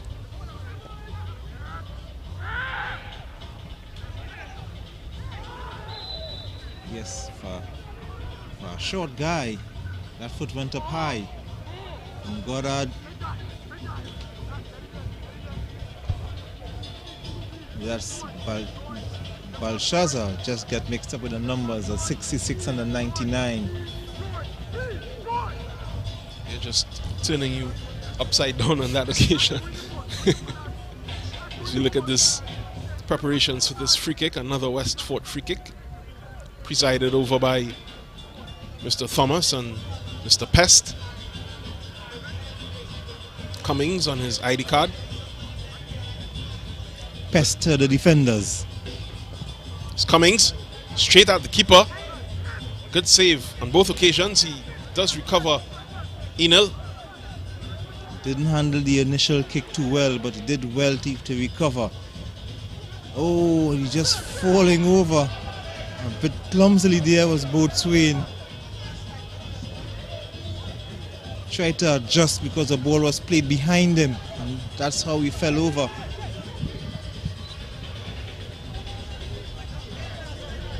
Looked comical there for a moment. Certainly nothing to laugh at. Jamil Boatswain has scored 10 goals so far in this tournament. He'd want to wipe the smiles off of these Westford players' faces, but this ball is interesting enough up to Enel.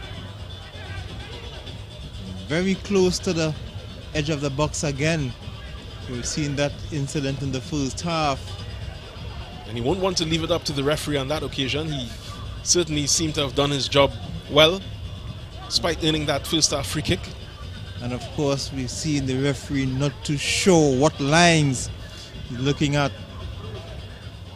I mean, but who would be a referee? It's a very difficult match. You have 22 players to think about, as well as positions on the pitch. This ball is spliced though. An opportunity and spliced again. It's a comedy of errors. Really should have been something for Hailey Farrell. Probably didn't expect Enel to drop it.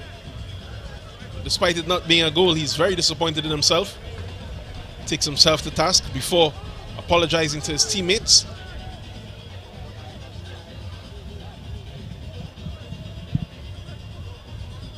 Here's Cummings to Thomas.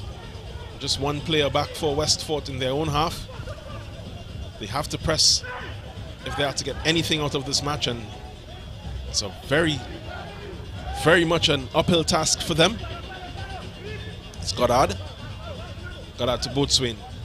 Boatswain to Baltazar.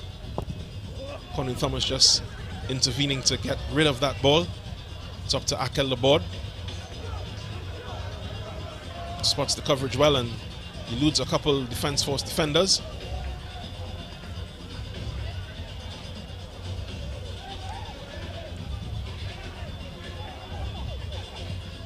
GG3, who had 2 assists on this ground a couple weeks ago, would want to certainly get more involved in this second half. Hasn't seen much of the ball. It's kind of due to the way that defense force continue to play. Here's Boatswain. Shot, deflection, and gratefully from the eyes of Tion Brown, just wide. Boatswain means business. Coming on in the second half as a sub with defense force leading 4-0. You would think that defense force would make defensive changes, but they're gunning for more goals. And the best type of defense is to keep the ball away from your goal, so to continue to attack is the defense force way. We've seen them do like-for-like changes throughout this tournament. They might name defense force, but they're all about offense. Very much so, and very capable at it. There's a corner now from Felix. It's bending all the way out. It will be a goal kick for Westford.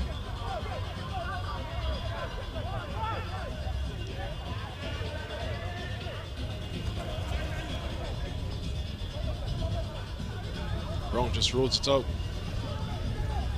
as Westford continue to build from the back. Then go to the route one.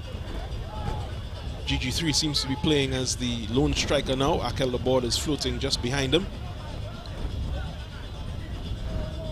Can pick a pass, so this may be a bit of tactical nous there from the professor. There's Baltazar.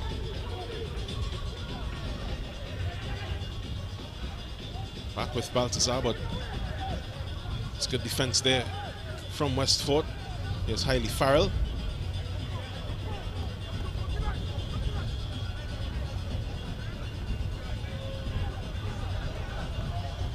It's all the way back here for King. Felix will hope to get the better of this ball. Gets his first touch, gets a second.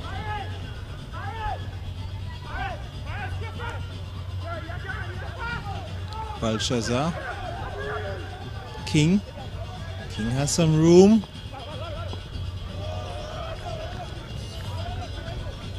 What was supposed to be a shot ended up being a pass. Boatswain sending that ball wide.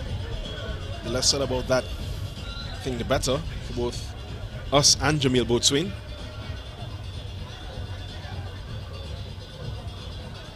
Just seems to be getting back into the groove. He has about 9 minutes to make an impact as Kevin Goddard is removed. He will be replaced by the number 37 is Kasim Keller.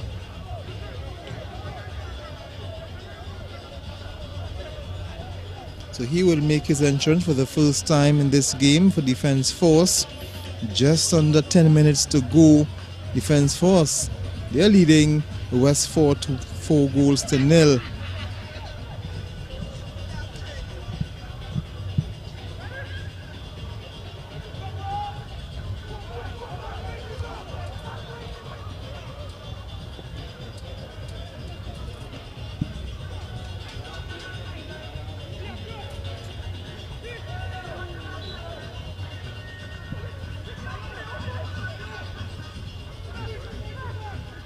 Foul there on Jerome McIntyre, making a rare foray up the pitch.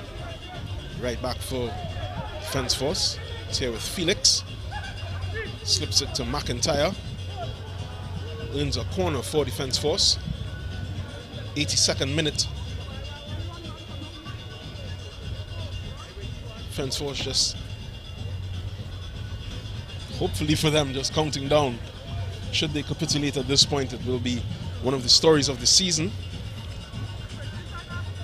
That would be a big $1 million story.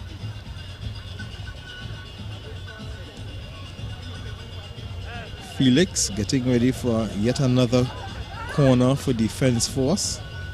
They played short. Shot!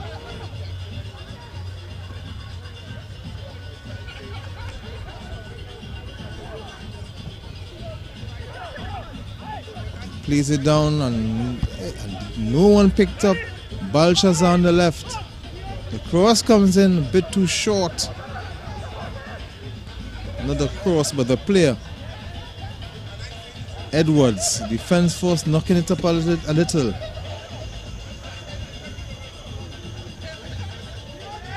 Ball from Baltazar is up to Jamil Boatswain. It's eventually cleared.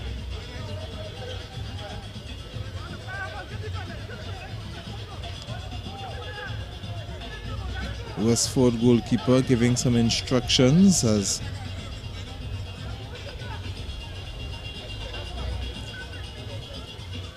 look at the professor, the coach of Westford, and of course the Defence Force bench behind him.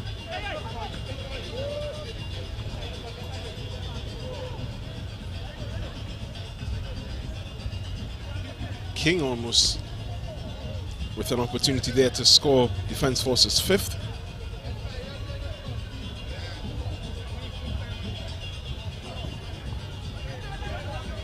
Unable to just keep it within the bounds of the frame of the goal. It's Edwards up to Baltazar. It's good football. He distributes it. It's a good ball from Boatswain around the corner looking for Felix. Follow up there from Baltazar. But here's Kieran Cummings, who is a picture of ease even with his team down 4-0. It's Cummings again. Doesn't seem to waste a touch in the way that he approaches, the way that he plays his attacking midfielder role.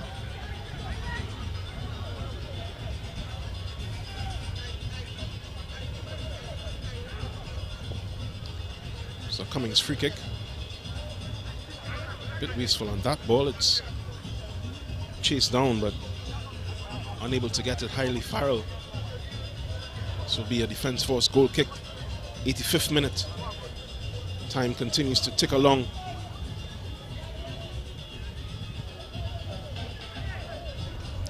NL plays it short to his captain, Curtis Gonzalez, who plays it across the park.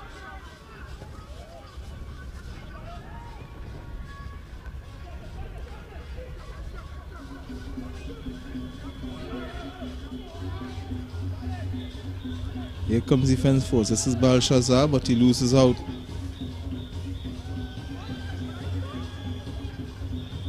Cummings looking for support in the middle of the park. Some good touches from Westfort. And the board goes to ground. A strong tackle coming from Blackman. He's playing a bit high at the moment. Joan Baltazar using all the tricks in his locker. Just get that free kick. It looked to be a very soft call from the referee.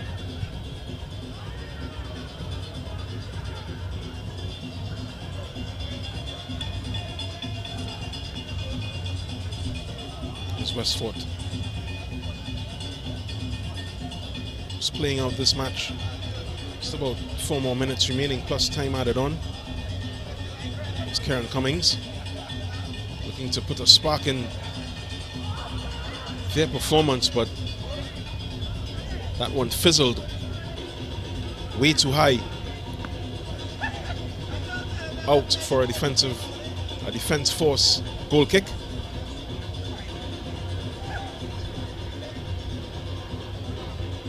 Cummings just glancing back at the professor. He knows there are eyes on him. He's asking how much time. To be a hopeful signal for 5 more.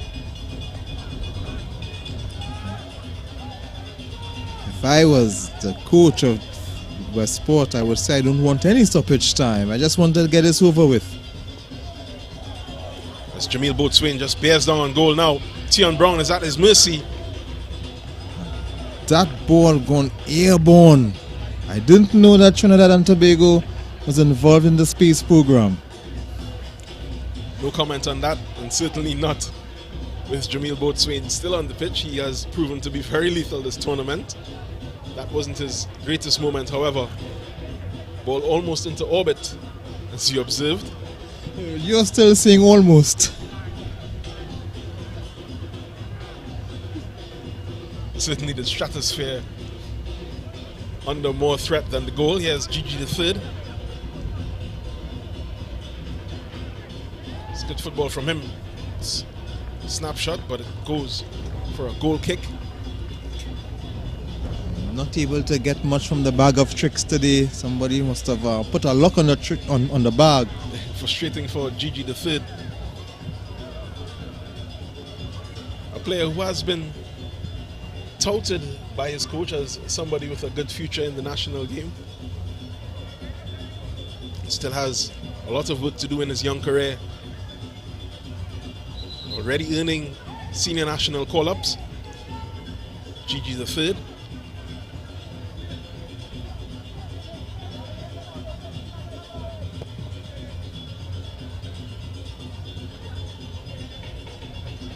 Thomas unable to get it away from the defense force. Joan Baltazar just throws his...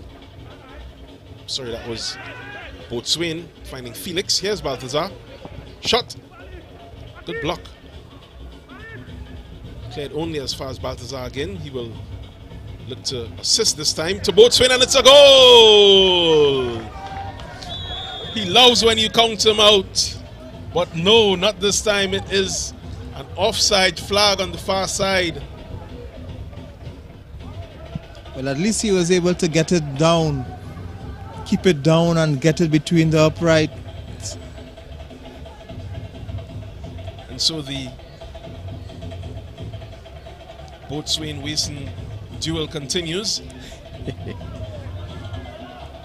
There's GG3 sizing up his man. Good movement.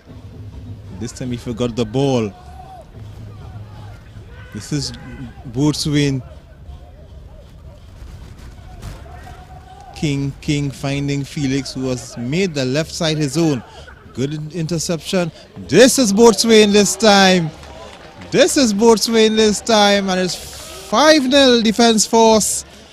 Some good football from Defence Force. Saw the ball going back to Felix. Belshazzar getting the assist. Yeah, and we spoke about how sublime Joan Baltazar has shown himself to be as a player. You did say that. You did say that. That assist was cream of the crop. He just rolled it. Didn't even glance at his play. He knew where he was. After the ball from Felix, as we see 3 minutes of time added on. Baltazar to Boatswain, 5-0. Boatswain is now on 11 goals. Just one behind Brent Sam, who is the current top scorer in this Ascension tournament. Second match of this doubleheader. Second winning team with 5 goals to their name. Lots of entertainment for these youths on the far side. Good examples of good football all over this pitch. There's been good examples from Real Westford, but the more effective team has been the boys in yellow. Defence Force, your reigning Ascension tournament champions, and back up into second.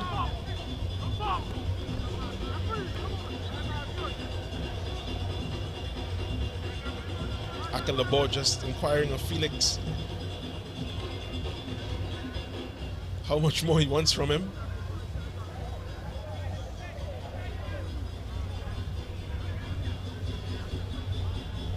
Cold breeze blowing across the field. Won't have to take it too much longer. Coming up on 2 of the 3 minutes added on at the end of this match by referee Rashby McPhee.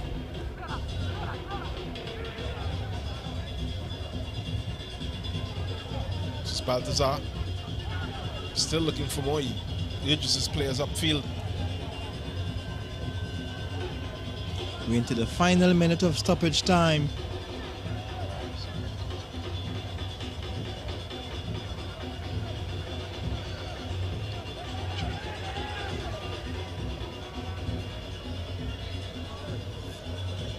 Certainly we already have our man of the match in this one. Clear cut at this point. Brent Sam.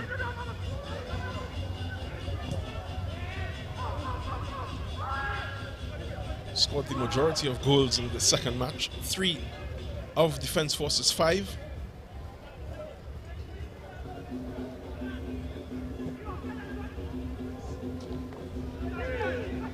Defence Force happy with the 5-0 win. They go back to second on the table, still 7 points behind Rangers.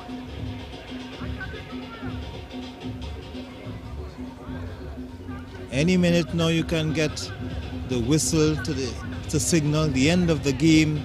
Defence Force, what a way to return to winning ways after dropping 7 points in the last 3 games. That's the end. The referee whistle will end the misery for Westport, the Westfort. Defence Force winning 5-0, a hat-trick from Brent Sam and 1 each for St. Hilaire and Boatswain. Defence Force back to second on the table with 31 points. 7 points behind Rangers on 38. 1 ahead. 1 ahead Deportivo and Police.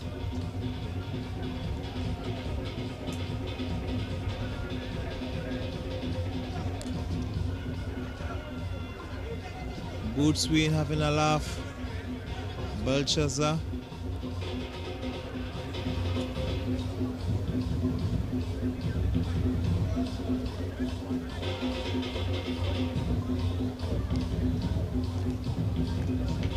Defence Force 5, Westfort 0.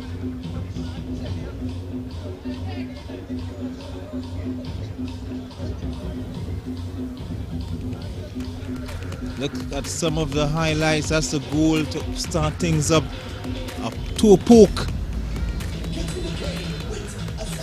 from Sam. And that opened the floodgates. This is the second goal. St. Hilaire, the goalkeeper, was in no man's land.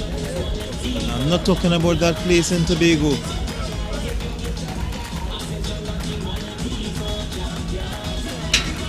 This is more defense force, this time in the second half. Turning provider, but good interception from Thomas. This is Ackley Edwards going over the bar. The infringement. And a hard skate tackle on Felix. Glad that he's okay. Good flick, a brilliant flick from Sadu, providing Sam with another goal. This is Sam looking for room. He was definitely fouled in the box, but the referee didn't see that. Gave a free kick that went over the bar.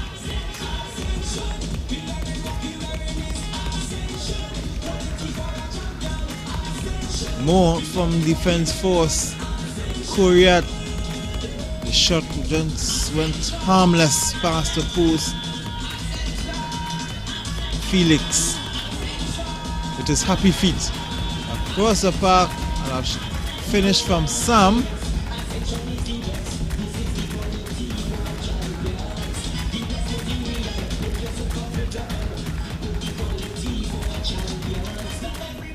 And that was a goal. A mistake that they didn't capitalize. Another mistake, and I would like to call that a mistake from Boatswain as well. And this is a pass, brilliant football from defense force. Belshazzar putting the ball in the path of Boatswain for him to score, and that's it here. Defense force, a 5-0 win over Westfort. And of course, we'll have the man of the match in a short while, speaking with Jovan Ravello, and of course that will be Brent Sam for his hat-trick. His 3 goals against defense force, against Westfort for defense force.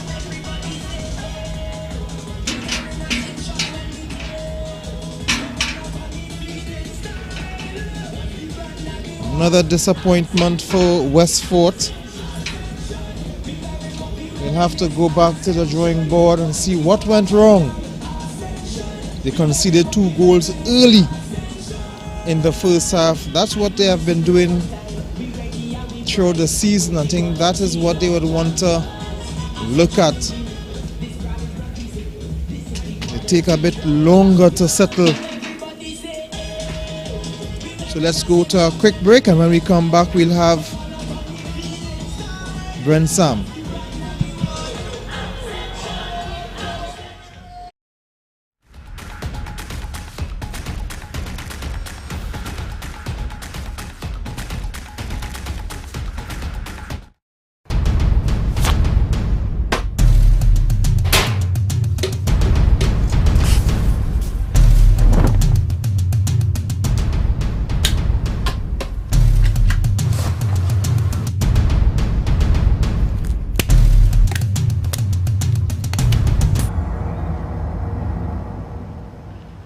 The situation we have here is that these characters, and I refer to them as pests, right? What they are doing is destroying our country, but not on my watch. No street, no turf, no block shall belong to these cockroaches, right? It's no longer business as usual. Happy hour is over. If they don't fear God, at least they will fear Terminix. Have you considered how your methods could impact on pests across the country? I find we look after the rights of pests as opposed to the rights of the 1.3 million law-abiding citizens in Trinidad and Tobago. I wonder if Roach Ladden's son come here for the carnival if you'll interview him, eh?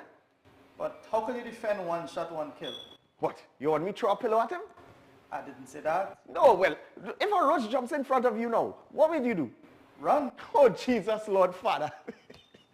Pests bothering you? Call Terminix at 672-5007 or 672-0042 or visit our website at terminix.co.tt for a free quote and consultation. Join our fight against pests.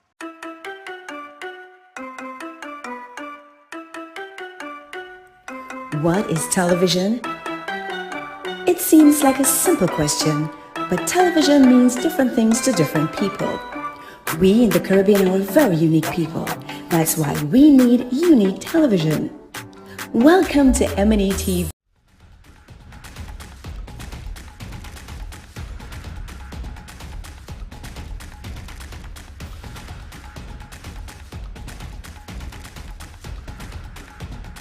Arima Velodrome, it's Defence Force 5, West Fort 0, and of course we have the reactions this time. Jovan Ravello is with Gordon Peer of West Fort FC.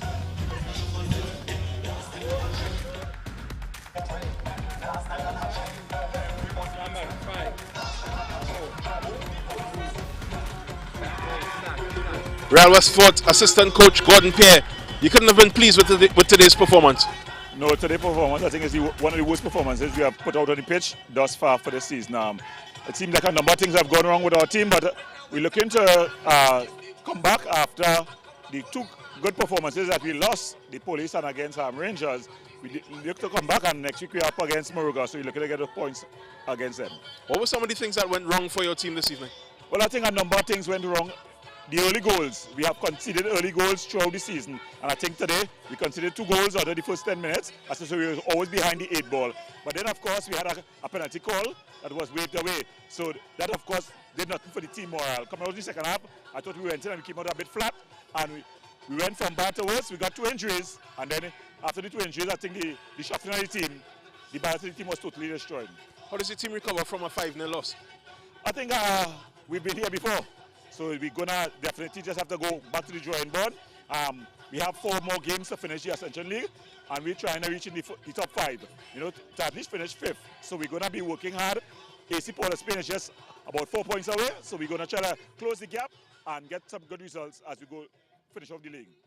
All the best. Thank you very much, Gordon Peer. Yeah. And that's the words of Gordon Peer, the assistant coach, director of Real West Fort FC, and of course we have the assistant coach of Defence Force, looks like Hudson Charles from here, so we'll go back to Jovan Ravello and Hudson Charles. By contrast, we have the assistant coach for the Defence Force, Hudson Charles. Can you tell me how you felt about today's performance? All right, I'm quite satisfied with the performance today. This game was an important game for us, right? We had to get the 3 points, right? Just to stay with the leaders, right? So as I say, this game was very important for us. You all seem to have a good rhythm in this match. What do you think is responsible for that? Some of the things that we work on in training, we saw it executed today, right? One of the things was mobility. I think the last couple of games, we was lacking like mobility. So we work in training, and any coach will be satisfied what we saw here today. You have 3 of the top scorers in the league. How good was Brent Sam for you this evening? Man, he was fantastic today. And before he told the head coach that he's going on 13, and he didn't prove him wrong. He went on 13. All right, a good win for you. What's next for Defence Force? All right, well, I said we had the next important game coming up because it's the next game. So we're looking for next 3 points in the next game. Thank you and all the best. Sure. Certainly a happy Hudson Charles, and of course winning 5 goals to 0. Who wouldn't be happy? Now it's the other happy guy from the Defence Force team, the 3-goal man, the hat-trick man, Brent Sam. So we go back to the pitch with Jovan Ravello. We're here with the man of the match and the new top scorer in the Ascension tournament, Brent Sam. How does it feel to get a hat-trick? Well, it feels great, Topping the league, goal scoring, always a great feeling. So, looking back, as you go forward, you see your kids, you can teach them, What you promised a hat trick today and you delivered. How does it feel? That's a great feeling, you know.